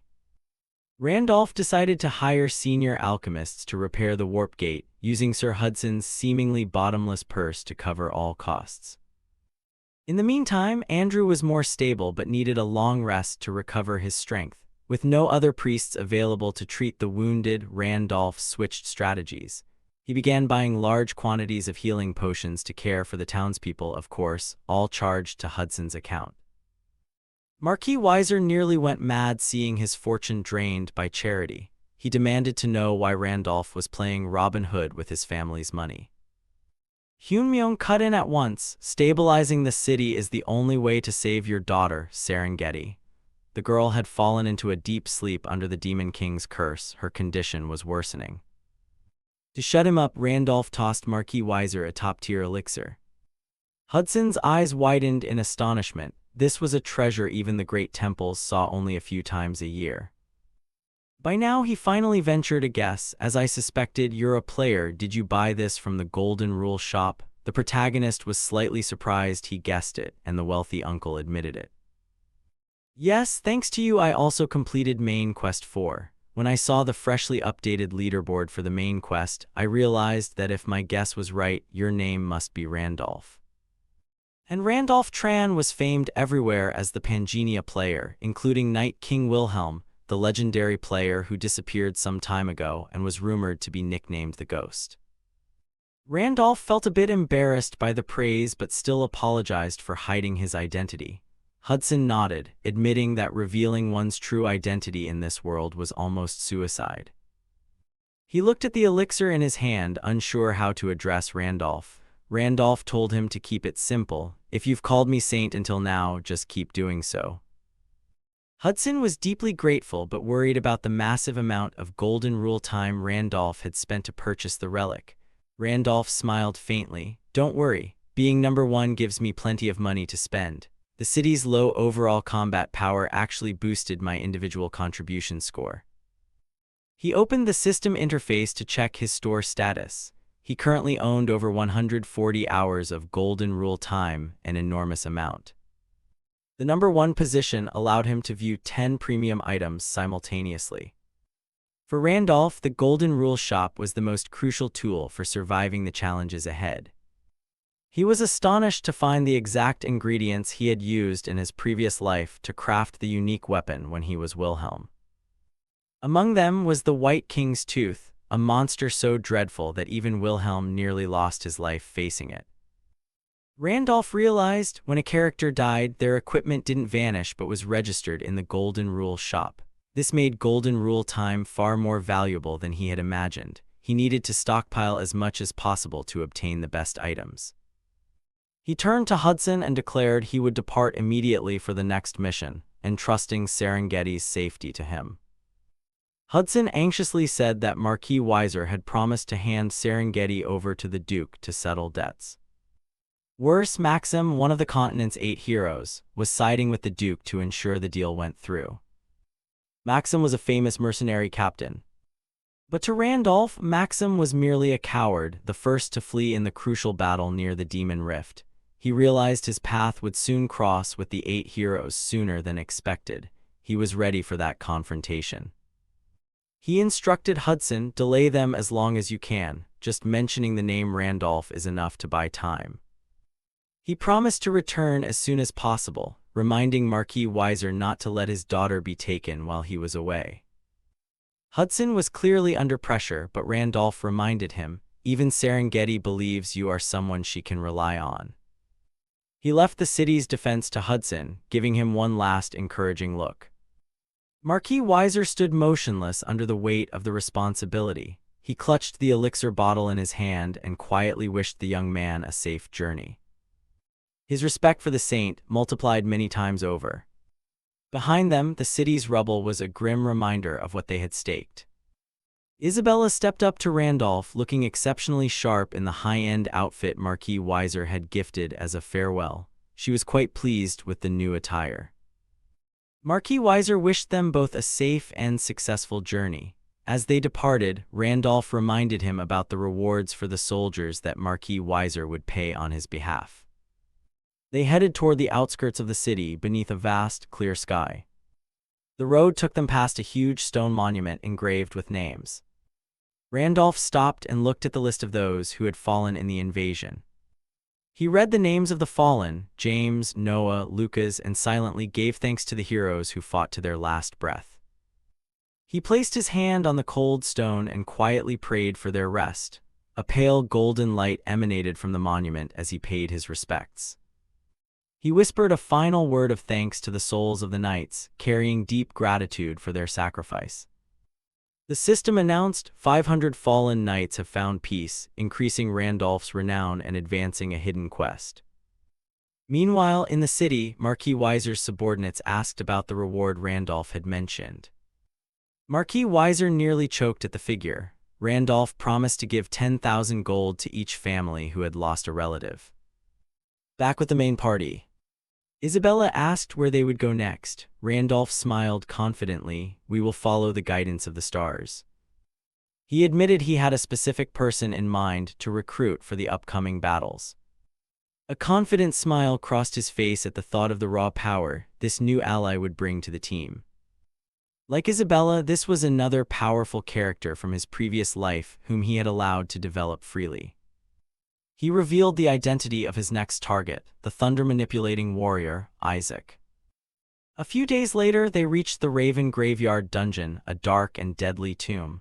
Under the cold moonlight, the cemetery was eerily silent except for the incessant cawing of ravens. Rows of gravestones stood in neat lines. A giant corpse raven lay stiff on the dark ground after a short battle. The system confirmed the dungeon boss had been defeated as the dust settled. Among the loot was a golden scale fragment and a rare evolved corpse raven core. Randolph picked up the red core, pleased that it dropped so easily. Isabella looked at him, curious what he intended to do. He explained, this is the key to enter Cranel, the monster city where Isaac is hiding. Cranel was a city of monsters, ruled by the White King, the guardian deity of the north. It housed high-level monsters and mythical beings that even world rifts could not restrain. It was an impregnable fortress where ordinary humans absolutely could not set foot. But thanks to his glutton trait, Randolph had a way to bypass that limit. To Isabella's horrified gaze, he suddenly bit hard into the raven core and began to eat it raw. System confirmation, raven core digested, evolution trait initiated. The heart of the iron-blooded monarch thudded, neutralizing the curse and mental corruption from the core. The glutton trait evolved into Corpse Raven King, granting powerful summoning abilities and a new form. Randolph was quite impressed. The disguise was so perfect that even the best shapeshifters would be fooled. The red gem on his chest was the anchor that allowed the transformation. If it shattered, the illusion would dissipate. Isabella gaped at his new plague doctor appearance, completely speechless. Randolph suddenly let out a caw identical to a raven's cry. Isabella blinked. You actually just made a bird sound, Randolph panicked. It was a stupid side effect of the core that he had never expected. Isabella laughed loudly, thinking he was overacting. He snapped, shut up and handed over.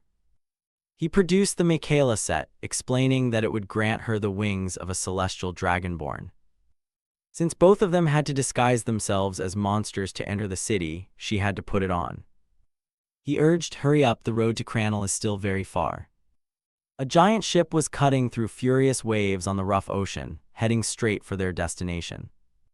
Isabella donned the armor, it adjusted to her body and bestowed a pair of pitch-black demonic wings.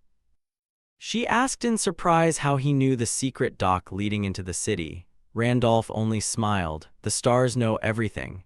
In truth, he only remembered that in his previous life Wilhelm had taken this route once.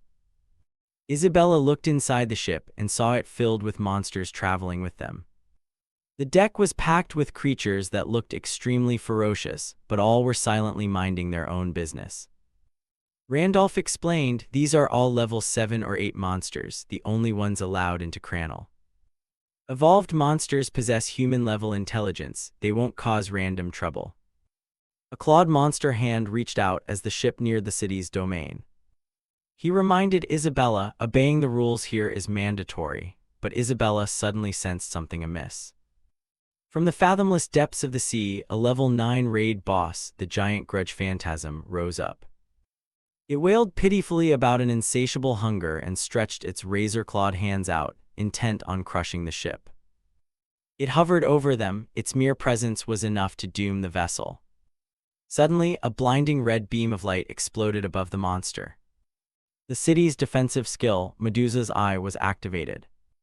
The beast froze for an instant. Hunger was swiftly replaced by terror. In seconds, the colossal threat turned to stone completely.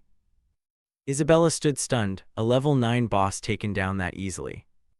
Randolph explained this is one of Cranel's most important defense layers. No one is permitted to cause trouble in this domain. Anyone who dares break the rules will die.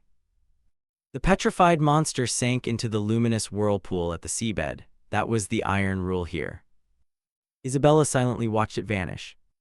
An evolved crew member and level 8 sewer rat approached and apologized for the impurity that had disturbed the voyage. It told everyone they could rest assured and relax. The ship continued to glide through the thick fog. It announced, "We're almost at the city, forget about that monster." They passed through a massive stone gate carved with the emblem of a blazing red ring. Inside, the city looked surprisingly ordinary and bustling. Streetlights illuminated the stone roads. Monsters were loudly advertising their friendly hot springs offering half price today. A monster shouted, "Unstable bodies need cleansing, visit our hot springs." Randolph and Isabella stood frozen in place. Isabella gaped, "This is absolutely not what I imagined a monster city would be." Randolph was screaming inside. He couldn't believe what he was seeing. He vividly remembered his previous life. When Wilhelm came here a year ago, this place was a dead, barren wasteland with no hot springs at all. He stared at the bustling stalls, completely baffled, not understanding what had happened to the city. Isabella turned to him and asked, "What kind of person is this Isaac we're looking for?" Randolph was silent for a moment, then replied, "Isaac Supreme Lightning is an infamous criminal wanted across the continent. He specializes in extorting everyone from nobles to priests of the goddess, the kind of man who robs allies while pretending to be a mercenary.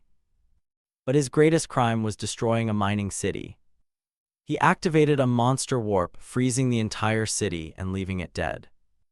Randolph concluded coolly, "He is an unprecedented danger." Isabella scoffed, "You say it like you're boasting about your son." She continued, "Based on what you've said, I suspect he might not even be human."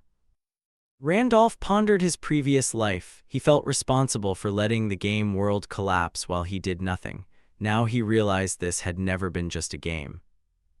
He had to fix his mistakes. He told Isabella, "Isaac is someone we absolutely must have for a larger goal." Isabella nodded, "I understand, but I have a warning."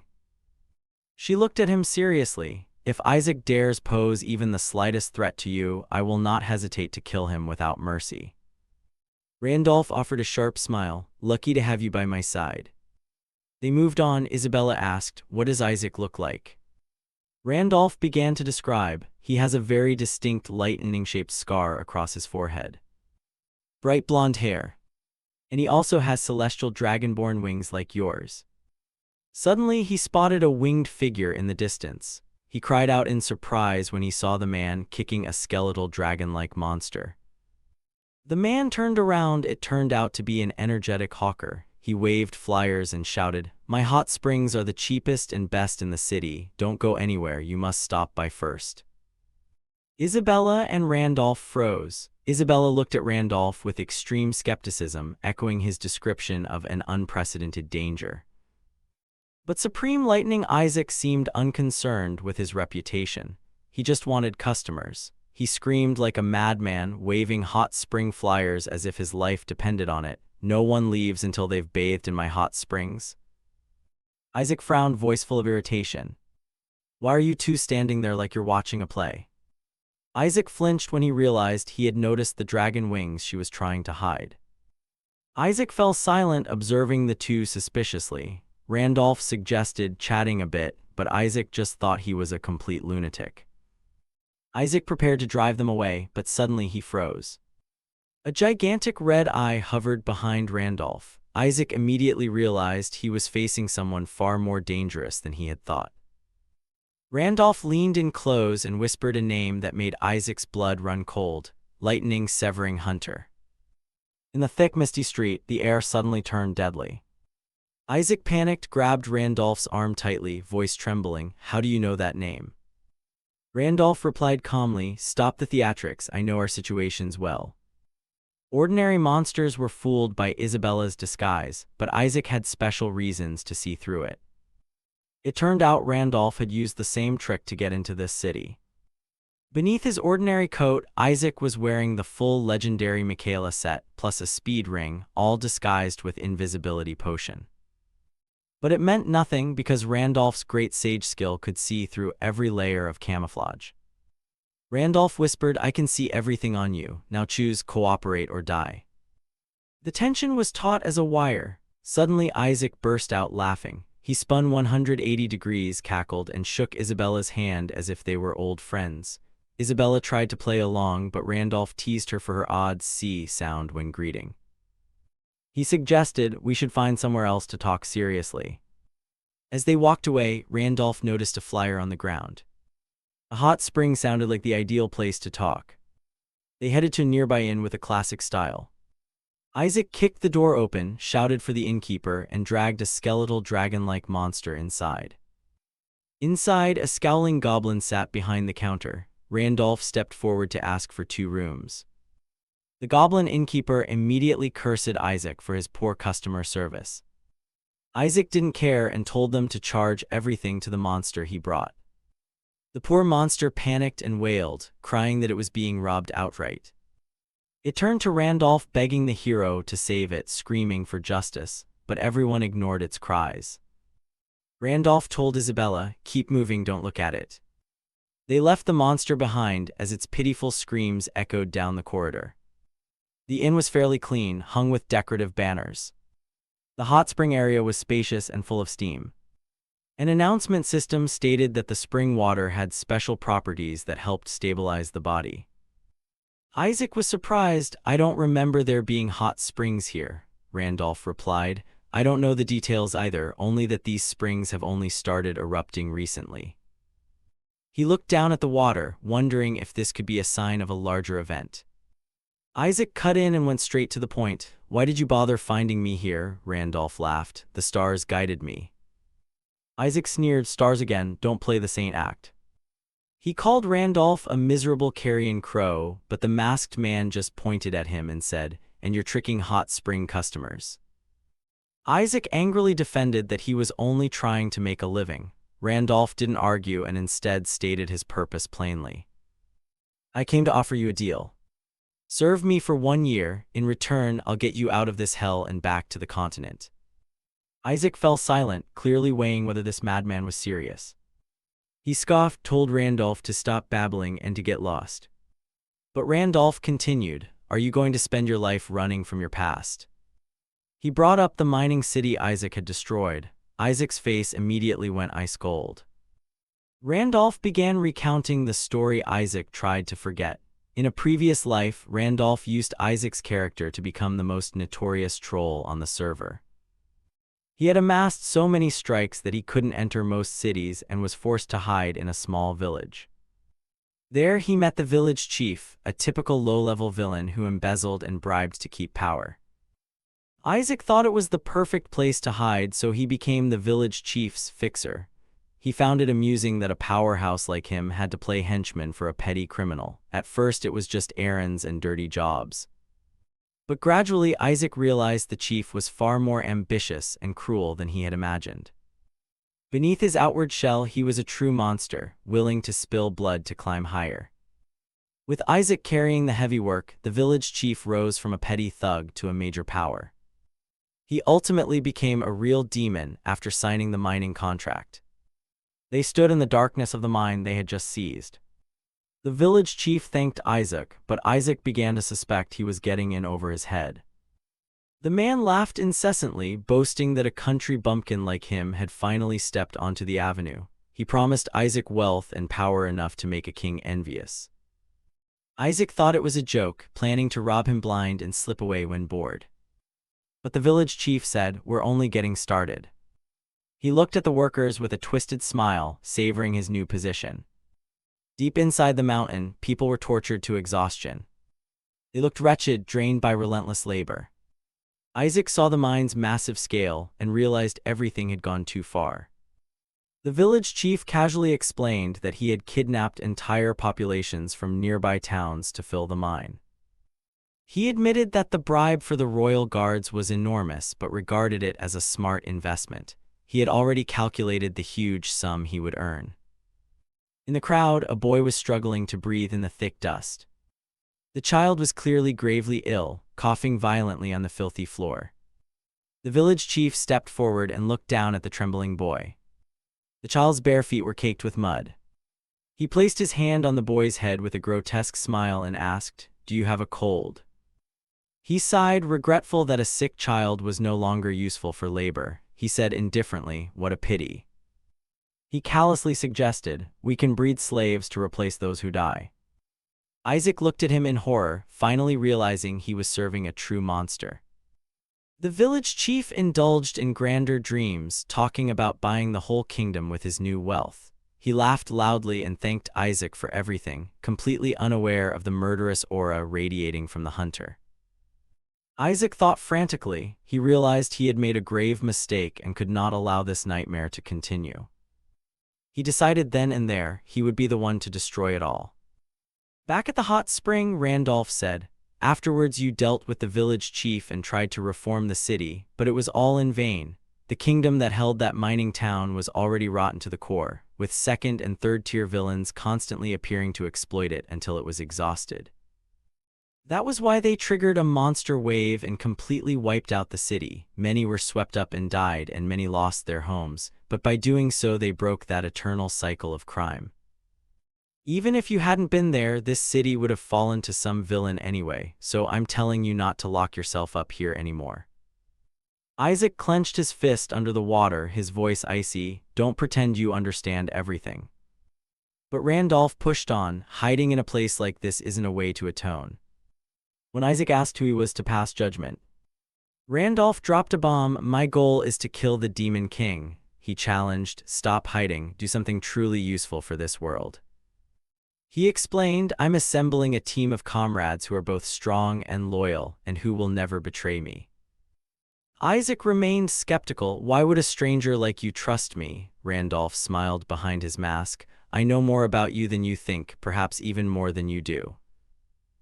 Isaac scratched his head in confusion, utterly unable to comprehend this man's confidence. He thought the idea of a corpsecrow killing the Demon King was a terrible joke. Randolph laughed behind his mask and proposed, "Let's settle this with a wager." He said, "In Cranel, ordinary social rules don't apply. Here, only strength decides status. I'll prove to you I'm no ordinary crow." Isaac looked at him, wondering what crazy plan this man was plotting. The scene shifted to the mysterious tower looming majestically over the dark city's skyline. Randolph declared, "I'll prove my worth by taking a mystery from the depths of this tower." A system notification appeared. "Quest start, seize the mystery and prove your status." So what exactly is arcana in this world? It's not just a fancy word, it's the tangible embodiment of power and status. Imagine the sparkling effects you see in games when a character levels up or activates a special skill, that glow that says, "Yeah, I'm a big deal." It's like how items in Pangaea start to glow blue or red when you enhance them enough. Here, those distinctive visual effects are officially called arcana. Most of them are purely decorative. Although some rare variants can grant slight advantages or auxiliary abilities, the majority have no real effect. Unless you are a high-ranking guild leader or a city lord, arcana serve as symbols of power. For common people, they are merely ornaments. For humans, arcana don't mean much.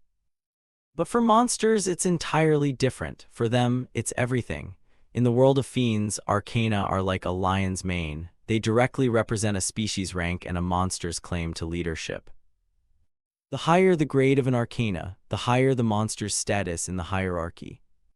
It's the difference between common grunts and terrifying raid monsters. The strongest monsters usually possess the best arcanas, which reinforces their absolute dominance. Although an arcana itself doesn't make you stronger, possessing a high-grade arcana is living proof that you were already powerful. And if you want to find the highest-grade arcanas on the continent, there's only one place, the Hall of Arcanas in Cranel. Countless monsters risk their lives every day climbing the tower to prove their worth to the world. The higher you climb, the better the arcana you receive. It's a ruthless and simple system of merit. Recalling 2 days earlier, Randolph was relaxing in the hot spring with Isaac. Isaac kept mocking the idea that a lowly crow would dare challenge the Hall of Arcanas. Isaac was certain Randolph would be torn apart within 30 minutes of stepping in. He almost laughed in Randolph's face. Randolph merely bore it calmly, which only made Isaac more boastful. He even proposed a wager. If Randolph truly proved his worth, Isaac would become Randolph's slave or companion. He was so confident he almost handed his freedom away himself. Randolph merely nodded, already calculating his next move. 2 days later, the day of the challenge finally arrived. A massive crowd gathered at the entrance, a chaotic mix of all kinds of monsters, each seeking advancement. Isabella and Randolph stood watching from outside. It was literally a menagerie. Half the monsters were there just to watch others fail spectacularly. Randolph asked Isabella if she intended to challenge the tower. He was surprised when she said she already had an arcana. She offered to show him, and a strange, cold stream of energy began to swirl around her body. Even Randolph felt its weight. A brilliant azure aura burst from Isabella, its pattern chilling Randolph to the bone. It was a presence he recognized instantly, Jormungandr's scales. Randolph couldn't believe his eyes. It was one of the 32 legendary stars, an arcana of insane value. Isabella explained that she obtained it after dreaming of a giant serpent coiling around her. To her, it was just a beautiful effect without special abilities. Randolph realized the truth. The Desert Queen wasn't keeping Isabella out of kindness. She knew Isabella was the key to finding the Jormungandr star. This arcana is essentially a map to a power that no one has found. It's one of the most coveted treasures in the world. Randolph finally understood that she was a predator who had recognized the value Isabella possessed. The Absolute Queen would not relinquish such a prize. Keeping Isabella nearby as a princess was merely a way to keep the star within reach. Randolph's mind raced. His history with the Desert Queen clearly wasn't over, and Isabella was at the center of it all. Isabella noticed his sudden silence and asked if something was wrong. Randolph only gave a slight smile and brushed it off. He told her to focus on the task at hand. No need to worry about the queen. As the gates were about to open, a small, rat-like announcer stepped out and declared the Hall of Arcanas was about to open. He told everyone to ready their gear. The participants began to jostle toward the entrance. Randolph watched the preparations with sharp, focused eyes. He told Isabella he would go in. She promised to wait for him, watching him step toward the gate with a serious expression. The crowd surged forward as the heavy doors finally slowly opened, revealing the foggy path within. Giant monster silhouettes emerged from the darkness, freezing even the bravest participants in place. Randolph halted, sensing a horrific shift in pressure. He wasn't the only high-level combatant present today. A high-ranking monster with scarred skin and a terrifying aura towered at the gate. A true bloodline had arrived. Next, a fully grown leviathan drifted into view, its massive scaled head casting a long shadow over the crowd. And finally, the Minotaur King himself loomed, dwarfing everything. It seemed every calamity tier monster in the region had shown up to watch the spectacle. Randolph narrowed his eyes, taking in the chaos. He knew today wouldn't be a casual stroll. Something big was happening. The rat-like announcer stepped forward and spoke to the crowd with a toothy grin. He was excited because there was an open seat among the 5 great warriors, and he hoped one of these monsters was strong enough to fill it. He reminded them that even the White King was closely watching the outcome. Everyone awaited the next pillar of Cranel to emerge from this trial. That vacancy was precisely why all these high-tier monsters had surfaced. They hungered for the top position. There were currently only 4 legendary warriors, including Medusa. Each was a nightmare even top 30 players struggled to face. Randolph felt suspicious. If they already had 4 powerhouses, why were they so desperate to find a 5th? Something didn't add up. Suddenly, a towering reptilian monster stood over him and snarled, ordering him to get out of the way. The creature was supremely arrogant, contemptuous of anything it considered weak. The lizard sneered at Randolph, asking if a lowly crow really intended to challenge the hall. The surrounding crowd fell silent, watching with curiosity. They had seen many weaklings try and fail. The reptile burst into derisive laughter that echoed across the entrance. It considered the whole idea a complete joke. It told Randolph to scram back to a thrift shop and buy cheap arcana instead of risking his life here. It almost begged the kid to go home before getting hurt. The monster leaned down, its red eye full of arrogance. It said Randolph clearly didn't comprehend the danger he was stepping into. To it, Randolph looked slightly stronger than ordinary birds, but still a low-tier species. Rank was everything in this world. It snarled that this place wasn't for trash like goblins or crows. It was clarifying who deserved entry to the tower and who did not. The lizard declared it understood the desire to escape a lowly fate, but stressed that species limits were absolute. It tried to crush Randolph's spirit before the gates even opened. The tower gates finally swung wide, revealing a swirling, mystical teleportation portal. The rat announcer officially declared the hall open.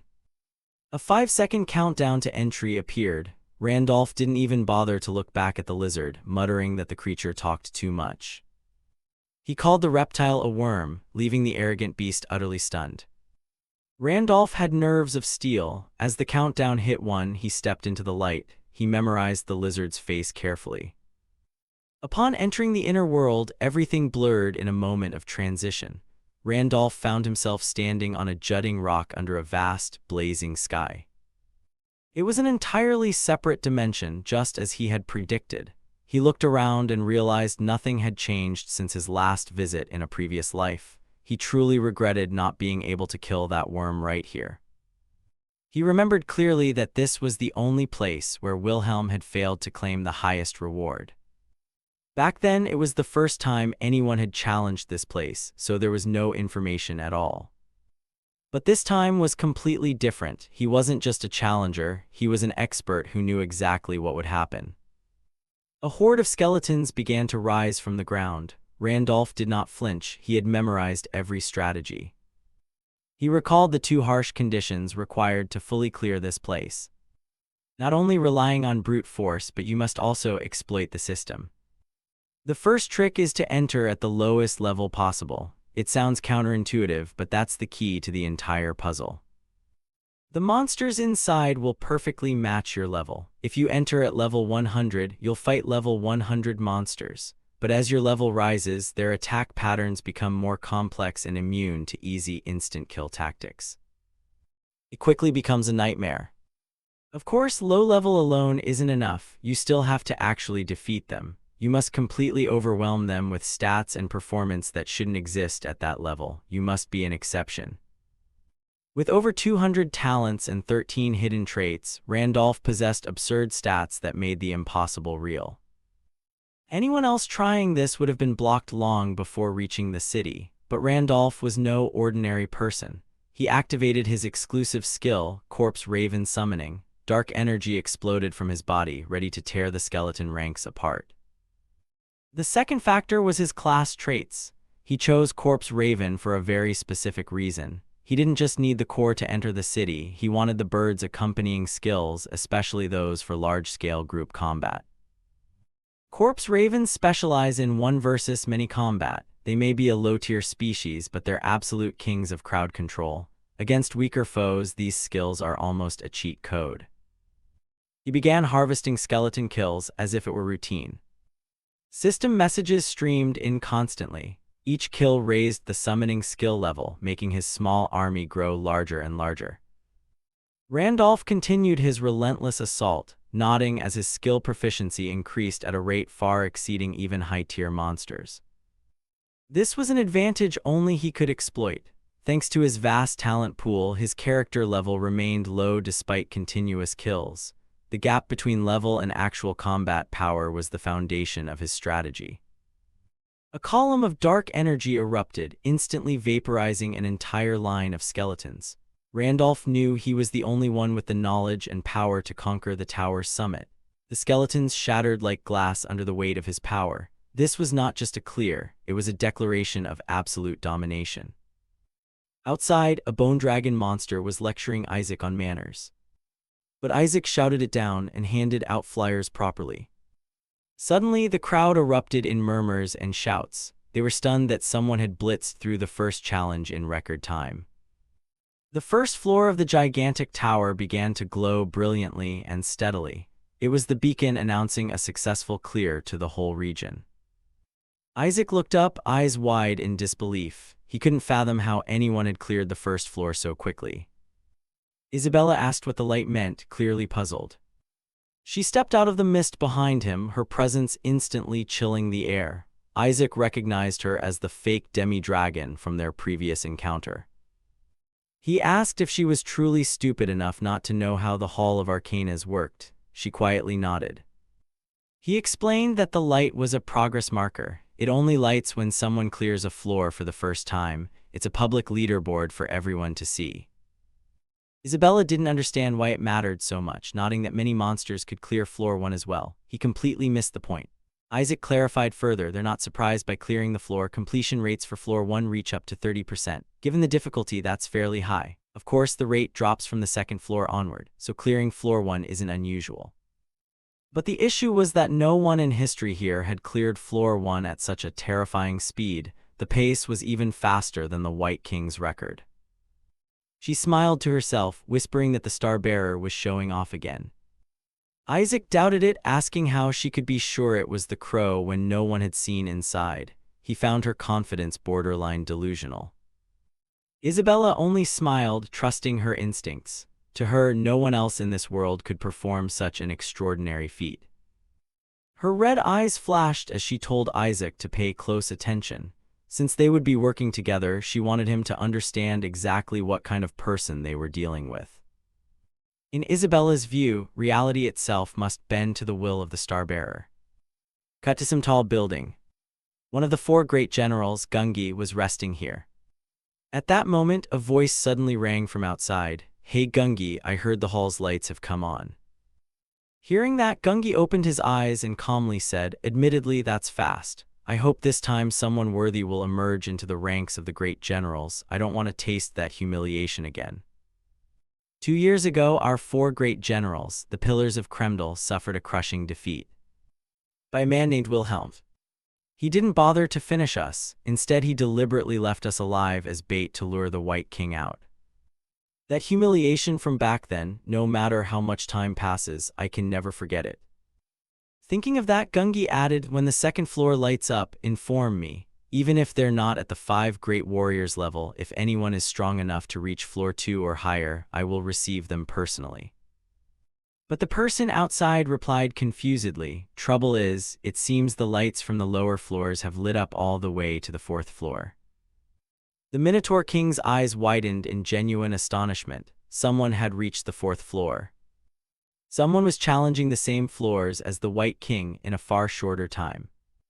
He rose and ordered an immediate summons of the 5 great warriors. They needed to gather at the Hall of Arcanas to witness this anomaly. Inside the tower, footsteps climbed over floors stained with the blood of countless fallen monsters. Randolph stood amid the wreckage as his corpse Raven's summoning skill hit maximum level and immediately evolved into an advanced version. A system window confirmed he had cleared the 4th floor. It offered the progenitor giant arcana as a reward and warned that refusal would result in a more difficult challenge. Randolph didn't hesitate for a second. Peering through the slit of his mask, he simply declined the reward. A swirling cosmic gate opened and took him to the 5th floor. The tower announced the next challenge would be adjusted according to his racial attributes. The system began measuring his unique race traits. It scored Void, Giant, Druid, Celestial, and Corpse Raven. With a total of 55 racial points, Randolph reached the final hidden condition. A special mission direct from the tower's master appeared. The portal turned a fierce red, crackling with energy. He was invited to attempt the Hall of Mythic Arcanas. Randolph stared at the notice, stunned. This was the hidden quest even the legendary Wilhelm had never touched.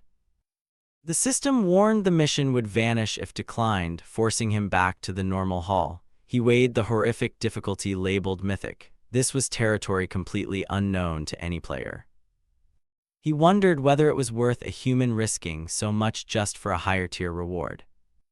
A close-up on his focused eyes as he considered the choice. He knew this was an opportunity no one else in the world had.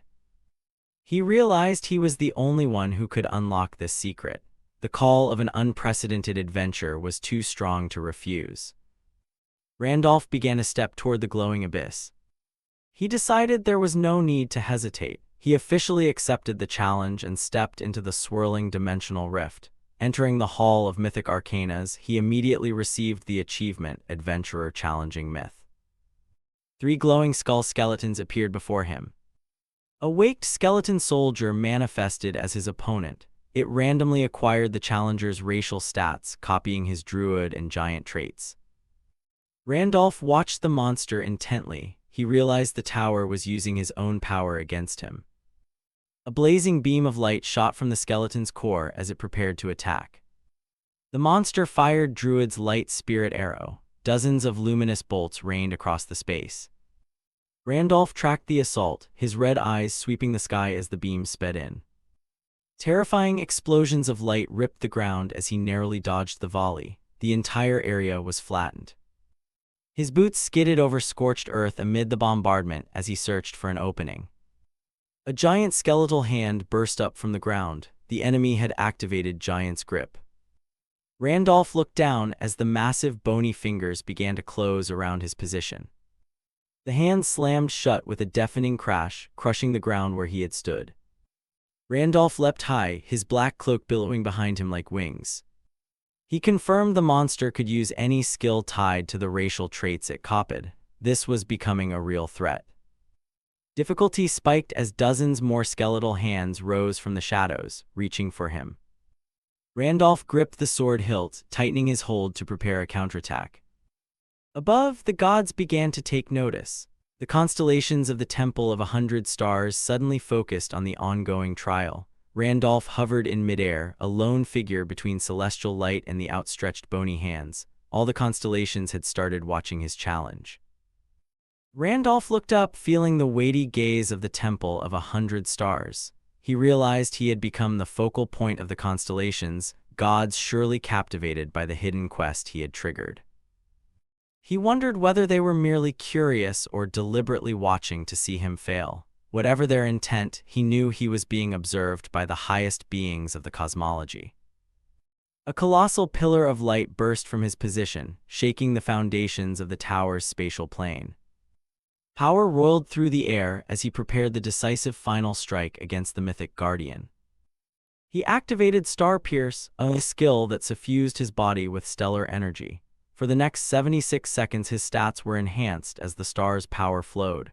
Initially he intended to leisurely study the new monster's mechanics, but with the gods as his audience, he decided to finish the fight immediately. The ground beneath the three-headed skeleton boss crumbled as Randolph prepared his final all-out assault. He didn't want to give the constellations any reason to scold him by prolonging the battle. Randolph stood small before the gigantic mythic skeleton, but the system notice was clear. Every god in the temple had their eyes on him. Outside the Hall of Arcanas, the local monsters were in absolute shock. They couldn't believe what was happening inside the sacred tower. The summit of the giant pagoda tower suddenly flared brilliantly. The crowd below panicked, wondering what monstrous being had achieved such a horrifying feat. A horned warrior leaned against a pillar, arms crossed as he watched the tower's peak. He knew the one up there was a force to be reckoned with. The Minotaur King looked up, his expression grim. He judged that the creature inside must be so ferocious it exceeded the limits of any known species. Beside him, a colossal earth drake head with blue eyes also watched the tower. Both sensed an overwhelming, terrifying aura rising. Isabella and her companion stood amid the crowd, staring toward the illuminated windows of the hall. His eyes widened in astonishment as he realized the truth. It seemed the weak-looking crow had indeed reached the 5th floor, a place even the legendary White King hadn't touched. The crowd suddenly panicked and began pushing. Someone shouted for people to make way. As the atmosphere grew claustrophobic, the 5 great warriors personally appeared to see the record breaker. The Minotaur King led them, his presence overshadowing ordinary monsters. The great earth dragon remarked it had been a long time since the group gathered like this. The Snake King, silver hair visible beneath his hood, corrected precisely. Not that long, exactly 2 years and 87 days since our last meeting. Medusa stood silent, the snakes on her head writhing as she kept her veiled gaze fixed on the tower.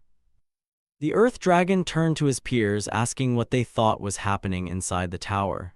Gungi stood steady, staring toward the gate. He knew a monster was challenging a floor previously considered untouchable. The Snake King couldn't believe anyone stronger than the White King or the human Wilhelm existed in this world.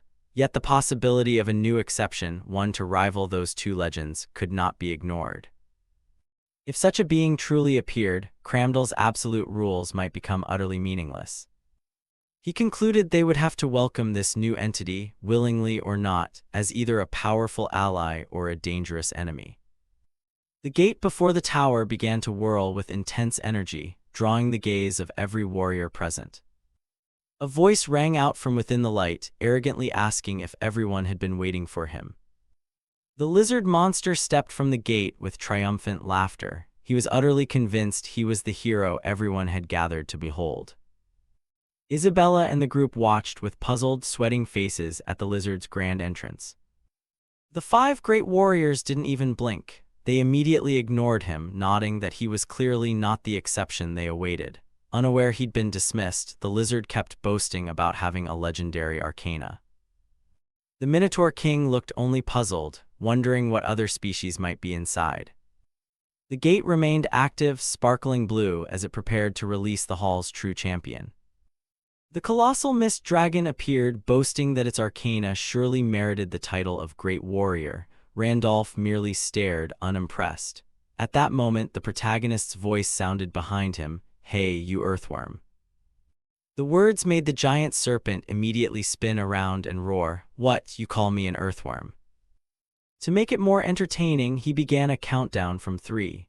Recognition flashed in the dragon's eyes as it realized this was the crow from before. But the countdown hit 3 before it could react. A system announcement echoed through the space. The mist dragon's arcana had been completely destroyed. The dragon looked on in utter astonishment. It could not comprehend how its power had been erased in an instant. Randolph leaned down, reminding the beast that he'd promised to remember it. The red eyes behind his mask flashed a terrible intent. The eternal Randolph stats appeared, and they were broken beyond imagination. This was an immortal arcana that blocked all interference and existed eternally. The craziest part was the side effect. It could permanently destroy any lower-tier arcana, completely erasing an enemy's power. Rewards began pouring in, including hundreds of golden scale fragments and massive points. The constellations went wild over the achievement. A huge level-up board filled the screen. Randolph was ascending to heights most creatures in the world only dared to dream of. The scene shifted to a majestic, tranquil waterfall in another region of the kingdom. At its base, the White King, the giant tiger-headed lord of Cramdell, trained in silence. He suddenly smelled an unfamiliar scent on the wind. He murmured that he sensed a noble presence he'd never encountered before. That was enough to pique the curiosity of a lord who'd seen everything. The White King gazed straight ahead with his amber, blazing eyes. Minutes earlier in the tower, Randolph stood atop the dragon's corpse. He had officially cleared the 5th floor, a precedent-setting achievement. An achievement notice appeared. The challenger has become a legend of his own. Skeletal hands rose from the ground as if to acknowledge his new legend. His fame surged by 500 points. The system promised his name would be permanently engraved on the Arcana Tower. The results of the hidden quest were calculated, awarding him a perfect score. Now he had to choose a reward from a massive list of 100 items. The list was packed with legendary artifacts from various constellations, from battle spears to weapon blueprints. Everything was there. Randolph skimmed the list but found he couldn't really identify most of the items. He decided there was no need to choose right away. The details for the Eternal Randolph Arcana reappeared. The ability to permanently wipe out an opponent's core power was on another level. Even Randolph thought it was insane. He wasn't just stronger, he could steal an enemy's very essence. He looked at his hand, feeling the invisible, colorless flow of his new power. It was unseen, but its weight was undeniable. He clenched his fist as the power stabilized. He was done here. It was time to see how the outside world would react. Randolph decided to go out.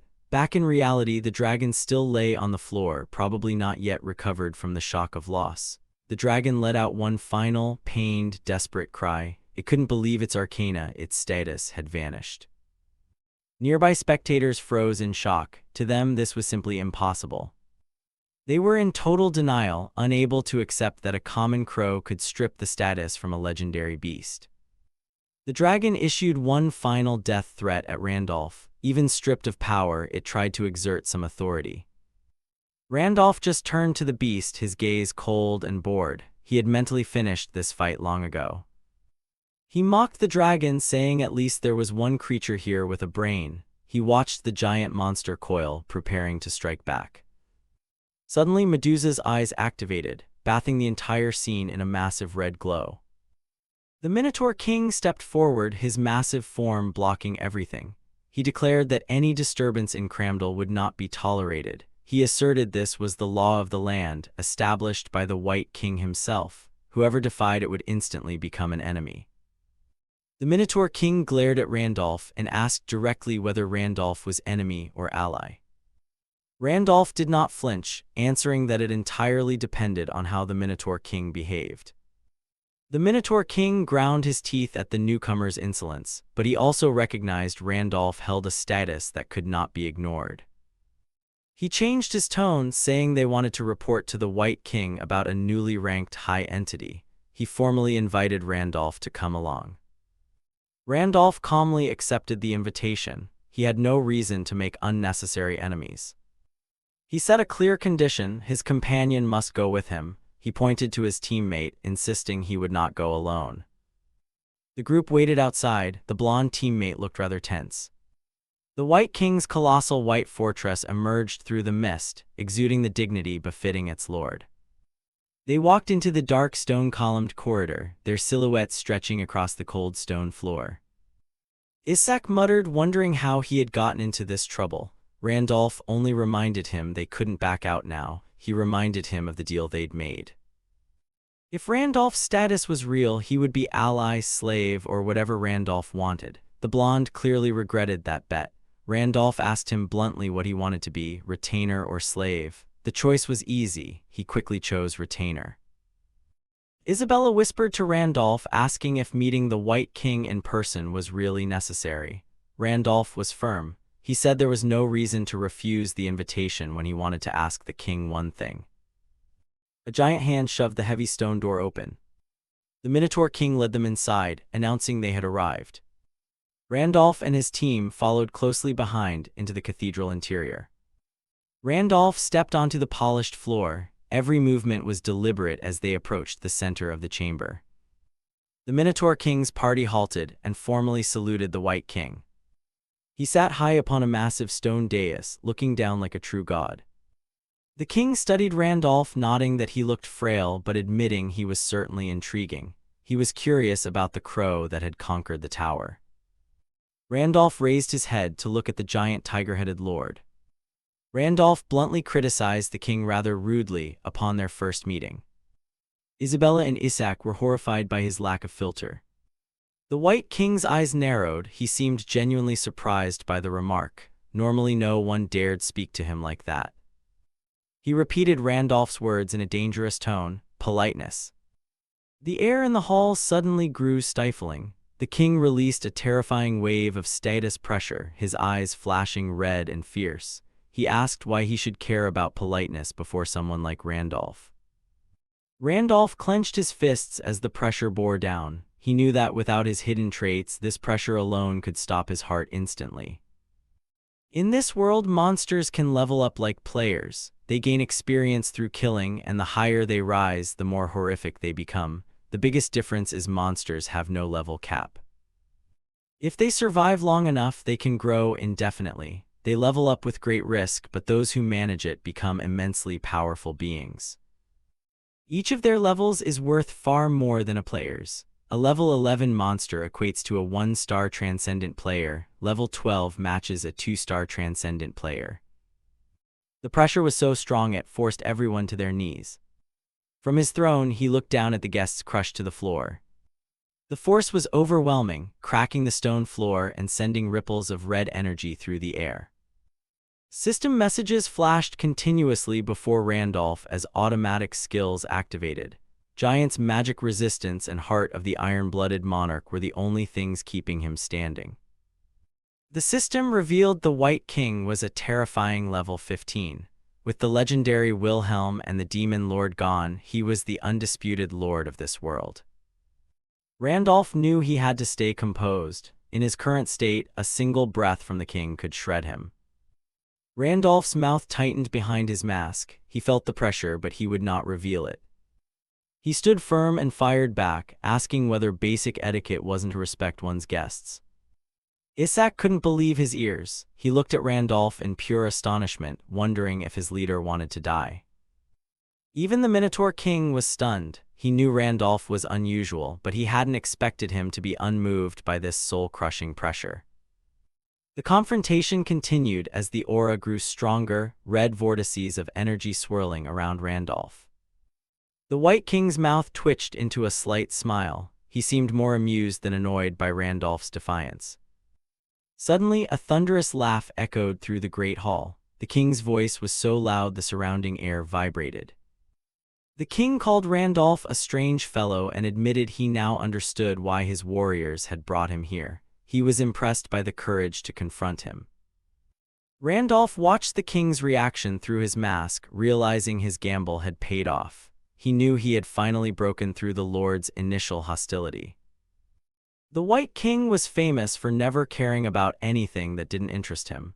To speak with him, Randolph knew he had to be completely different.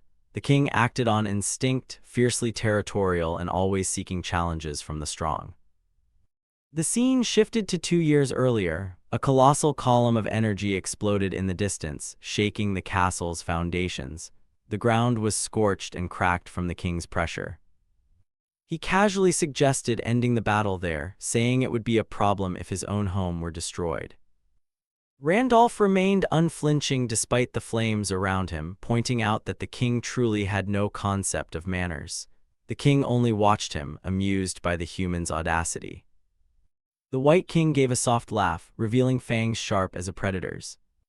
He tossed a massive curved tooth toward Randolph as a reward. It was a gift for the odd one who had restrained himself from killing his warriors. Despite his unpredictable nature, the White King was known to give lavishly to those he truly liked. In this world, to speak with a lord, you first had to pique his interest. He looked down at Randolph with newfound respect and finally asked the name of the strange crow. Randolph stood firm, nodding that being called strange was the highest compliment this beast could bestow. "I am Randolph," he replied. The king repeated the name, savoring its sound. He admitted he couldn't see through the true form of Randolph's arcana, but he could feel its terrible weight. It was wholly different from anything he'd encountered. He recalled seeing Randolph through Medusa's eyes when he destroyed Amuga's arcana. He wondered whether the Arcana Tower had granted him the power to utterly erase such forces. The White King felt his own arcana tremble, a sensation he'd never known. He realized arcana signified a being's rank. That Randolph possessed an unheard-of power meant his species' rank exceeded the king's. It humbled Cramdal's lord. While a higher rank didn't always equal raw strength, clearing the final mythic challenge proved Randolph was no ordinary existence. The king narrowed his eyes, instincts screaming a warning. The desire to fight this higher-ranked being was nearly uncontrollable.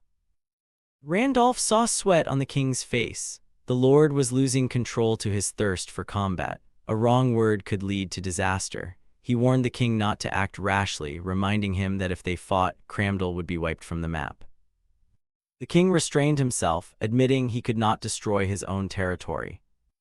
He asked if the Arcana Tower had been cleared, but Randolph casually said it was nothing special. When asked what had occurred on the hidden floor, Randolph cheekily replied, asking whether the king expected him to tell for free. The king agreed and asked what Randolph wanted. He was willing to pay for the information. Randolph requested the Lord of Cramdal's cooperation to find what he sought. Behind him, Isabella and the blonde man watched in stunned silence. The king found the request trivial. He told Randolph to go ahead, saying no monster would dare touch one of the 5 great warriors. Randolph sneered, saying he had no interest in becoming one of them, and asked why he should serve the king. He hadn't come to be anyone's lackey. The king laughed again, realizing Randolph had misunderstood the title. He explained that a great warrior was not a subordinate. It was a status equal to the king himself. They respected him only out of mutual recognition of strength, not out of obedience. Randolph realized that although those warriors were weaker than the White King, they were all level 12. With no separate rank, they shared the same title. He understood the king was likely seeking to appoint a fifth warrior to strengthen his forces. From Randolph's perspective, this was just a way to ensure he wouldn't cause trouble on their territory. In any case, it was an offer he couldn't refuse. It granted the power and freedom he needed to act in Cramdal. "I accept," he said. The White King welcomed him with a ferocious smile. "Welcome, strange crow." The king proclaimed the birth of Cramdal's new pillar. The scene moved to a quieter, more diplomatic area of the castle grounds. Randolph met another great warrior in a secluded garden. The Snake King, Lord of Neckril, asked why he had summoned her alone. Randolph introduced himself formally and repeated his request for cooperation. He knew he needed more than the White King's word to obtain what he wanted. The Snake King turned his back, saying he had no time to waste on trifles. He suggested Randolph seek help elsewhere. He asked exactly what Randolph was looking for that required invoking the White King's name. His irritation was clear, and he demanded to know why Randolph had chosen him above all others. Randolph stood before the Snake King. He said he had finally found what he was searching for in this land. Randolph leaned in closer, asserting that she was his target. The Snake King was visibly shocked, his green eyes wide with confusion. Behind him, Isabella and Isaac watched with pure astonishment and embarrassment. Randolph, however, continued, requesting the Snake King invite him into her sanctum. The shock quickly turned to rage as she began to shout. She accused him of joining the 5 great warriors with impure motives to win her heart. She pointed a finger at him and called him a bastard. She warned that if he thought she was an easy target for his flirting, he was very wrong. Randolph remained unshaken, looking down at her with glowing red eyes. He calmly asked what nonsense she was spouting, his voice perfectly steady. Randolph turned up the charm, saying he'd heard rumors that she was a connoisseur of art. He claimed he had wandered just to find an artist of her caliber. He noted that her sanctum was rumored to be full of exquisite artworks. He specifically asked whether she would show him the corpse art he'd heard so much about. As he spoke, Randolph's mind drifted back to the time before he took this mission. He recalled a sick room. Andrew weakly raised his head and asked Randolph if he had come to beg for one last pardon letter. Randolph crossed his arms over his muscular chest. He confirmed the old man's suspicion with a solemn nod. Priest Andrew sighed, admitting he wanted to give the document, but the rules wouldn't allow him to hand it over so easily. He couldn't simply give such a high-tier reward away for free. Wilhelm narrowed his eyes, inwardly cursing the NPC's rigid logic. He knew he'd have to take the reward himself. The old man asked what he had just said, sensing the knight's irritation. Wilhelm quickly concealed it, saying he had said nothing. He sat on a small wooden stool and told the priest he wasn't seeking charity and had a proposal for him. He told the old man he would bring his daughter Andesar back home. Memories of his past life as Randolph in Pangenia flooded his mind. He recalled the burden of the missions he had carried out as a legendary knight of that world. He remembered purifying Andesar after she was cursed and turned into an elder lich. Even after the ritual, she remained a shadow of her former self, unable to fully return to human form. The tragedy did not end with her death. To make matters worse, her corpse was quickly stolen from beside her father. Her grave lay empty, desecrated by someone with dark intent. Afterward, Randolph eventually tracked down the body. He discovered the Snake King had taken her remains to add to his grotesque collection. Back in the sick room, Randolph told the priest he knew exactly where Andesar was. He promised to take full responsibility and bring her home. He set clear terms, demanding the pardon letter in exchange for the girl's body. Priest Andrew looked up with wide, hopeful eyes as the deal was struck. Randolph raised 2 fingers, upping the stakes. He demanded 1 letter to retrieve Andesar and a second one for himself as a personal reward. Returning to the present, Randolph continued his act. He bowed slightly and told the Snake King he truly wished to behold her legendary works. The Snake King's eyes lit up with joy, her earlier anger completely forgotten. She was thrilled to find someone who truly appreciated her art and eagerly invited him into her sanctum. They moved to the outskirts of Cramdal, where a dark, craggy castle rose from the misty landscape.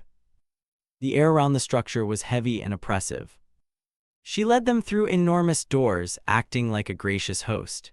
She told the great warriors to make themselves at home, saying any monster who loved art was always welcome. Isaac clutched his head in frustration, complaining about the day's madness. First the White King, now this. He'd had enough of horrific encounters. Isabella walked beside him in her usual composed grace. She told him to get used to it, because life beside someone with a star would surely be full of the unimaginable. She shot him a sharp glance, reminding him that she was the group's vice-captain. Her red eyes flashed a warning as she established the hierarchy. She added that someone named Hudson was third. Leaving the blonde at the bottom step, he could only sweat and wonder who Hudson was. They followed the Snake King deeper into the dark corridor. Isaac whispered to Isabella, mentioning the rumor that this woman once turned an entire city into a field of corpses. The Snake King stopped before a heavy curtain, smiling brightly and amiably. She seemed far too cheerful for her bloody reputation. She proudly declared that they had arrived at her sanctum. The first sculpture they saw was a grotesque pillar made of human arms reaching in every direction. Further inside, they found a statue of two figures forever embracing, stitched together. On the wall hung a human face skinned and stretched like a canvas, pinned into a frame. The Snake King stood amid her macabre collection, hands clasped, admitting she was very proud of these works. She turned, a cheerful smile spreading across her face as she asked their impressions. Behind her, Isabella and Isaac stood frozen, eyes wide with pure horror. The blonde's face gleamed with sweat, jaw clenched as he tried to process the nightmare before him. He could hardly find words to respond to the skinned human on the wall. Suddenly, the Snake King's expression shifted from pride to pure fury. She spun around, called the blonde a bastard with disgust plainly visible. A violent red aura burst from her, filling the room with suffocating homicidal intent. She demanded to know if he intended to insult her precious work. Panicked, the blonde shouted apologies, his eyes nearly bulging. He frantically reminded her that disturbance was forbidden in the city. She coldly said that as a great warrior she could kill him with no consequences. Just as the situation reached its limit, Randolph spoke, his voice cutting through the tension. He clapped and loudly declared that her work was that of a true master. He suggested she ignore the idiot standing behind him and asked if she would give him a private tour. The blonde could only look on from behind with an expression of disbelief. The Snake King's anger vanished instantly, replaced by blushing, delighted excitement. She was so pleased that her entire demeanor shifted into that of a happy girl. She eagerly offered to introduce the pieces immediately and ran toward the next exhibit. The blonde stood speechless, amazed at how easily Randolph had manipulated her. Isabella stepped forward and patted the blonde's shoulder comfortingly. He looked completely psychologically traumatized, his eyes blank after nearly being killed by a psychotic artist. The Snake King proudly presented the next masterpiece, a large hide crafted from the skins of human invaders. Randolph observed with cold, calculating eyes, calling it interesting. Bonnie led the way through her grotesque gallery, the sound of her shoes clicking on the stone floor. Randolph suddenly stopped, his red eyes narrowing behind the mask as he sensed something powerful nearby. They stood before a heavy, thick curtain. Bonnie admitted that this piece was still unfinished. With a swift motion, she reached out and pulled the fabric aside. The curtain revealed a headless corpse dressed in a formal red vest and black trousers. Randolph peered through the lens of his mask and recognized Andasar's body. Immediately. Bonnie explained that, rare as it was, she still couldn't stabilize this material. A vortex of dark energy oozed from the headless form as it remained trapped in a frenzied state. Bonnie reached toward the corpse, but the dark aura pushed her hand back. A burst of purple energy suddenly erupted from the body, forcing both of them to step back. Bonnie looked frustrated, declaring the material useless if it couldn't be tamed. Randolph turned to her calmly and asked if, since she wouldn't use it, he could take the body. A sly smile spread across Bonnie's face as she challenged him to handle what she could not. Randolph stepped forward without hesitation, his hand reaching into the swirling dark mist. The palm of his hand began to glow with a soft golden light as it touched the cold fabric. Andasar's soul wavered between her past human form and the lick monster she had become. The transition from monster back to human had left a vast accumulation of karmic burden. That weight manifested as a terrifying oppression stat, driving the soul into blind, maddening screams. Randolph knew the only way to stabilize the corpse was to forcibly lower that stat. He leaned in close and whispered a silent absolution prayer directly to the anguished soul. A blinding white light filled the room as the system confirmed the madness status had been successfully removed. Bonnie's lower jaw dropped in pure astonishment, her green eyes wide as she watched the energy dissipate. She realized the man before her was not merely a critic, he possessed mastery of the craft far beyond her own. For the first time, she saw another artist walking the dark path she had once traveled alone. The Snake King's solitary figure reminded her of the long years without companionship. She looked at her grotesque creations and understood that even the finest critics could not truly grasp her pain. Her isolation was a burden that no praise or recognition could erase. The fear of being the only one of her kind in the world always haunted her. She looked up at the masked man and saw a spark of hope in his cold, bird-like presence. At last she had found someone who could truly share her dark world. A blue system window appeared, confirming that a portion of Andasar's body had been officially collected. Bonnie was still overtaken by emotion while Randolph simply stood there wondering why she was so moved. A month had passed since the monster invasion began and the First Dimension warriors appeared on Earth. In that short time, an online community had become the world's most crucial source of survival data, a beacon for billions of monthly visitors. A young man sat at his desk, his fingers flying across the keyboard, while elite warriors shared detailed guides with the public on every smartphone. The community's latest updates became lifelines for those facing the unknown. It reached the point where nations officially recommended the site as a legitimate resource for their citizens. For a world sinking in fear, the information there was more than data, it was their only hope. At the center of it all was the website's mysterious owner, a figure spoken of with near-religious reverence. Known only as the Master, he had built the largest and most powerful faction among all players.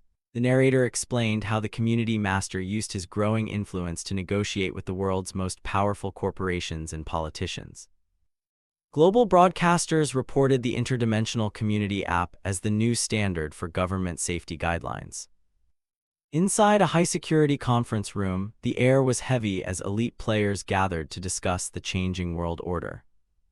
War God Master sat cross-legged, exuding an aura of absolute dominance over the meeting. The figure called Lightning Emperor or Dark Star remained silent, expression unreadable. Nine-tailed Fox, also known as Black Demon, watched everything with solemn focus. Banhai, the Corpse Queen, sat among the heroes, hands clenched as she listened. Lucifer adjusted his posture, eyes sharp as the discussion turned to the player named Randolph. Maxim leaned forward, his face partially shadowed as he weighed the potential threat from this new player. Pushing his glasses up, Maxim decided that although they would eventually have to deal with him, now was not the time. First, they all had to prepare for the real invasion that was about to erupt.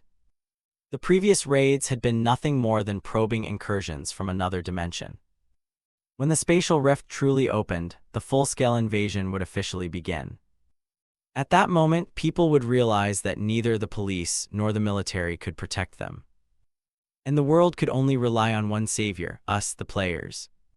Then those they would bow to would no longer be corporations or governments, but the players themselves. Soon the world order would be completely altered. According to the alert screen, Pangenia's collapse rate had reached 9.1%. The first spatial rift opening progress was 0.9%. When the collapse hit 10%, the first wall would crumble. Back at the sanctum, Bonnie was in shock, frantically asking Randolph what kind of magic he had used to purify the corpse. Randolph mused that unlike humans, monsters usually know nothing of the madness that springs from their own karmic burden. When monsters accumulate vicious acts, their reputation often only grows. Randolph told her that although asking about an artist's technique was taboo, he would consider it favorably. He turned his attention back to Andasar's stabilized corpse, preparing to take it according to their original agreement. Inspecting the headless body, Randolph wondered where its head had gone. He asked Bonnie where it was, knowing a careful artist like her would not discard valuable material. Bonnie sighed, admitting the head had been missing before she discovered the corpse. She explained that she had tracked its energy down into Cramdell's underground, but could not gain entry.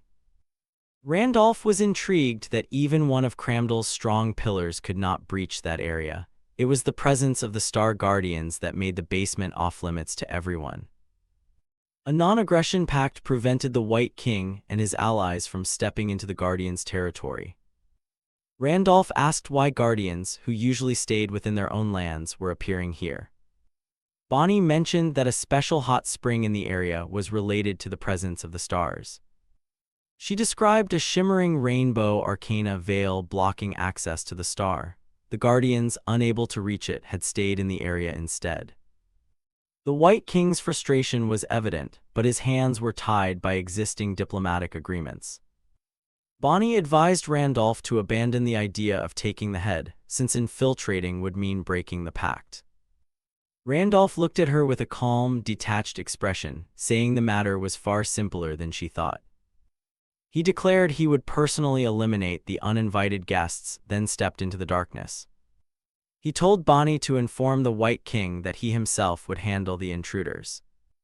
One day later, at the entrance to Cramdell's basement, a thick fog blanketed the rugged stone terrain. The giant serpent Dramat and the fire phoenix appeared in the distance, guarding the path ahead. The crystal star guardian, a colossal being of jagged stone and light, stood firm before the visitors. Standing atop the massive Dramat, Randolph was accompanied by Isabella and Isaac as they prepared to face the Guardian. The towering crystal star guardian loomed over Dramat, demanding to know whether the serpent truly backed the bold declaration. Perched on Dramat's head, Randolph watched as the Guardian warned they would pay dearly if that claim proved false. Rewinding a few hours, the humid air of the hot springs at Cramdell's center filled the room. In its serpent form, Dramat raised its head to look at Randolph in human form, astonished that a human could flawlessly transform into a monster. Holding a blazing red evolved corpse raven nucleus, Randolph explained he had gathered information from admins about the local Guardians. Randolph shifted the topic to the Guardians' true purpose, asking whether their gathering was related to the legendary 33rd star. Dramat, surprised, confirmed that while 32 stars were born from the shards of the goddess Li, this new star was an anomaly. Images of the past appeared as the celestial being, and the serpent explained that this particular star was thought to originate from the goddess Pina. The serpent nodded on, saying that since the 33rd star had emerged from nothingness, the Guardians had taken turns standing watch. Randolph's gaze stayed steady as Dramat spoke of Pina, the younger twin goddess whose essence was believed to have formed the star. An ancient map illustrated the world's formation, where remaining lands were lifted into the sky by the power of the goddess Pina. The diagram showed the split between the surface world and the realm of fiends, with chasms having eaten away the continent's primal ground. Hearing the history, Randolph asked whether Pina becoming a star was a sure sign that she had died. Dramat admitted the Guardians had gathered to seek answers, but they were blocked by a powerful unique-grade arcana veil. Randolph made a shocking proposal. He could destroy the arcana and clear the way for the Guardians. Dramat burst into derisive laughter, declaring arcana the world's supreme truth that could not be destroyed by a mere mortal. Randolph remained unmoved by the serpent's skepticism, folding his arms with a confident, silent expression. Seeing his absolute calm, Dramat stopped laughing and asked seriously whether Randolph truly possessed such power. Back in the present, Dramat vouched for Randolph before the Crystal Star Guardian, saying this was no braggart. The Crystal Star Guardian remained wary, asking why a human as powerful as the Raven would crave aiding Cramdal's guardians.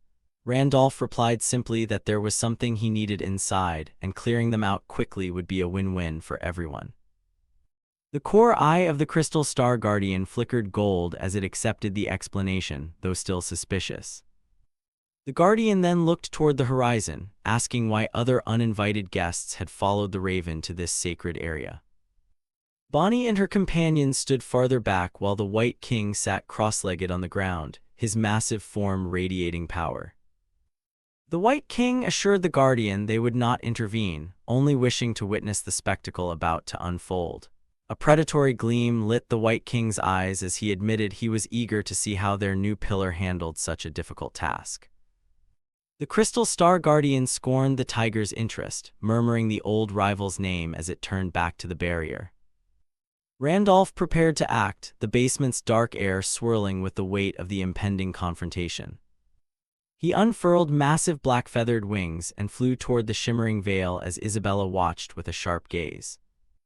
He ignored the bickering of the powerful beings below, focusing only on finishing the job quickly to get what he needed.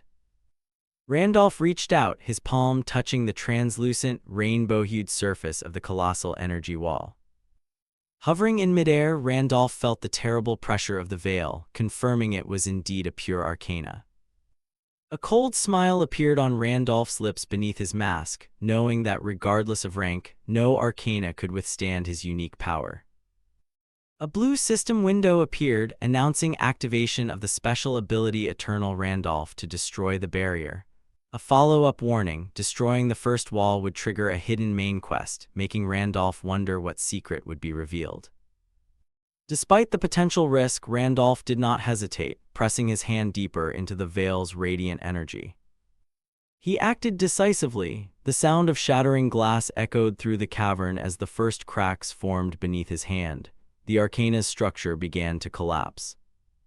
The White King stared with wide eyes while the Crystal Star Guardian was struck speechless, astonished at the impossible feat unfolding. With one final surge of power, the veil shattered into a million glittering fragments. A system notification confirmed the destruction of the first wall, opening the path to the inner sanctum of the stars. Through the fading light of the crumbled arcana, Randolph saw a radiant celestial body. It was the mysterious 33rd star he had been seeking. Randolph stared deep into the dazzling light.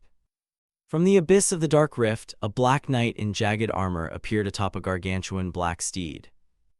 A blue system window appeared, warning that destroying the first wall had caused Panginia's collapse rate to surge rapidly toward 10%. A gloomy red light flared within the knight's helmet. Dark, misty energy tendrils began erupting from his body, signaling his entry into battle. The system issued its final directive: main quest begun. Witnessing the knight's overwhelming power, Isabella also grew anxious. Meanwhile, the Snake King shouted, "Are you all right, Raven?" Turning to Randolph's vantage, he muttered, "I thought we dealt with him on the Demon World expedition. How did he sneak in here?" A notification screen appeared. "First Rift King of the Underworld, RM, the gates of the Demon Realm have opened." From that side, RM's voice also rang out, "The stellar arcana that once suppressed us is gone.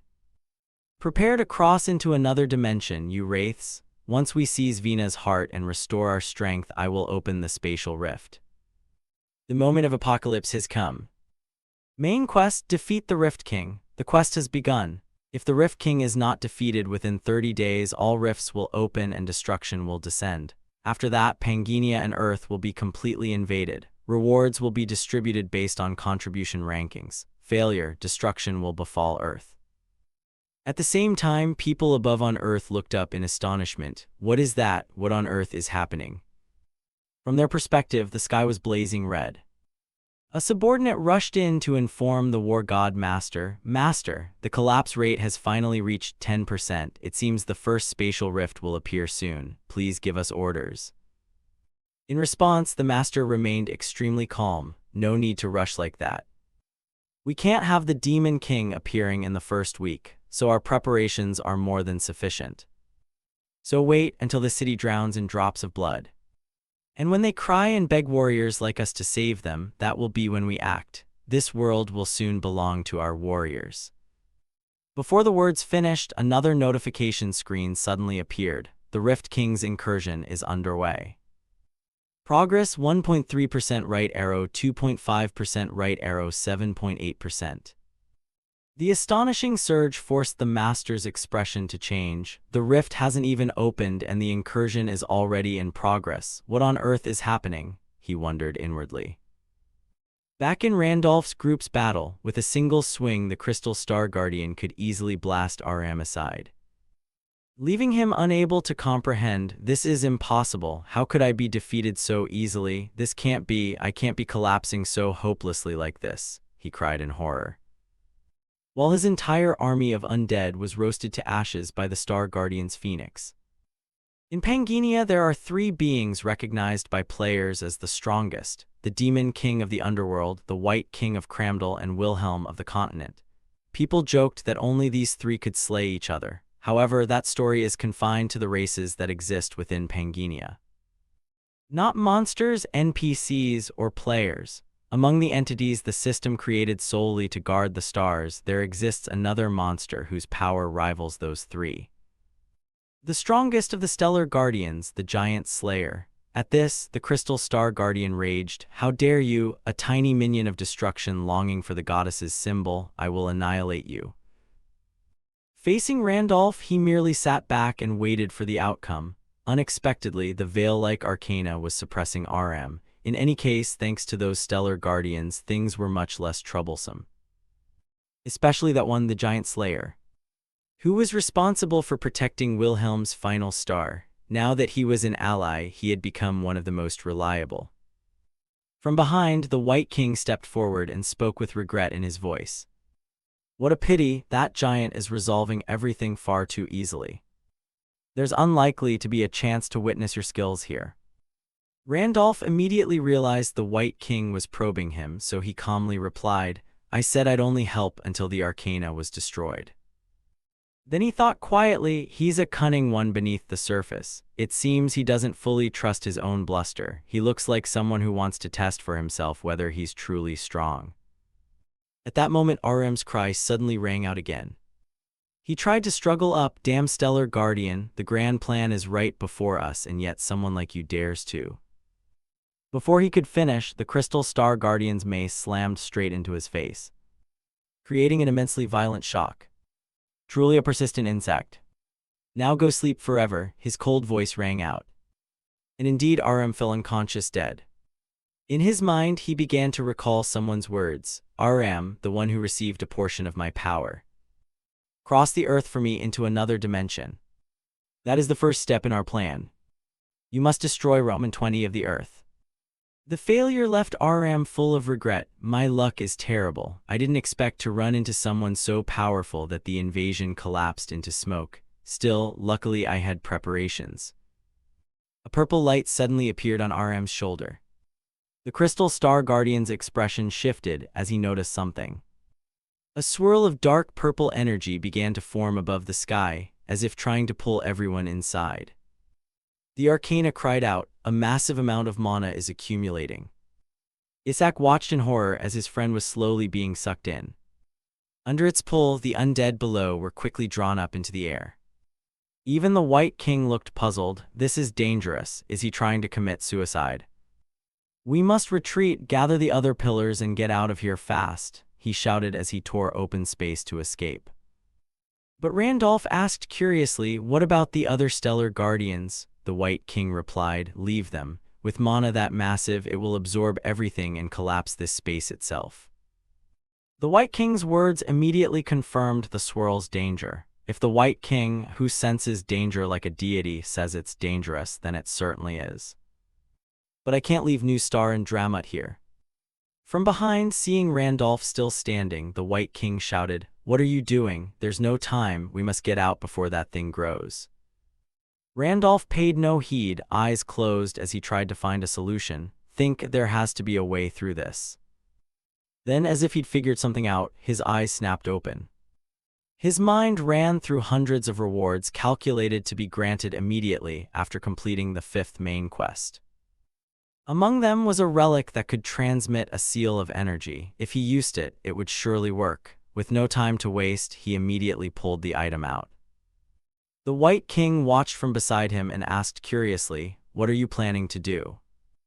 At last Randolph had a chance to show himself. "You said you wanted to see my skill earlier. I'll stop that explosion. Sit back and watch this moment."